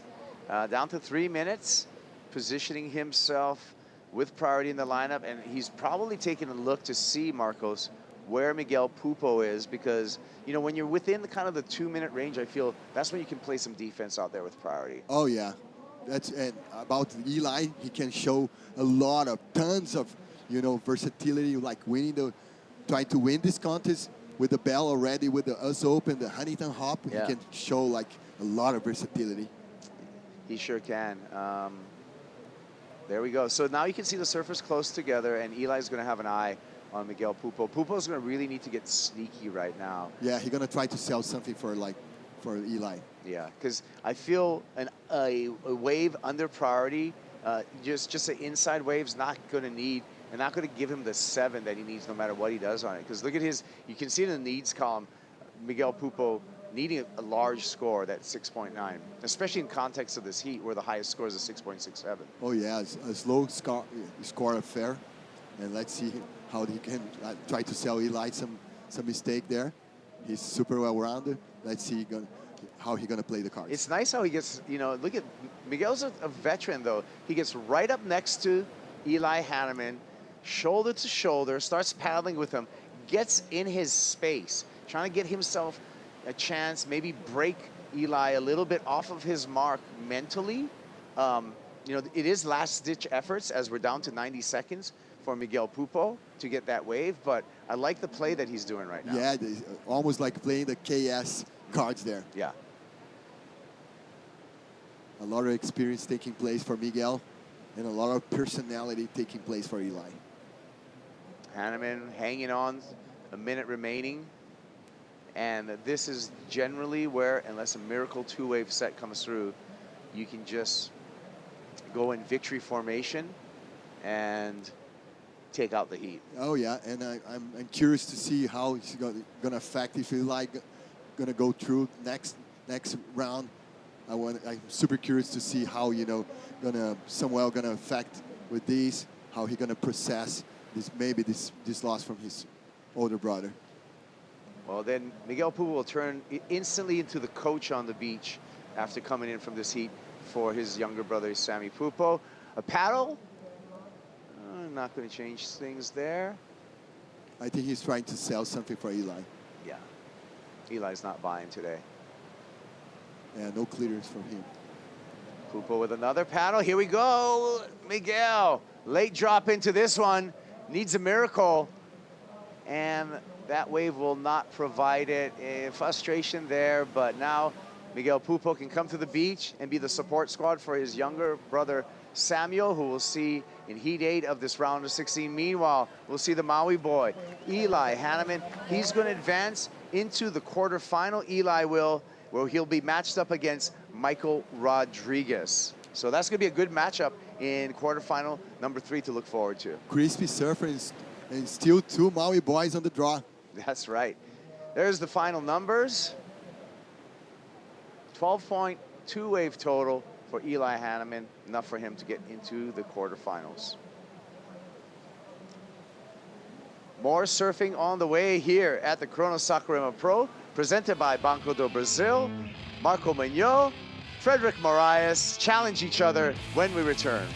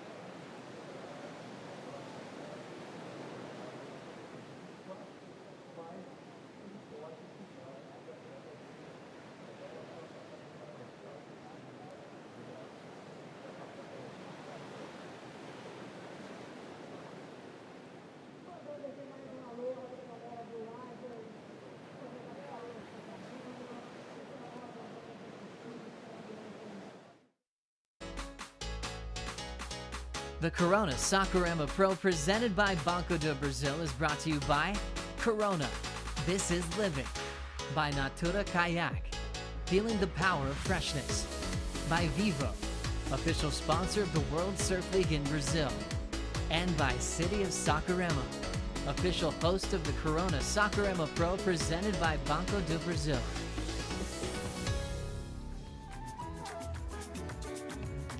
Welcome back to the Corona Saquarema Pro presented by Banco Do Brasil. Marco Mignon out there in the red jersey. He needs to get a good result here in Saquarema to qualify for the Championship Tour in 2024. Meanwhile, Frederico Moraes in the blue, the Portuguese surfer, has requalified for the CT where he belongs. So Portugal against France, two regular footers out there in a big clash in Saquarema. Eli Hanneman once again moving through into the quarterfinals. Maui Noka'oi, the kid from Lahaina, Hawaii, is into the quarters.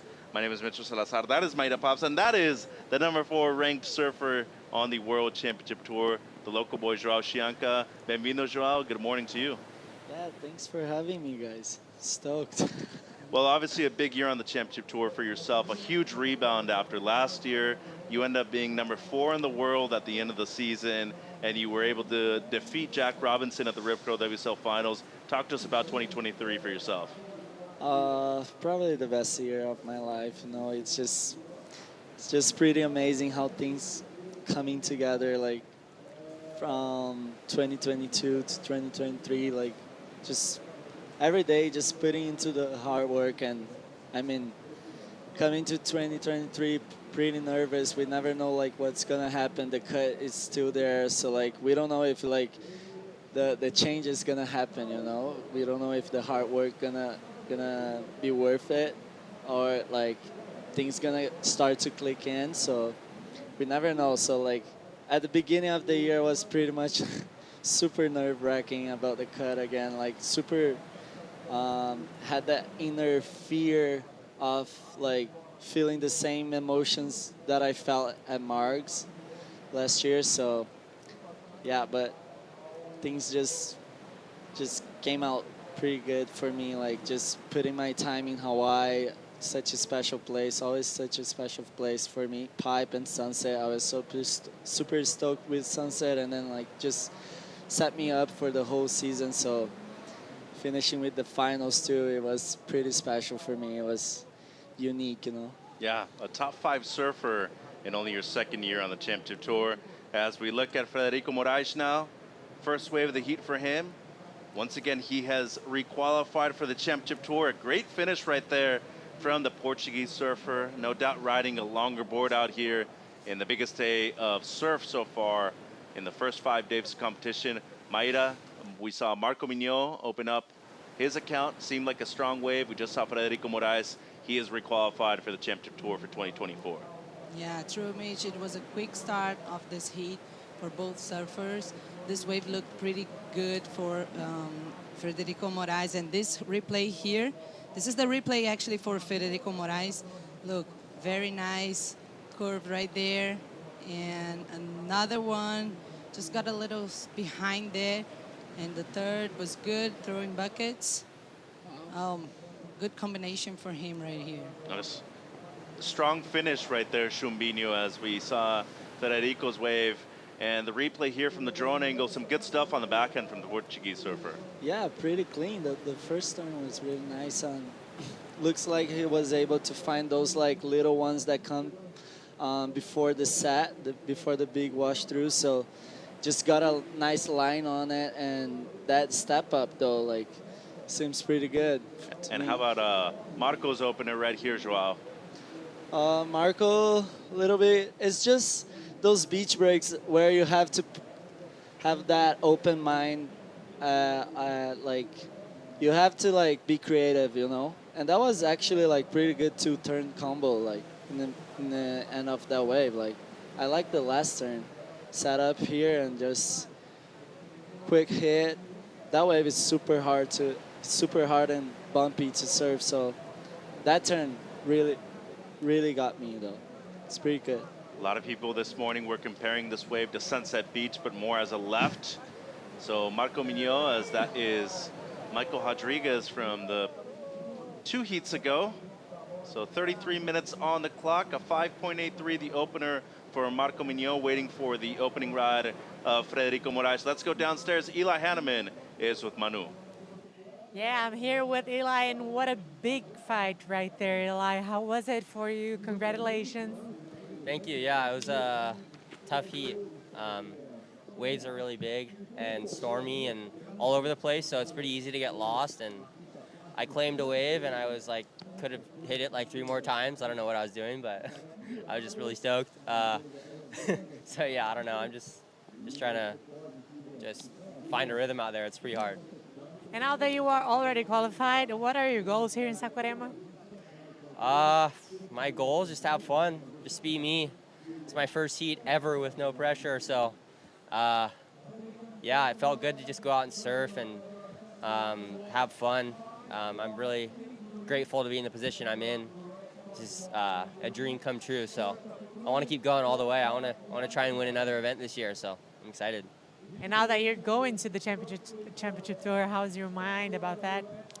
I'm excited. I'm excited for the challenge. It's going to be something really cool to experience. It's going to be the hardest challenge of my life. The level's higher than any other level I've ever competed at. So I know what I have I know what I have cut out for me, and I'm excited to challenge myself and compete where I belong to compete. Great, congratulations twice. Back to you guys. Thank you, Manu. Congratulations to Eli Hanneman. He said, Joao, that it is very challenging out here at your home break this morning. Obviously, a lot of water moving around. From your perspective, not giving away too much, what's the most essential part of your strategy to be successful out there today? I mean, yeah, as I was saying on the last wave from Marco, you have to be like really creative and open-minded, because any wave can like give you like opportunity down the line, and you just pretty much have to like not stick with priority or not stick your mind to the best waves. Almost like just have to go with the flow, you know. Just anything can happen down the line on the left, and you just I think the best strategy is to like keep flowing with the sets, trying to like not be there when they come, like the wash throughs, because they kind of get the lineup all mixed up. So yeah, once you can find yourself like on the little ones, just like this one from Marco, stag there. Yeah, he definitely looks good on the backhand so far. Yeah. That JS underneath his feet looking great. Opened up with a 5.83. This no doubt going to be a strong backup right here, Maeda. He looks in control right now, though, needing a big result here at the end of this event to qualify. Yeah, this heat is really important to him, but he's doing pretty great. We were talking about pressure, how these guys are going to surf these heats with a lot of pressure, and this is Frederico Moraes, who is surfing with no pressure at all. And a strong fade right there. Great combo on the opening part of this wave. We got a heat on our hands because this is a competitive one. Incomplete right there on the finish, though, for Moraes. Just under half an hour left in the heat, Joao, and this is turning to be into one of the most crucial heats of the day, but one of the most exciting ones too. Yeah, looks like these guys are giving everything, because it's good to see, because Marco has been catching the waves before the wash through, so his waves really looks like has been giving him like some clean open face, and Frederico always kind of like surfing the waves that ended up like really foamy and hard to finish off. So yeah, like I like what Marco is doing. It's just like getting everything, trying to like create some opportunities down the line, and just surfing with the flow, you know, just surfing with the waves, like not being too like stuck into like a specific type of wave, just kind of like surfing the waves that are out there. So on offer, right? Yeah. He's trying to do the best he can with what is available. Maeda, so far it looks like he's been on the cleanest waves too. Yeah, for sure. Look, this open face right there puts really strong movements over the lip, and it was nice, this one. Comes in as a 5.7 right here for Marco Mignon. Super clean though. and in the pocket the entire time too. Not necessarily known as a big wave surfer, Joao, but he's doing great with the solid conditions out there right now. They are. He is. It's interesting because like it almost feels like they have the same model of board. I don't know. Yeah. I don't know if it's the same step up, but both step ups, both boards looks pretty good. Like I like the last wave from Frederico, how he opened up on the first turn. I feel if he can like get a wave that he can do the same amount of work on the outside and can finish off, I feel like he can get the biggest score of the heat right now. But they are both looking incredible for like how tough it is. Watch no. out. Yeah, that happens. And that's what Saquarema will do. It seems like Moraes and the ski driver both okay. He's going to try to make it back out. Obviously not very content right there on screen. But 27:30 on the clock. He's still trailing, needs a 6.86 or better. Maida Joao had an incredible year. We're looking at somebody who could potentially have one next season on tour as well. The Portuguese surfer who has requalified for the championship tour. He will be going home before the mid-season cut over there to Super Tubos as well. Yeah, I would love to see you go against with Frederico Moraes. Have you ever competed with him? No. Actually, in 2022, we didn't have any heats together, but we fell together. We fell off the tour together, so yeah, some bound there. You guys got a relationship when it yeah, comes to relationship, distance one, but yeah, I mean, like Frederico is such an incredible surfer. Always have everyone in his home break at Portugal. So such a nice guy, such a special athlete, so dedicated and so talented. It's really cool to see him getting back to the tour. He looks like he's pressure free in this heat. So I don't know. I think he could turn this heat. I don't know if you've noticed this throughout the event, Joao, but so far, the people that have needed to make heats have been doing so. One of the guys is the kid on screen, Cade Madsen. Coming into the event, he was number 9 in the rankings. So far, he has moved up. He's going up against your good friend Samuel Pupo in the last heat of the round of 16. Whoever wins this heat will be moving through and qualifying for the World Championship Tour. Big moment right here for the kid from San Clemente. That's a big moment for both of them, yeah, because Samuel is also depending on this result. So yeah, it's crazy how like everyone was so clutch in this event, and actually all year I've been watching the Challenger Series, and it has been really cool to watch how like people has been rising against the pressure, and yeah, I mean like super clutch everyone here, Crosby, Cade, Frederico, also the last heat, Eli. Yeah. Eli, from a young age, coming like with huge pressure, always like in his whole life. So like it's pretty cool to see him qualifying finally. So yeah, everyone like really putting their best game out there and like coming strong for next season. And it seems like Marco right here with the paddle, and he's up and riding. The heat leader looking to replace a 5.7 as his low score. Difficult wave at the beginning. He's going to kick out. Maida, you got a question for Joao? Yeah, before we were coming here to the booth, you were talking to Samuel Pupo, just anticipating a little bit the next heat. But what did you tell him? Yeah, I was kind of anticipating for him because I wasn't going to be able to talk to him like really close to his heat. So I was basically like, hey, like you gotta go there, like enjoy yourself. You gotta go there like to do your best. You gotta go there and like kind of forget the guy that is in the heat with you, because it's all about the last heat of the year for you, or like it's all about the last opportunity to qualify. So you want to enjoy yourself. You want to like allow yourself to do your best surfing. You want to go there and like at least dedicate like 20 solid minutes to like find your best way, find yourself like with your board, and find some like good surfing out there. So like I think you own yourself some of that, because such a challenging year for him, like coming from a win and not being able to like click in and not being able to do his best surfing, like good waves that suit his surfing so well. It's kind of tough one. So like at least like you gotta like allow yourself to open up a little bit today. Yeah, he had a quick descent in the rankings after Snapper Rocks, that is for sure. But then next thing you know, he makes the quarterfinals here at the CT level. And on the Challenger Series, he just hasn't really been able to back up the first place finish. Speaking of people that have been finishing in first place in the majority of their heats, Federico Moraes in second place right now. He does have priority, needs a 6.86. And Marco Mignon, a not only underdog in this heat, Maida, but also one of the youngest kids still left in the remaining 16 surfers in the event, resides in Sayulita, Mexico, represents France, has a big chance right here to qualify for the CT for the first time.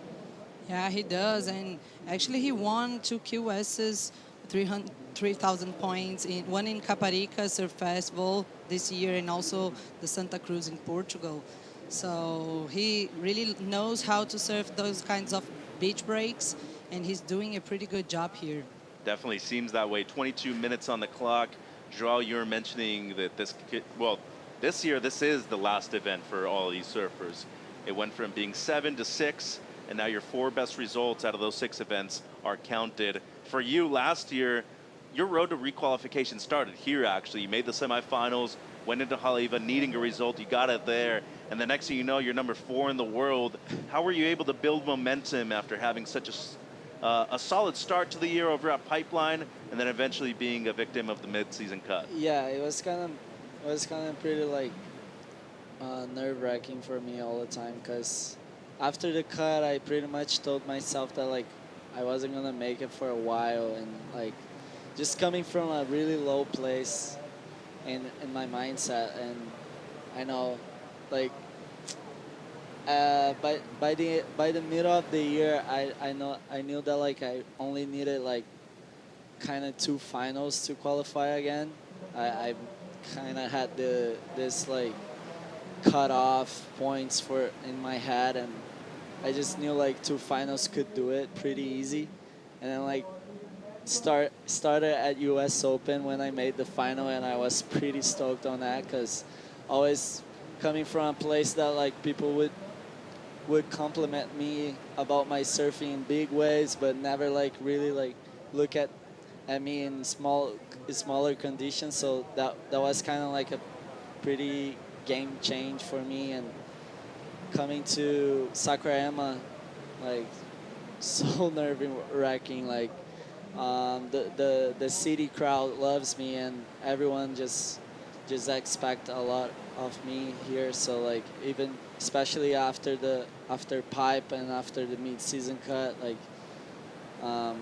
going down swinging a little bit. But yeah, Saquarema, I was able to like get that 3rd place. And Haleiwa, I really didn't like was the clutch guy of the moment, because I only needed a heat to be pretty solid on the rankings, but it still like didn't qualify, like making all the heats all the way to the final. So yeah, I mean, it is what it is, but that all like shifting to good momentum to the CT this year, because I was pretty stoked in kind of make to find a 3rd place and a final on the Challenge Series, because before that I qualified to the championship tour without like making any finals or without like winning events. So I kind of like still had this little doubt in mind of like, am I like on the right spot? Is this the right time yet? So yeah. And did you work on your mindset? How could you change everything in your mind? I mean, like I knew that the tour would start in Hawaii, and Hawaii it's my best chance to make the cut. I feel it's the best start possible for me. So I'm pretty confident at Pipe, and I'm also confident at Sunset. I know if we can get the equipment right, if we can get equipment settled, we can we have a good chance of results there. But also like the CT is kind of pretty cruel in some way that like you can be in your best shape, you can be in your best form, and everyone else can be too. So it's pretty tricky on that point. So you pretty much gotta be like extra confident, extra positive about everything that you're doing on that week of competition on the CT, because everything can goes down pretty fast. Even you being like in your best form or feeling really good, everyone is kind of on the same area too. So, and we got the phenoms that like Gabriel, Felipe, the highest seed, that always like super on point no matter what condition. So I mean, yeah, I knew that Hawaii was my best chance, so I just cut it short my year and my time and just like said like, okay, I kind of just want to like enjoy myself in Hawaii again. I felt short last year at Pipe against John, so I kind of just want to like make sure I enjoy myself out there at Sunset and Pipe, like just redeem myself. And that turned into a victory over at Super Tools as well. We'll continue the discussion with the hometown hero, Joao Chianca, after the break. 17 minutes on the clock. It's Marco Mignol leading against the newly requalified Portuguese surfer, Frederico Moraes. Be right back.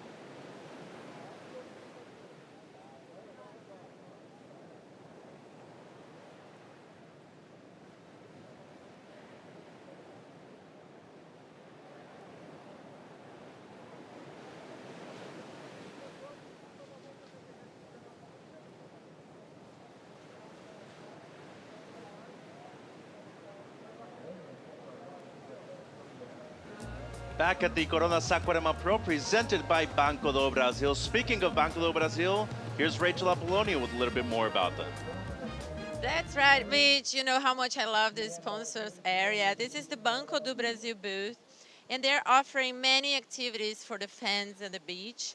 You can come here and enjoy the yoga classes, surfing lessons, also rhythmic dancing. It's pretty much fun. Today you can check the surf lessons 2 p.m. And tomorrow for the big finals day, there's going to be a lot happening, yoga, surfing, and dancing. So I would like to invite all of the fans to come. Obrigado, Rachel. Thank you very much. It'll be an amazing finals day tomorrow here on Saturday in Saquarema. Mitch, Maida, and we have the hometown hero, the local boy, Joao Chianca, number 4 in the world at the end of the 2023 CT season. In the booth, round of 16, heat 7 out there in the water. Marco Mignol still leading over the Portuguese surfer in the blue, Frederico Moraes. Fred needs a 6.86 or better. Before the break, you know, you were mentioning your comeback on the championship tour, Joao, but really, I think Saquarema has developed a lot more surfers than a lot of people give a lot of credit to. Leo Neves, they have their Performance Institute here for him. Getting back to that, because Fred is up and riding. Seems like a consequential wave right here. Needs something close to a 7-point ride. He has requalified for the championship tour, so this heat not really necessary for him to advance. Points-wise, in terms of seeding, Joao, you know it yourself. It helps when you make it to finals day. It do helps. It do helps. It's so stacked when like a seat can change your whole life, you know. And that actually it's a pretty nice wave, you know, because they were actually sitting so down the line at the point, and this wave was pretty nice. Just super clean, yeah, on the rails. The step up, it's a good board. I think he should keep for next year. It doesn't look like 2 a step years up, later. does it? Yeah, I mean, he was sitting super down the line, so it's actually a good strategy. Just get it going, because now you have 12 minutes on the clock, and you're gonna do the whole pedal out, and you kind of have like you're gonna find yourself up in the point again. So like, it's a lot of like run-off opportunities coming your way when Marco cannot like get to where Federico gonna be sitting right now, even to like kind of sit on him or do anything, because the current's super strong down the beach. So Marco will have to like get a wave soon if he wants to sit in Federico. Well, Marco's looking to replace the 5.7. Moraes looking for a 6.86. Still waiting for the score. 12 minutes on the clock. Priority with Mignot. And we were talking about, you know, the surfers that are from this area. Leo Neves being one of them, Maida. Obviously, Joao, his brother. Lucas, too, one of the greatest big wave surfers on the planet. But I also want to mention Raoni Monteiro, too, as we see the score right there for Fred Moraes. Not enough, but now only needs a 6.03. Raoni was also one of those guys that competed super well in Hawaii, specifically at Sunset Beach, one of the best surfers I've seen compete there. Yeah, it's true, Mitch. Here, this wave builds all these guys, like strong guys with powerful surfing, and Raoni was for sure one of them. He surfed for a long time on the championship tour, and he's still ripping. I mean, I've saw him surfing here this year, previous to this year, and he's still ripping a lot. And his father, Ronaldo, is one of our beach announcers, actually, Jacaré, as they call him. But Joao, for you growing up, who are some of your favorite surfers, not only from this part of Saquarema, but also from the state of Rio? I've always loved watching Leo and Raoni surfing with me. I actually had them as my coach back in the day.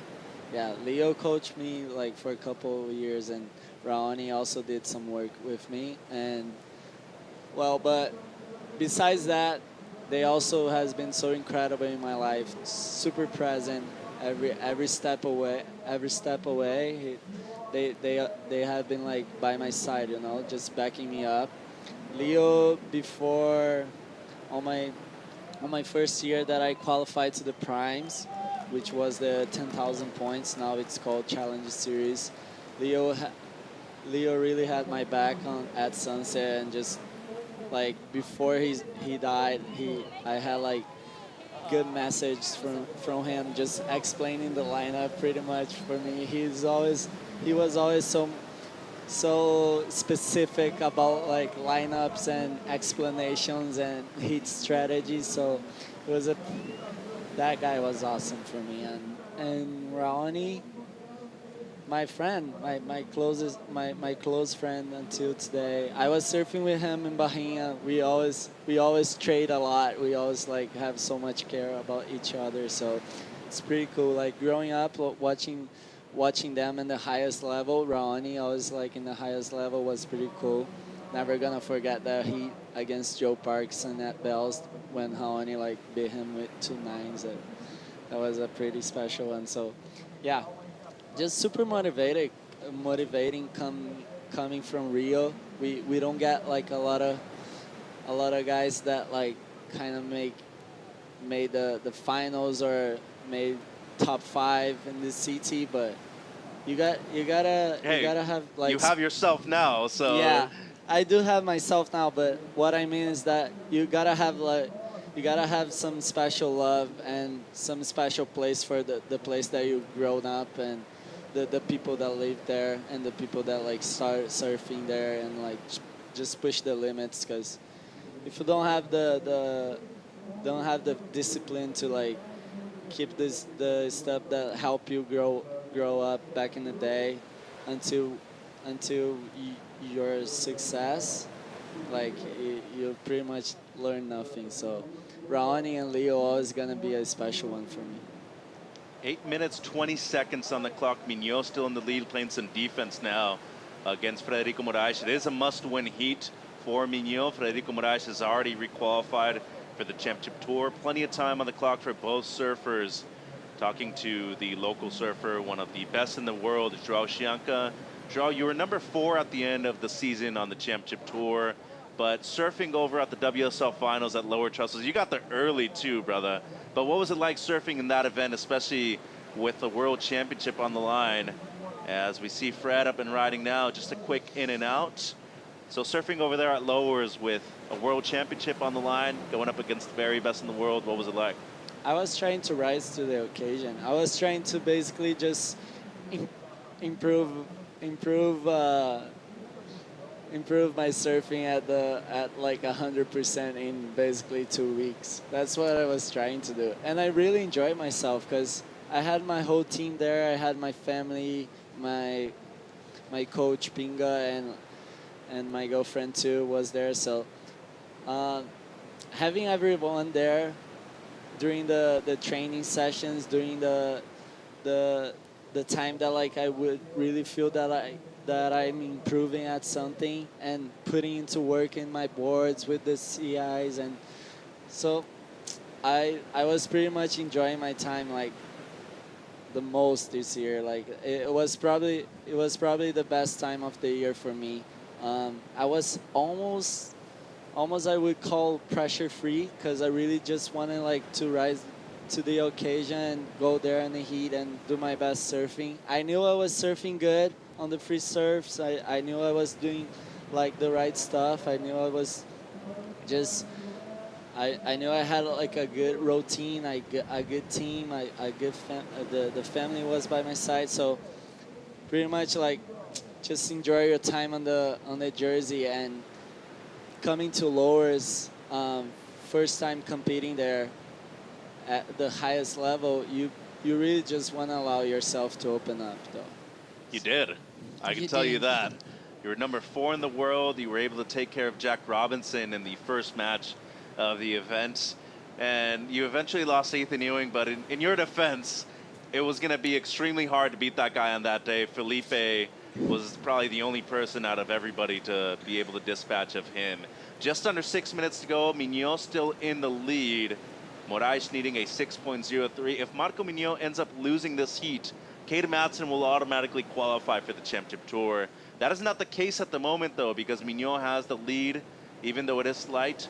But Maida, I was talking to Kaipo at the beginning of this morning. I was telling myself 12, 13 points at the most is going to get you through the majority of the heats. 11 points today has also been pretty good for a lot of these surfers.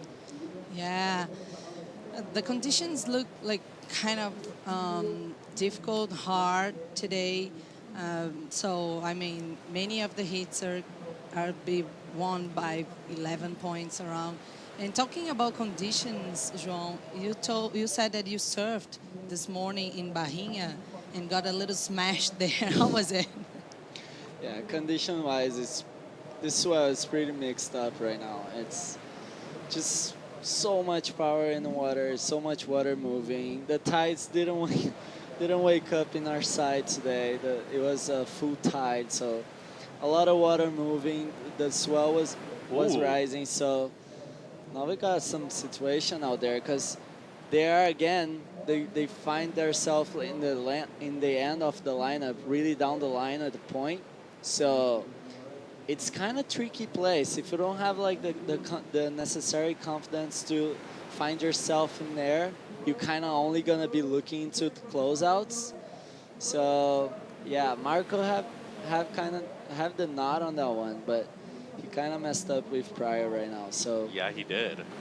It switched, and Moraes is excellent when it comes to finishing a lot of the heats in a strong way. You've noticed that throughout your career so far, João. He has 3 minutes and 45 seconds to get a 6.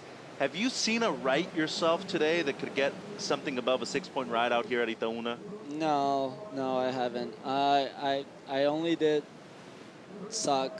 I only did see a couple like closeouts where you could feel like a one big turn, but it's not the case today. I really think the left is the main wave and is the wave that you're looking for out there. Because if you see like they're pretty down the line at the point. I feel Federico right now with 3 minutes, he has a pretty good chance to find a wave because. The good thing right now is that the low tide it's coming, so like the wave, like it's not a lot of water moving on the inside, so the wave's pretty much gonna get cleaner throughout the heats right now. I feel Samuel and Cade have a good heat on their hands because the low tide batters everything here. We want the low tide, kind of like settle down the swell a little bit. The force not gonna be like giant, and we're not gonna have like those gnarly backwashes on the end of the wave. That's excellent insight because the backwash here is tremendous. 2 minutes, 20 seconds. Mignot in second priority. Whoa. A smart move for him on the inside. He's looking to improve on a 5.7. Strong carve to begin with, straight up and vertical for the second one. And let's see if that improves and increases his lead. 2 minutes on the clock. You can see him right there. He's indicating, asking for the amount of time that's left. Maeda looking good so far in this one. He needs to make it out of this heat to keep his dream alive. Yeah, he just faded in right there, and nice rack up in the lip, and another very strong one. He could stand on his feet. He's actually choosing, as João said, the better looking waves, not the largest ones, but the open faces. Oh, look, this second movement right there was amazing. In sync with both his board and the ocean right now, João, it seems he's looking to better a high five if he can. And the score comes through, it's enough. It's a 6.4, so his personal best. That means that Fred Moraes with priority now needs a 6.73 or better. Yeah, I feel he just did a great job since the beginning of the heat to be like open mind for any type of waves, just creating opportunities and knowing that like he really only needs, he doesn't need to overthink too much. He doesn't need to overdo it. The turns that he's doing right now, he just really needs the good board and the good placement because the wave it's super tricky. We have the backwash. We talk about the backwash, and Marco has been pretty much just placing his board on the right spot. So the wave kind of doing the job, and he's doing the hardest job, which is find those waves. Well, here's Fred with the answer. Down the line snap, needs this wave to really stand up here for a big closeout, 20 seconds. So this is probably gonna be his last opportunity for the 6.73. Surfed it as well as he could have, Maeda. Don't know if it's gonna be something close to a 7-point ride here.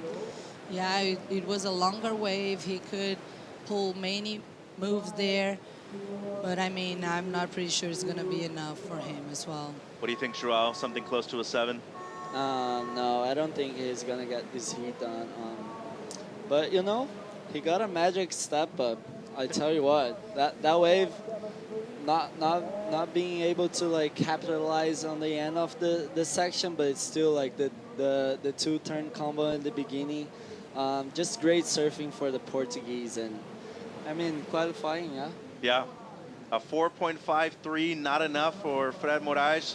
So it's Marco Mignot, the kid from France, keeping the dream alive in hopes of qualifying for the championship tour. Mitch Maeda, and we say thank you, muito obrigado, to the local boy João Chianca. Best of luck in 2024. Hope to see you back at the WSL Finals. Thank you, Mitchell. Thank you, Maeda. Thank you, João. So Heat 7 done and dusted. We got Heat 8 coming up, and it's a big one. Cade Matson taking on Samuel Pupo. Whoever wins this heat moves on to the championship tour. Be right back with more action here from the Corona Saquarema Pro, presented by Banco Do Brasil.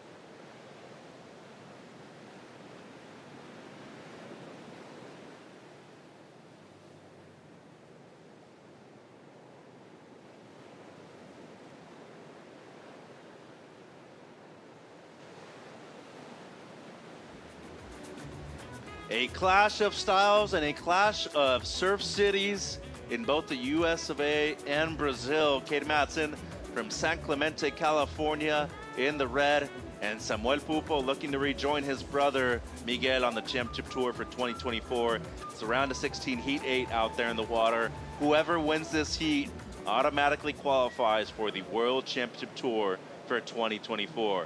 Mitch and Maida here in the booth for the final heat of day 5. A quick start right here from Samuel Pupo, the kid from Maresias, looking good on this one, Maida. Yeah, nice first rack right there.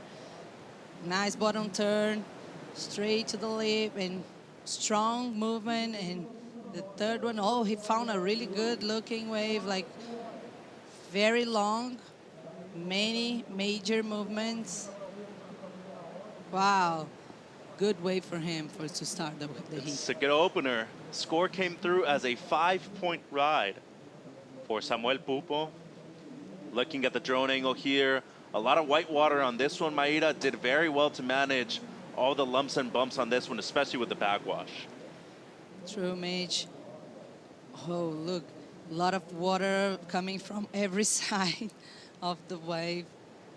A lot of foam, but he put good maneuver right there, throwing buckets. And riding a JS for this heat out there against Cade Matson right now. So Matson, a product of Matt Bielos and Mayhem Surfboards. Whoever wins this heat qualifies for the World Championship Tour for 2024. It would be the first time we'd be seeing Matson on the CT. It would be the second time we'd be seeing Samuel Pupo. And this guy's been a champion at some major events before. Qualifies for the CT with a heat win here. Won over at Ribeira de Ilhas a few years ago in Portugal when it was still considered a 6-star prime, a QS 10,000. Now at the Challenger Series level, he's won a major event in 2023. That was over at the Muspo Pro Gold Coast over at Snapper Rocks. Here's the big boy though from San Clemente. Set up carve right here for Cade Matson. Big section ahead, and he just hammers that one shut. He's a tall, regular footer. Loves to surf. A lot of powerful waves where he comes from in Southern California. A good amount of beach breaks. But obviously growing up at lower trestles, that'll help anywhere he goes in the world. One more turn on the inside just for good measure. 35 minutes on the clock. A great answer right here, Maida. Yeah, it was. It was really amazing, the timing on the moves right there. Look, show us a lot of spray right there. And this one, he waited a little bit just to hit and kick the tail. Amazing. Yeah, and riding the driver 3.0 by Mayhem Surfboards. Gian Bernini, the team manager for Lost here, traveling with a lot of the guys on the Challenger Series. Added one more for good measure there on the inside, Maida. The slow-mo right here, the second turn, crisp. Yeah, the second was the money turn right there. Kick the tail, spraying a lot of water right there. Calm just to land this, and then he was done for this wave. Well, actually, he came to the inside, yeah. to the other direction, but the manage was already done outside. First time we've seen that happen so far today. So a good answer back by Cade Matson. 34 minutes on the clock. Let's go downstairs. A very happy Marco Mignon is with Manu. Yeah, you know what, Mitch? We were speaking French, Spanish, Portuguese, English. I just realized that this guy, he can speak a lot of language as well. Congratulations. This was a very hard heat. And how is it for you to compete with someone that is already qualified? Is it harder or does it make a difference? I mean, for me, I'm hungry too, you know, like it's competing with guys who have already qualified, and for me, it's a motivation, you know. I want to beat them, but Samuel Pupo is ripping right now. Sorry. But for me, like a guy like Federico is a big inspiration for all the European surfers. Brazilians, they're going crazy here, guys. Well, with a reason. Yeah, can we hear now? Samuel is going, yeah. But yeah, no, like I said before, like I have so much respect for Federico. He's an amazing surfer, an amazing example of hard work and just discipline. For me, like I really look into like up to him and massive respect for him. And if you make it to the finals, you are also qualified. How are you preparing yourself for that? I mean, you know, like one day at a time. I'm enjoying Brazil. I'm enjoying this moment. I'm just staying present and I'm ready. Great. You want to send a message for your supporters, even the Brazilians? Bueno, pues saludos a toda la banda de Sayulita, a mi familia y que sigan escuchando corridos tumbados. Very good. Congratulations. Back to you guys in whatever language you want, Mitch. Así es. Felicidades to Marco Miño, the kid from Sayulita, Mexico, representing France. And saying a big hello to everybody over there in Sayulita, listening to the corridos tumbados, as he said right there in his interview. So he moves through into the quarterfinals, defeats Federico Moraes, but this heat is turning on out there in the water right now. You just heard the crowd go crazy for Samuel Pupo. A big moment right now for him, as we are awaiting scores for the kid from Marecia, Sao Paulo. They look to be the best of the heat so far, and they match the highest wave of the day, an 8.33 for Samuel Pupo. Cade Matson opened up with a 7-point ride. There's Miguel, older brother, his mother towards the left, and Joao Chianca, who was just right here in the booth, straight to supporting Samuel right now. Big heat in the water. Whoever wins qualifies for the CT, Maida. Yeah, we just saw João right there. I invited him to the booth actually for this heat, but then he said, oh no, for the heat of Samuel Pupo, I cannot stand. I will be very nervous. And both of them, João and Miguel, they kept saying, oh, it's way harder to watch Samuel competing than being there with all the pressure. You know, it's funny that happens that way, because you'd be thinking to yourself, oh, me going out there, all the pressure on me, but they actually think it's way harder to support their friends, and especially as an older brother, Miguel has been there in the most pivotal moments of Sam's career so far. He was here for his runner-up finish at the Oi Rio Pro last year when he was defeated by Felipe in the final at this very break, for his win in 2019 over at Ribera de Ilas, and for his win over at Snapper Rocks earlier this season too. So Miguel has always been there in support of his younger brother Samuel, doing it once again here with 30 minutes on the clock. Matson with priority now, looking at the replay here, Maida. Oh, a huge wave of the set, and nice, very strong turn there. The leap was really heavy and thick. Another setup turn. Throwing buckets on this one and getting ready for the finish. Oh, Mitch, what did you think? Well, that was some awesome work right there by our production crew in the truck, just to get the side-by-side as well with the reactions. Thought this was one of the biggest waves we've seen all day, Maida. The floater on the outside, the combination, it all seemed good. It added up to an 8.33. Yeah, very big wave right there. But he could put all the maneuvers together, and look how precise and strong. And to control. Yeah, and control did a really great job, Yeah, Samuel. controlling the speed like that is really difficult for somebody going on a wave that size. Big late drop right here for Sam. One big section, up and over it. And that's going to be out of control right there for Pupo. He is in the lead, though, with a 5 as his backup at the moment. Just under 30 minutes on the clock. And he has added some pressure to Cade Matson, as he was looking at going on that wave right there. Going to decide not to. Meanwhile, though, out the back, Matson with priority. He opened up with a 7-point ride. A 6.34 is what he requires. And right now, just going to let that wave go, Maida. Big moment in the career of both of these young surfers right now. Yeah, tough for both of them, But looks like Samuel Pupo is just taking the advice from João and just letting his surf like flow, surfing good, surfing confident, and choosing actually good waves. Like he chose a huge one, Mitch. Yeah, he's been in control of this one so far on some of the best waves we've seen in the first 12 and a half minutes. And it seems like a couple of waves approaching the lineup right now. It's been extremely consistent all day long, Maeda. João was mentioning that we've been a bit unfortunate with the tides, a bit higher than normal. But a low tide right now, despite the big swell, would actually be beneficial because it would have a lesser effect on the backwash here in Saquarema, which has been very difficult for a lot of surfers to manage the few years we've been here in both CS and Championship Tour competition.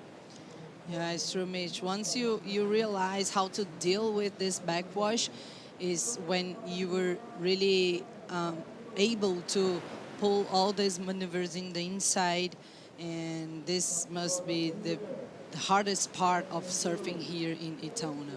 No doubt. No doubt. Matson in second with priority as we look at our tides. The high at 2.2 at 11:47.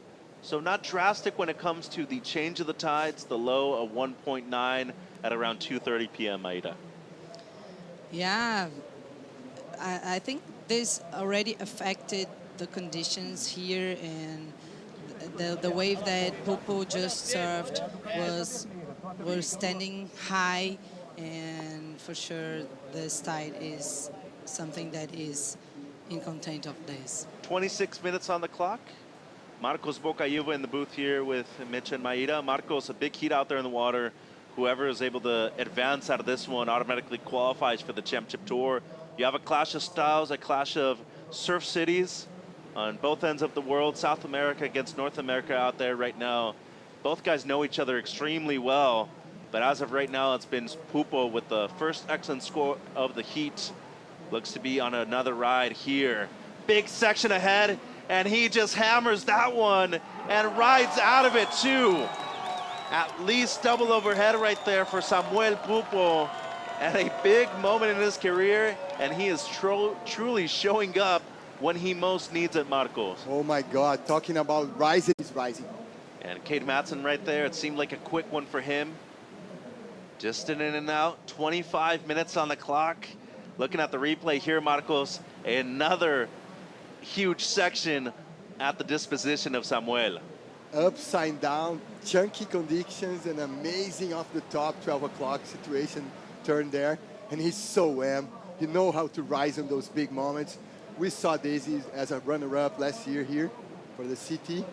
Am I miscounting? No, that was the year, yeah. Oh man, I'm already like Maeda in the last couple of hits. I'm already leaving in 2024.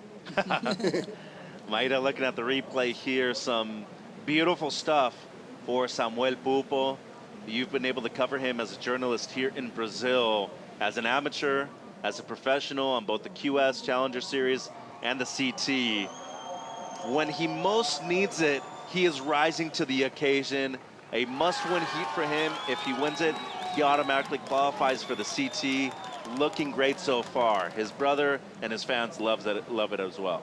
Yeah, Samuel Pupo, he's really good in these moments that there is a lot of pressure on him, and I really felt like this condition suits his surfing. He's from Maresias, a very heavy beach break, and that's what he's showing here, you know. This last wave, this huge section right there, and he pulled this amazing trick.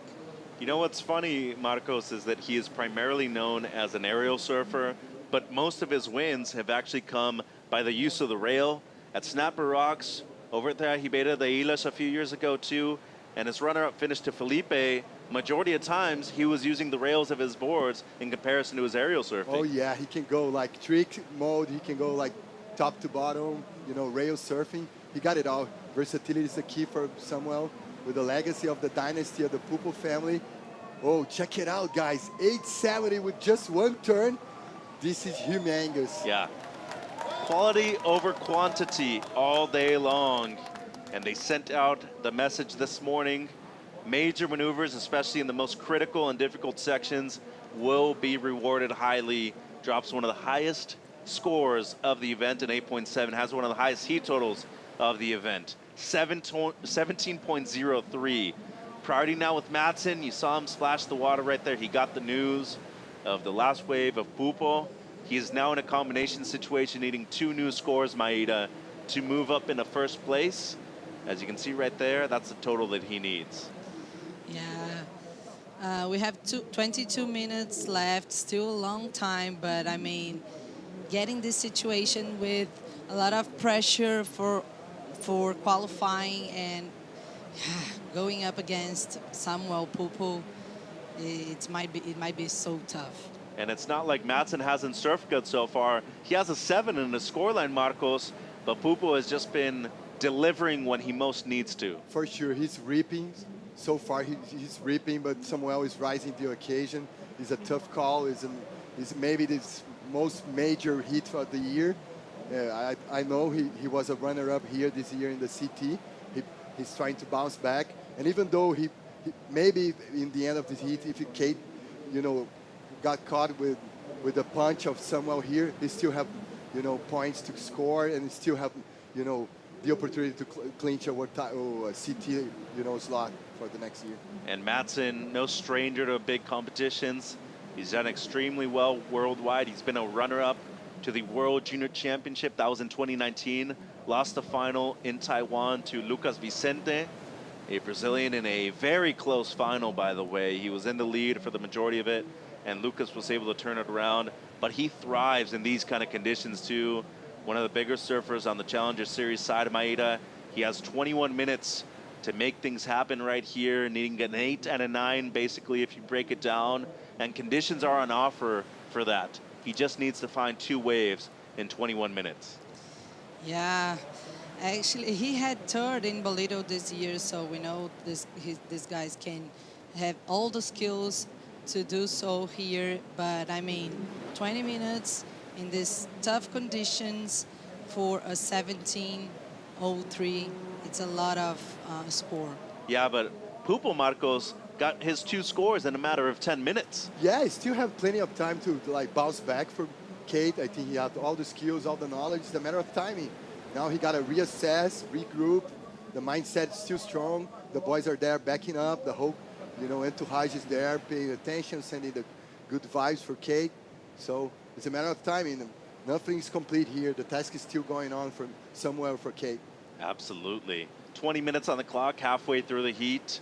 And the situation is not a dire one. If Madsen loses out in this heat, he still has chances of qualifying if a couple other scenarios don't play out. But for him, he wants to be in control of his own destiny. Maeda makes it out of this one into the quarterfinals, he would automatically qualify. But the same thing is being said for Pupo, though. If he moves through, which at the moment seems extremely likely, he will requalify for the CT. And this event has been a very fun one, guys. We have some new names qualifying for both the men and the women. And I think so far, this has been probably, at least an event that I've been part of, one of the most exciting ones in my life.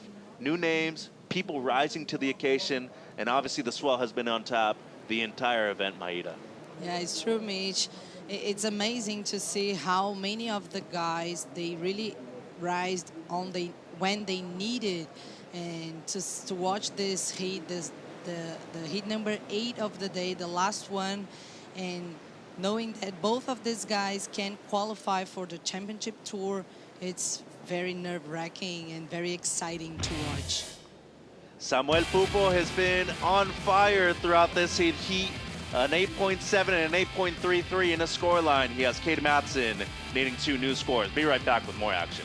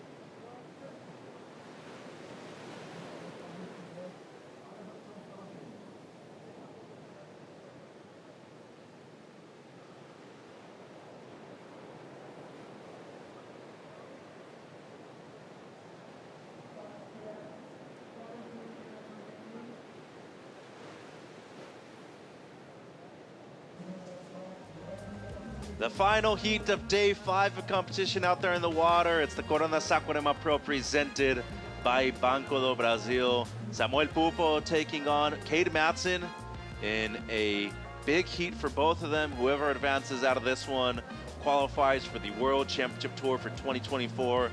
Mitch, Maida, and Marcos in the booth. It's been a big day. Haven't had anybody or qualify officially for the Championship Tour today. We have had it so far throughout the event. We could be seeing one more person out of these two do it right now. 16 minutes away to see Pupo qualify if he maintains this lead, as once again the winner of this heat qualifies for the CT. Here's Cade, quick one. That is a huge wave right there. That kid is 6'3", and that wave was at least double overhead on the face. 16 minutes on the clock. I have a feeling, Marcos, that it's still picking up out there right now. Yeah, because he just made the math there, man. The guy is 6'3", double head high. Maybe it's like 12 feet set, so amazing. You know, Saquarema holds so much, like big swells here. And it seems like equipment might have been damaged. Yep, he has a broken board as Pupo getting caught inside. So it's going to be interesting right now to see what happens with Matson, because that is a difficult paddle in. And I believe there is no jet ski assist for him to come in from there. He needs to make it in on his own, paddling, and then use the ski to bring him towards the beach. 15 minutes on the clock, Maida. Pupo still in first with a pair of 8s. Well, this might be so hard for him to pedal in with the equipment, with the board broke. Oh my God. Can get dramatic, guys. Yeah, and but if he bounce back, can be the viral of the moment. Oh, this would be not only the biggest moment of his career, but I'd have to say one of the biggest comebacks in the entirety of professional surfing, too. Yeah. He has just under 15 minutes to do so. It does seem like the equipment is damaged, and he needs to make his way towards the beach. So he does have priority, but he will be losing that once he comes in all the way. Pupo right now with the lead. And Matson, unfortunately for him, has to make his way towards the beach. Whoa, tough there, tough drop. Hey, I think you're a surf nerd like myself, Mitch. I recall the Spain victory against Julian Wilson back in the Haleiwa Pro back in the day in 2015. Yep. He bounced back with like 4 minutes. It took like 2 9s. Right, but at Haleiwa, you have the toilet bowl. The paddle back out is way easier. Yeah, I know. At least here you have jet ski assist, and Matson does need to make his way all the way towards the sand. The board cannot be brought to him. So there's Cole Houshman, the #1 seed heading into 2024 out of the rookies on the Challenger Series, waiting for his good friend and pal, Cade Matson, on the beach. 13:40 on the clock right now. Maida still has a chance to make the comeback here. Yeah, but probably the board was already broken when he made that drop, because it was kind of weird that he didn't hit the lip or whatever, and probably he felt under his feet, the board breaking right in the drop. And there you see the switch. Getting some advice from Cole and making the run back up the beach. Gonna try to pal out by the alley once again. We have the best cat that he can have, the leader of the rankings. Yeah, the guy that's won 2 events so far this year, too. Matson, there you see him. He's got 13 minutes on the clock to make one of the biggest comebacks we've seen in surfing history. And he definitely has the ability to do so. So this is the wave right here. I don't know, it might have been on the kick out, honestly. Like that wave has enough power to crease your board. Yep, and he's saying, the board creased, I need to switch it out. I think you're right, Mitch. I think he buckled the board on the way out, almost like in a pop. So as of right now, 12.5 on the clock, and I believe the rule, I might have mistaken it, if it is because of an equipment change, he'll go into suspended priority, and once he makes it back out, priority will remain the same. So at the moment, he was in first priority, and if he makes it back out to the primary takeoff zone, he will be able to recover first priority, which at this moment, Maida, is huge because he has 12 minutes and he would be having to select the best wave that would need to come in the next few minutes or so. Yeah, Mitch. Actually, is what is shown on the graphic, but let's see when he gets there if they're gonna switch the priority. I don't think so. I think he will have the priority. This is huge for him right now because 11 minutes and 30 left.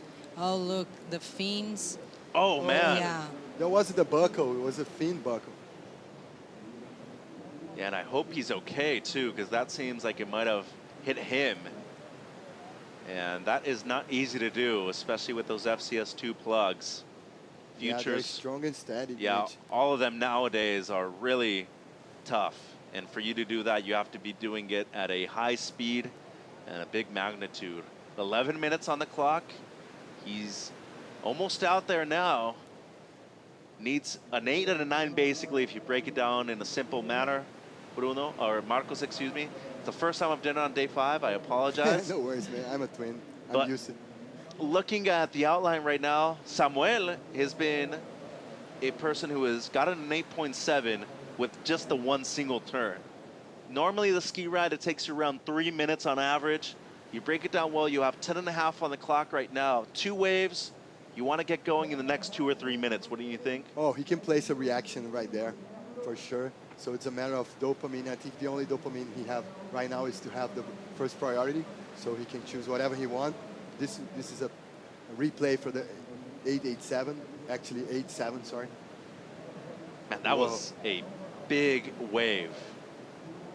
And talk about commitment, Marcos. Confidence, commitment, we can use whatever cliche we want.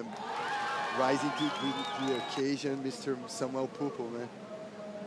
Making Miguel super proud. When he is on point, he is no doubt one of the best surfers in the world. So Matson does recover first priority, and that right now is big. Just under 10 minutes to go, and he needs 2 new scores. Has a 7 right now, but that doesn't matter because it would be a 7.03 and a 10 that would give him the lead. But have a feeling that he's looking to at least break the combination with an 8. Match one of Samuel's right now. And Pupo, with second priority, he's going to be busy on the inside here. Some clean wall ahead. Cruisy, and he's going to kick out. Just maintaining control of himself and his board. As we've seen in this heat already, Marcos, a lot of these boards are prone to injuries because of the big conditions we have out there in the water right now. Oh yeah, and I think we saw that this little zigzag and like reconnecting with the reading there, because I think he's worried already with the first priority. Maybe Cade like choose a wave and didn't like put any points there. He's gonna clinch the priority and gonna like start playing the tactics there. Maida, 8:45 on the clock. You've been able to cover surfing worldwide, not only in Brazil, for a little over 15 years now. You've seen and heard of big comebacks before. This would definitely take the cake when it comes to the biggest comeback on the Challenger Series so far, though, if Cade's able to make it. Yeah, it would be. But I mean, he has 8 minutes and 25 seconds left. And if he catches some wave right now, Samuel Pupo will regain the priority and for sure will try to give him a hard time on the second one. He's in a combination and, paddled and didn't get in. And that is heartbreak right there for Cade, who made it back out after popping the fin box out and was not able to get into that one. It's deemed a paddle. Priority does switch, 8 minutes to go. And now in complete control is Sammy in the blue jersey, looking to improve on an 8.33. Might be a rebate wave here, though, for Cade if he's able to get in it. But Samuel's going to block him. There are a few more waves out on the horizon, though. And it seems like both of them might be in position for the second one of the set. 7.5 on the clock. And here's the last-ditch effort for Matson. He's up and riding, and just a bit too late right there. It seemed like he was pressured into going on that one. And Marcos, 7 minutes to go. Going to be even more difficult now than it was before with 20 minutes on the clock. Seems like Pupo has surfed the perfect heat so far, and everything that was going well for Matson has just turned into a difficult heat to process right now. Hey, Mitch, I always tell my kids, your body cannot control your mind, but your mind can control your body. Right now, it's all about psychology aspect of surfing. Yeah, Kelly Slater, been one of them. Leo Neves had some incredible comebacks. But speaking of the Saquarema local, Leo Neves was actually one of the few people in the history of the Championship Tour to lose a heat with a perfect 10, though. Yeah. So you can be on one side of the coin, or you can be on the other, too. You can have a perfect wave and still not make the heat. You can have a perfect start to the heat and still not make it through either. And with 6:20 on the clock, Matson was on a roll throughout the entire event, throughout the season. And unfortunately for him right now, just not able to find the right rhythm in the back end of this heat. But on the bright side, everything's gone right for Samuel. And it's not like things have come towards him. Marcos, he was looking for a lot of these waves out there, was able to find the 8.33, and then a diamond in the rough. One section, and the biggest section of his life, turns out to be an 8.7. Perfect timing for rising to occasion, raising the bar there. Samuel have so many, much experience in like heavy water, beach break conditions. This is so similar to his hometown of Maresias. Right now, we don't have any doubt, no brainer, man. He's praying, thank you God, and wishing the best for his brother in the last 50 minutes of this drama, heat, dramatic all the way down. Yeah, I was talking to Gianni, and she told me that she gets really nervous. The years before, she started to not watching because she felt she was having a heart attack, but then she realized that, oh no, I must do this. These boys, they need me to be strong here with them, and that's why she came this time. 5 minutes on the clock. Pupo with priority. Matson still needing the combination of 17.03 or better. There's Miguel. There's their mom on his right. Second generation professional surfers too, by the way. Their father Wagner, a great professional back in his day right here in Brazil. Shaped a lot of their boards leading up to, 5-6 years ago, I want to say. They both made a couple of changes to their quivers. Sharp eyes and JS's for the most part. But as of right now, Samuel Pupo is making a huge comeback, not only in his career, but I think overall for Brazil too. One of the best surfers to come out of Maresias, Sao Paulo. And you look at the schedule, he's been there, done that. Wasn't able to make the cut this season, but overall, he's gaining momentum right when he needs it too, heading into the Hawaiian leg on the Championship Tour as well. What a comeback, man. It's such a big dynasty of surfing here in Brazil. The Pupos, the Paddlerats, so many good families on surfing, the Toledos. And there's the U.S. crew. We did see a paddle by Samuel right there. So priority will switch back to Cade Matson, 3:45 on the clock. And for a lot of people that don't know, Cade actually had a very severe back injury last year. Was actually doubting if he would ever be able to surf again. Makes a comeback slowly, transitions back after he had qualified for the Challenger Series too. A real tough pill to swallow. Next thing you know, he's back at the World Juniors, not 100%, has a decent result right there. But this year on the Challenger Series made an incredible comeback when you look at that back injury that he had just over a year ago. Yeah, Mitch, it's like back injuries are always something scary. So, good that he made the comeback And after this injury, sorry. One of the hopefuls still for the U.S., so he still has chances to qualify, even if he does lose out in this heat. But the winner of this one will automatically qualify for the Championship Tour for 2024. Samuel Pupo right now with one of the highest heat totals of the event, 17.03, an 8.7, and an 8.33. We mentioned Sao Paulo always being at the forefront of competitive surfing for Brazil. Maresias specifically, I always feel that area has produced an immense amount of talent, Marcos. And once again, we're 2 minutes and 20 seconds away from getting one of theirs back on the CT. Hey, Maíra is from São Paulo, I'm from Rio. It's kind of tough pill to swallow myself. Thank you, João, to represent so good in the final 5.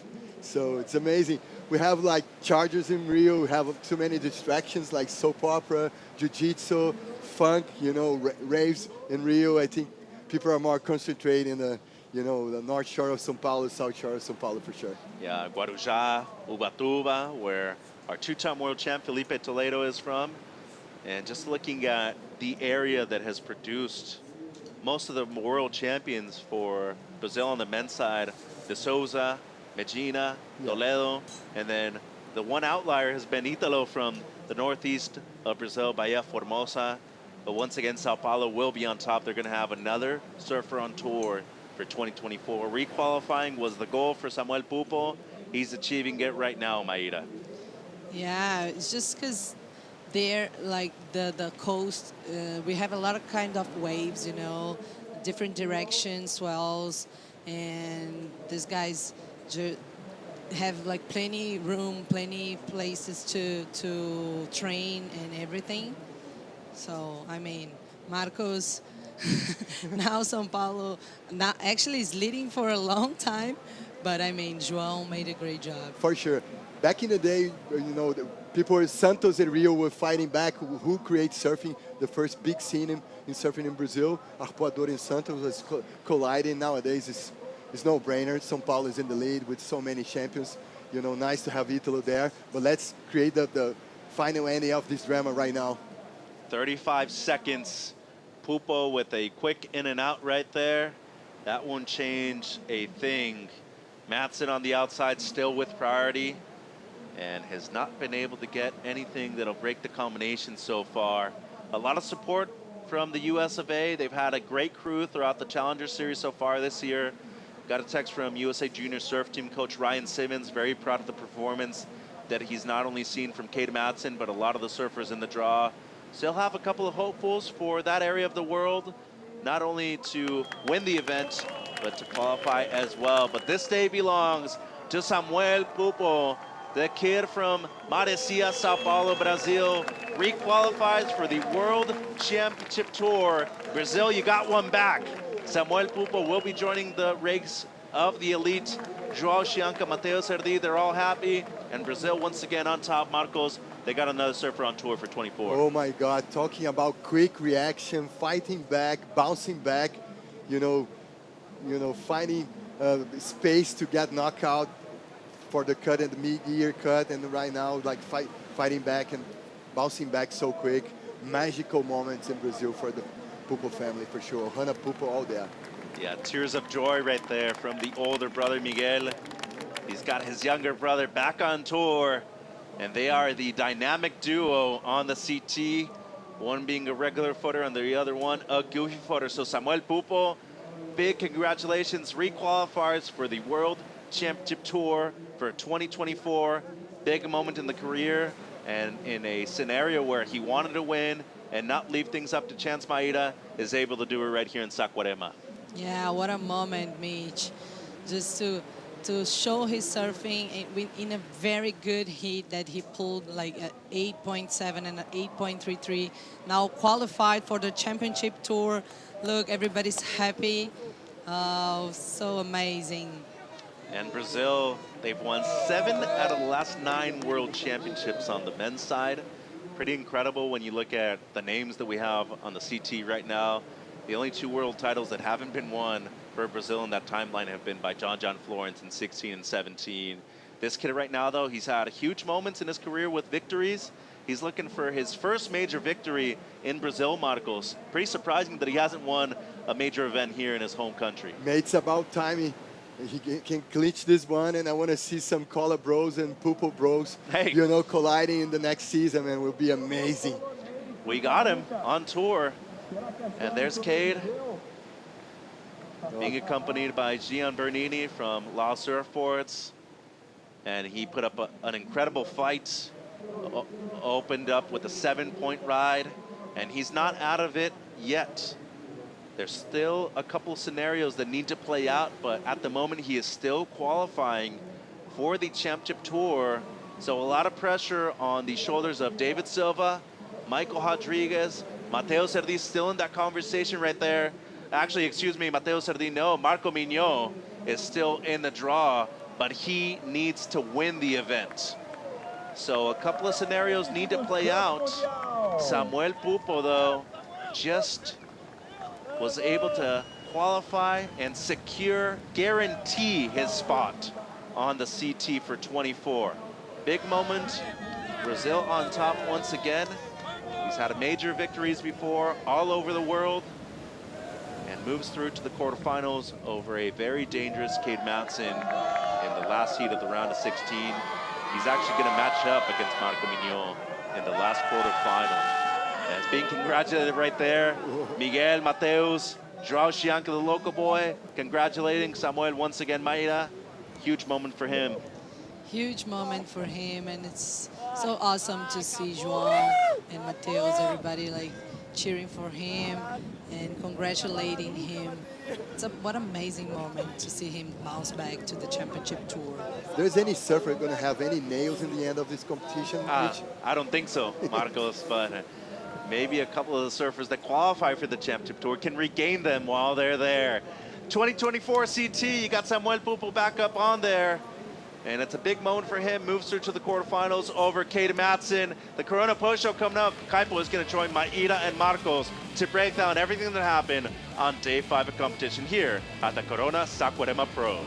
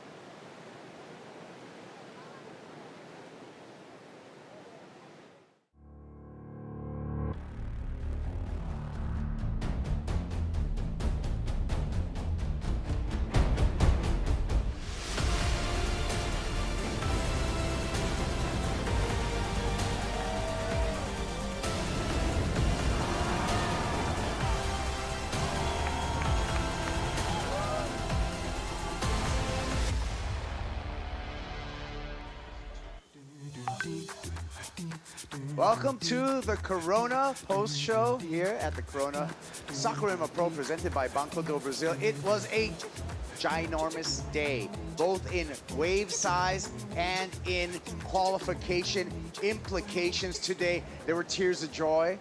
There were tears of sadness. There was a ton of drama involved today. We just ran 8 heats, but felt like much, much more. The emotional roller coaster, Kaipo Guerrero, Maíra, Pops, and Marcos Bukuyuva, and what a day. We've qualified people, but it was full of drama today, Maíra. Yeah, it was amazing. This last heat right there was completely full of drama. Samuel Pupo did a really great job, and we got really excited here in the booth. Yeah, we got really excited about that. Marcos, we had some surprises this morning, some dreams dashed by the way of some underdogs. Shion Crawford, Mihi Manabre, stopping the forward momentum and qualification for Jackson Baker and Mateus Hurd. Yeah, a Hawaiian and a Tahitian being like the dream crushers over here. And in the end, rising to the occasion for the fans, for the family, for the legacy of the dynasty of the Pupos. You know, Samuel, amazing day, amazing league, amazing contest so far. Hey, talking about ending the day with a bang, Samuel Pupo, he was excellent out there, and that excellent performance earned him a spot on the championship tour, Rachel. That's right, Samuel Pupo, congratulations. You're officially re-qualified for the Championship Tour 2024. How are you feeling right now? I feel so amazing. It's been such a long week for me, and making all these super hard heats against really good surfers. And we woke up today and the conditions were really hard, and I just can't believe, you know, how things went so well for me during the heat, and I was able to just do everything I wanted and pick the right waves, and it's such a relief to be back. It's been a crazy year. It feels like I'm living 3 years in 1 year, and yeah, so happy. Thank you, everyone. Yeah, it's crazy how you were so in sync with the ocean in these conditions to get the highest heat total of the event so far. And now you achieved your goal to requalify, but what about tomorrow, the finals day? How confident are you feeling about it? To be honest, I'm not even thinking about it yet. This heat was everything for me, and it's been such a long year, so many nights, having such a bad sleep, just thinking about what was the end of the year for me, if I was going to requalify or just get back to the Challenger for next year. And since Snapper, I've been having such a hard time, and I feel like this trip with my mom and my brother just made things so simple for me, and just to find happiness and have a few nights of good sleep and just having some fun time with my mom, and she's giving me all the love that I need to go out there and do all my best. And let's go. Tomorrow it's another day, and hopefully I can keep going. Nice. Now em português. Samuel, conta pra gente como é que tá sendo essa sensação de garantir sua requalificação num dia como hoje, com as condições de hoje, fazendo 2 notas excelentes. Tem alguma sensação melhor que essa? Não tem. Eu imaginava esperava uma bateria muito boa, né? O Cage é um cara muito forte. E a bateria foi perfeita para mim. Consegui fazer tudo que eu queria, consegui escolher as ondas boas. E só tenho a agradecer meu pai, minha mãe, minha família, minha namorada por tudo, por todo o apoio, pelo meu irmão. E é isso, estamos de volta, né? Vamos nessa. Tem alguma coisa que você está amando sobre o seu surf que você está empolgado para mostrar no CT do ano que vem? Acho que esse ano para mim foi muito melhor do que o ano passado em questão de surf. Achei que melhorei bastante, e sempre tem muito para melhorar. Acho que isso que deixa tudo melhor ainda, né? A gente sempre pode estar um pouquinho melhor todo dia, e é isso que eu venho buscando, a evolução, e venho treinando muito nessa condição. Então acho que isso, o resultado de hoje mostrou todo o meu treino, minha dedicação, e queria aproveitar para mandar um beijo pro meu pai. Em Portugal, na etapa de Portugal, a gente teve um momento difícil, né? Voltei para casa e a gente teve uma discussão, e foi um momento difícil. A gente vem sofrendo muito ultimamente, né? É uma mudança de prancha que doeu muito para os dois lados, né? Eu usava a prancha dele, a nossa prancha, né, da família. E tomei essa decisão de trocar de prancha e acredito que foi por um motivo maior. E eu tenho certeza que ele me ama muito, também amo muito ele. E esse resultado é para mostrar para ele que todo o sofrimento do passado que ele teve, né, com a minha mãe e com a família, tá valendo a pena. An emotional day today. Congratulations again. Back to you guys in the booth. Wow, what a meaningful result for Sammy Pupo. After a long road to where he's at right here, he performed when he needed to perform. An outstanding performance, you guys. Let's take a look at that performance by Sammy Pupo to get him over the line and qualify him for the 2024 Championship Tour. He came up against Cade Matson, who has been in form and had a lot on the line in this heat as well. Matson opened up here with a 7-point ride, Maida. Yeah, Madison caught this good-looking wave right there, put a hammer right there over the lip, and this one was throwing buckets. It was a good one for him. But, I mean, Samuel Pupo was really in tune, Marcos. Oh my God, we have it all in this heat, man. Like a rush of an action movie, the drama of a soap opera. That's right, an 8.33 opener for Sammy Pupo. Made it happen, clutch position, under the pressure. Pupo performed with that pressure, no problem. Already went excellent with this effort. Amazing technique from Samuel over there. Amazing entourage also. Then, Maida, Sammy Pupo really went to work here. 8.7. Yeah, completely committed to this huge section right there and managed to pull this off. It was sick. Unreal surfing. Excellent two-wave total for Samuel Pupo on his way to qualification. Family, Ohana means everything. Cade Matson, he's not out of it yet. He still has an opportunity to get through there, but the moment belongs to Samuel Pupo right here, and rightfully so. He's going to join his friend Joao Chianca back on tour next year when we start a pipe. You want me to translate how dramatic was the end of the interview with Rachel? He was colliding with Wagner Pupo because he changed gears from Ohana Pupo to JS. I was fighting to my dad, but everything came into place. All the effort was right, and he was so, amped to qualify, to bounce back. Amazing days over here, Kaipo. It's in the name of the brand. Oh, yeah. Ohana Pupo. That means family Pupo. Family pulling him together, and I really feel, Maida, that was the difference for Sammy Pupo, family. Yeah, for sure. He said during the interview as well how he's feeling great to be here with his mom, how fun he had with his mom and also Miguel Pupo. So it seems that they are all together in this case. Yeah, that was a win for Brazil. Earlier today, though, we had a tough one for number 10, Mateus Herdy. He was above the cut line coming into this event, but he was up against this guy, the Tahitian, Mihi Mana Bray. Mihi Mana Bray, Marcos, playing the game of a spoiler in this heat. Yeah, spoiler, dream crusher, whatever the cliche you want to use. He was like hooking up. He was like fighting as a boxer, like warming up. And inside of the water, he made all the homework, pretty well.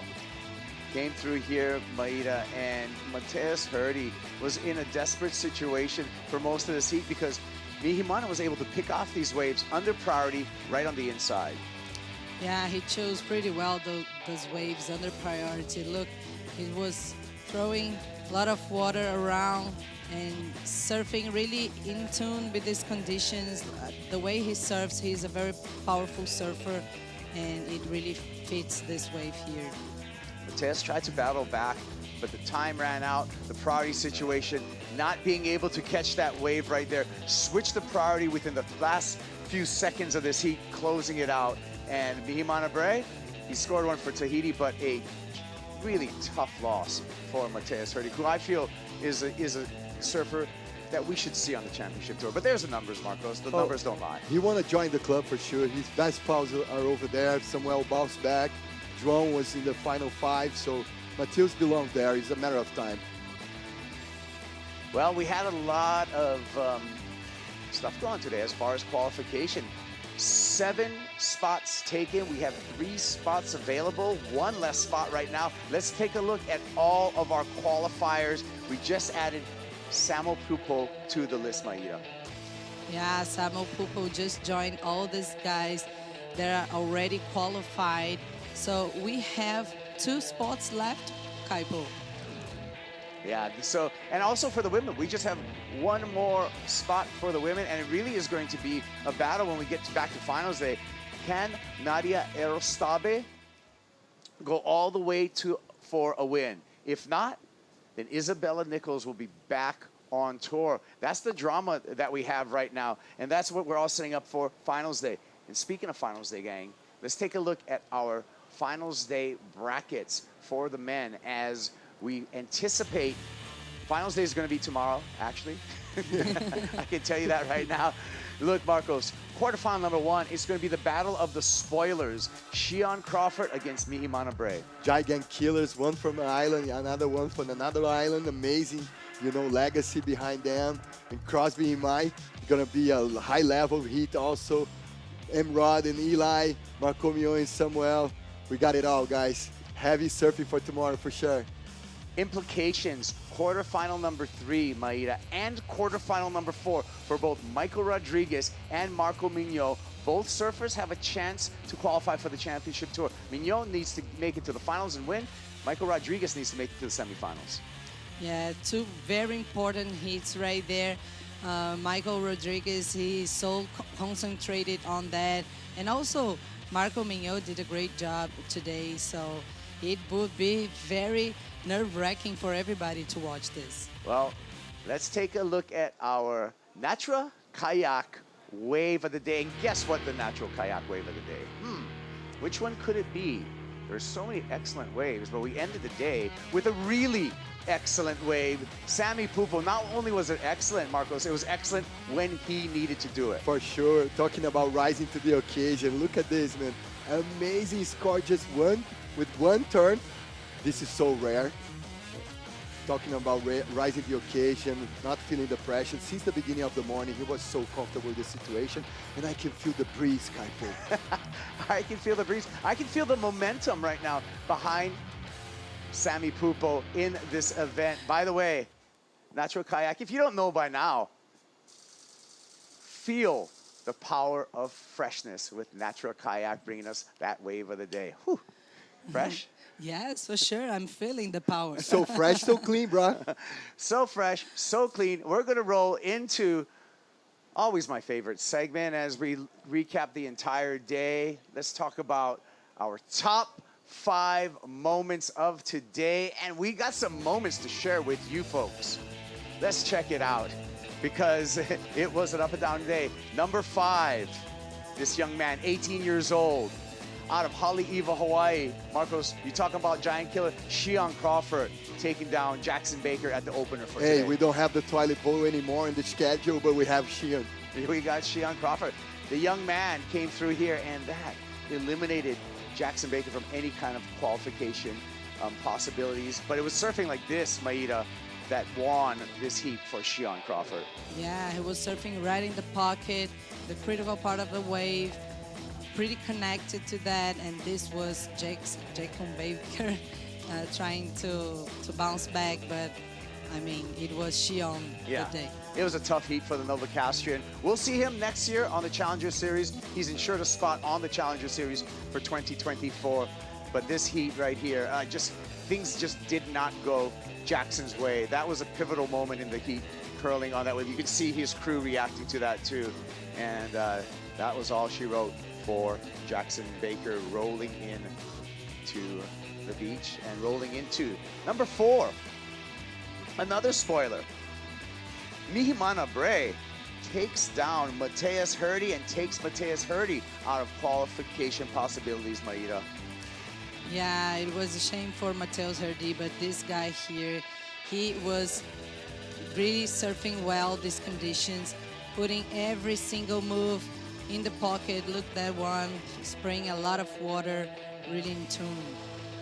Really in tune, and Mateus fought for this. The end of the heat, though, did not go his way right here. Look at this paddle. Loses priority, Marcos, and that was it. Yeah, that was dramatic. Look at Guilherme G, Mateus' uncle, talking about, dark horse, script. You cannot script these. Yeah, that was a big win for Mihimana, tough loss for Mateus. Number 3, Crosby Colapinto. He's in form right now. Can Crosby take out a win here? He's been doing surfing like this, Maida. Number 3 moment of today, Crosby Colapinto's performance. Yeah, he did a really great performance right here. It was the best performance so far of the day, but then after Samuel Pupo took over him. But I mean, look, this one is him. Yeah, yeah, it was amazing to see him surf.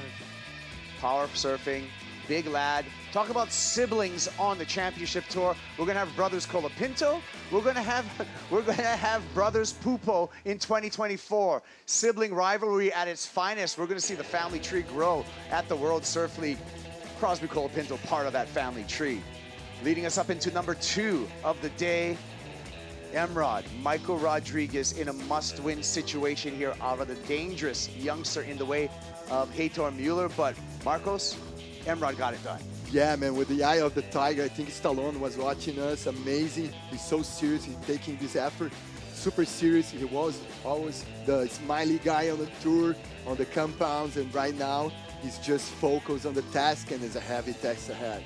It is a clutch performance. I mean, we're impressed here, Maida. He was a new name for me, but now I know the name, Heitor Mueller, and I'll always know this name in the world of surfing.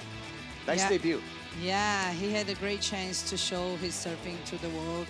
A great surfer, put the hard work with Michael, but Michael was doing great and very composed and very, very committed to what he needs to do here in Saquarema. Had to win that, as well as this guy. He had to win this to get on the championship tour. Number 1 moment of the day, inspired. Samuel Pupo, Marcos, did what he had to do and did what he had to do excellently. What a glory moment for the Ohana Pupo family, for Samuel, the legacy of the family, a dynasty, and how well and how comfortable he was in tough conditions is amazing.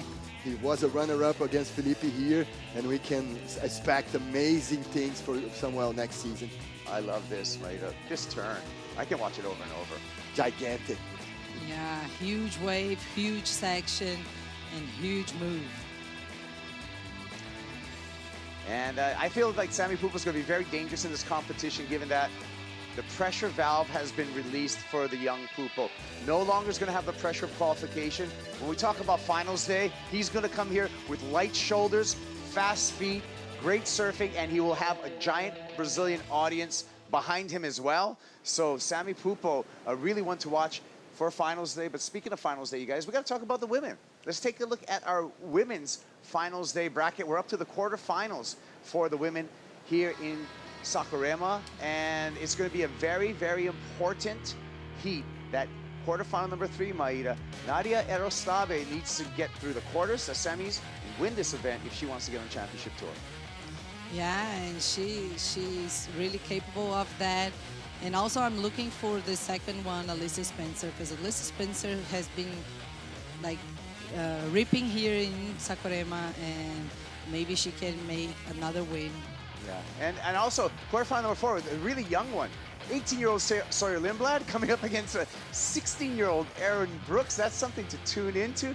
We are all set up for a wonderful finals day here at the Corona Saquarema Pro, presented by Banco Do Brasil. And hey, I want to thank you, Maida.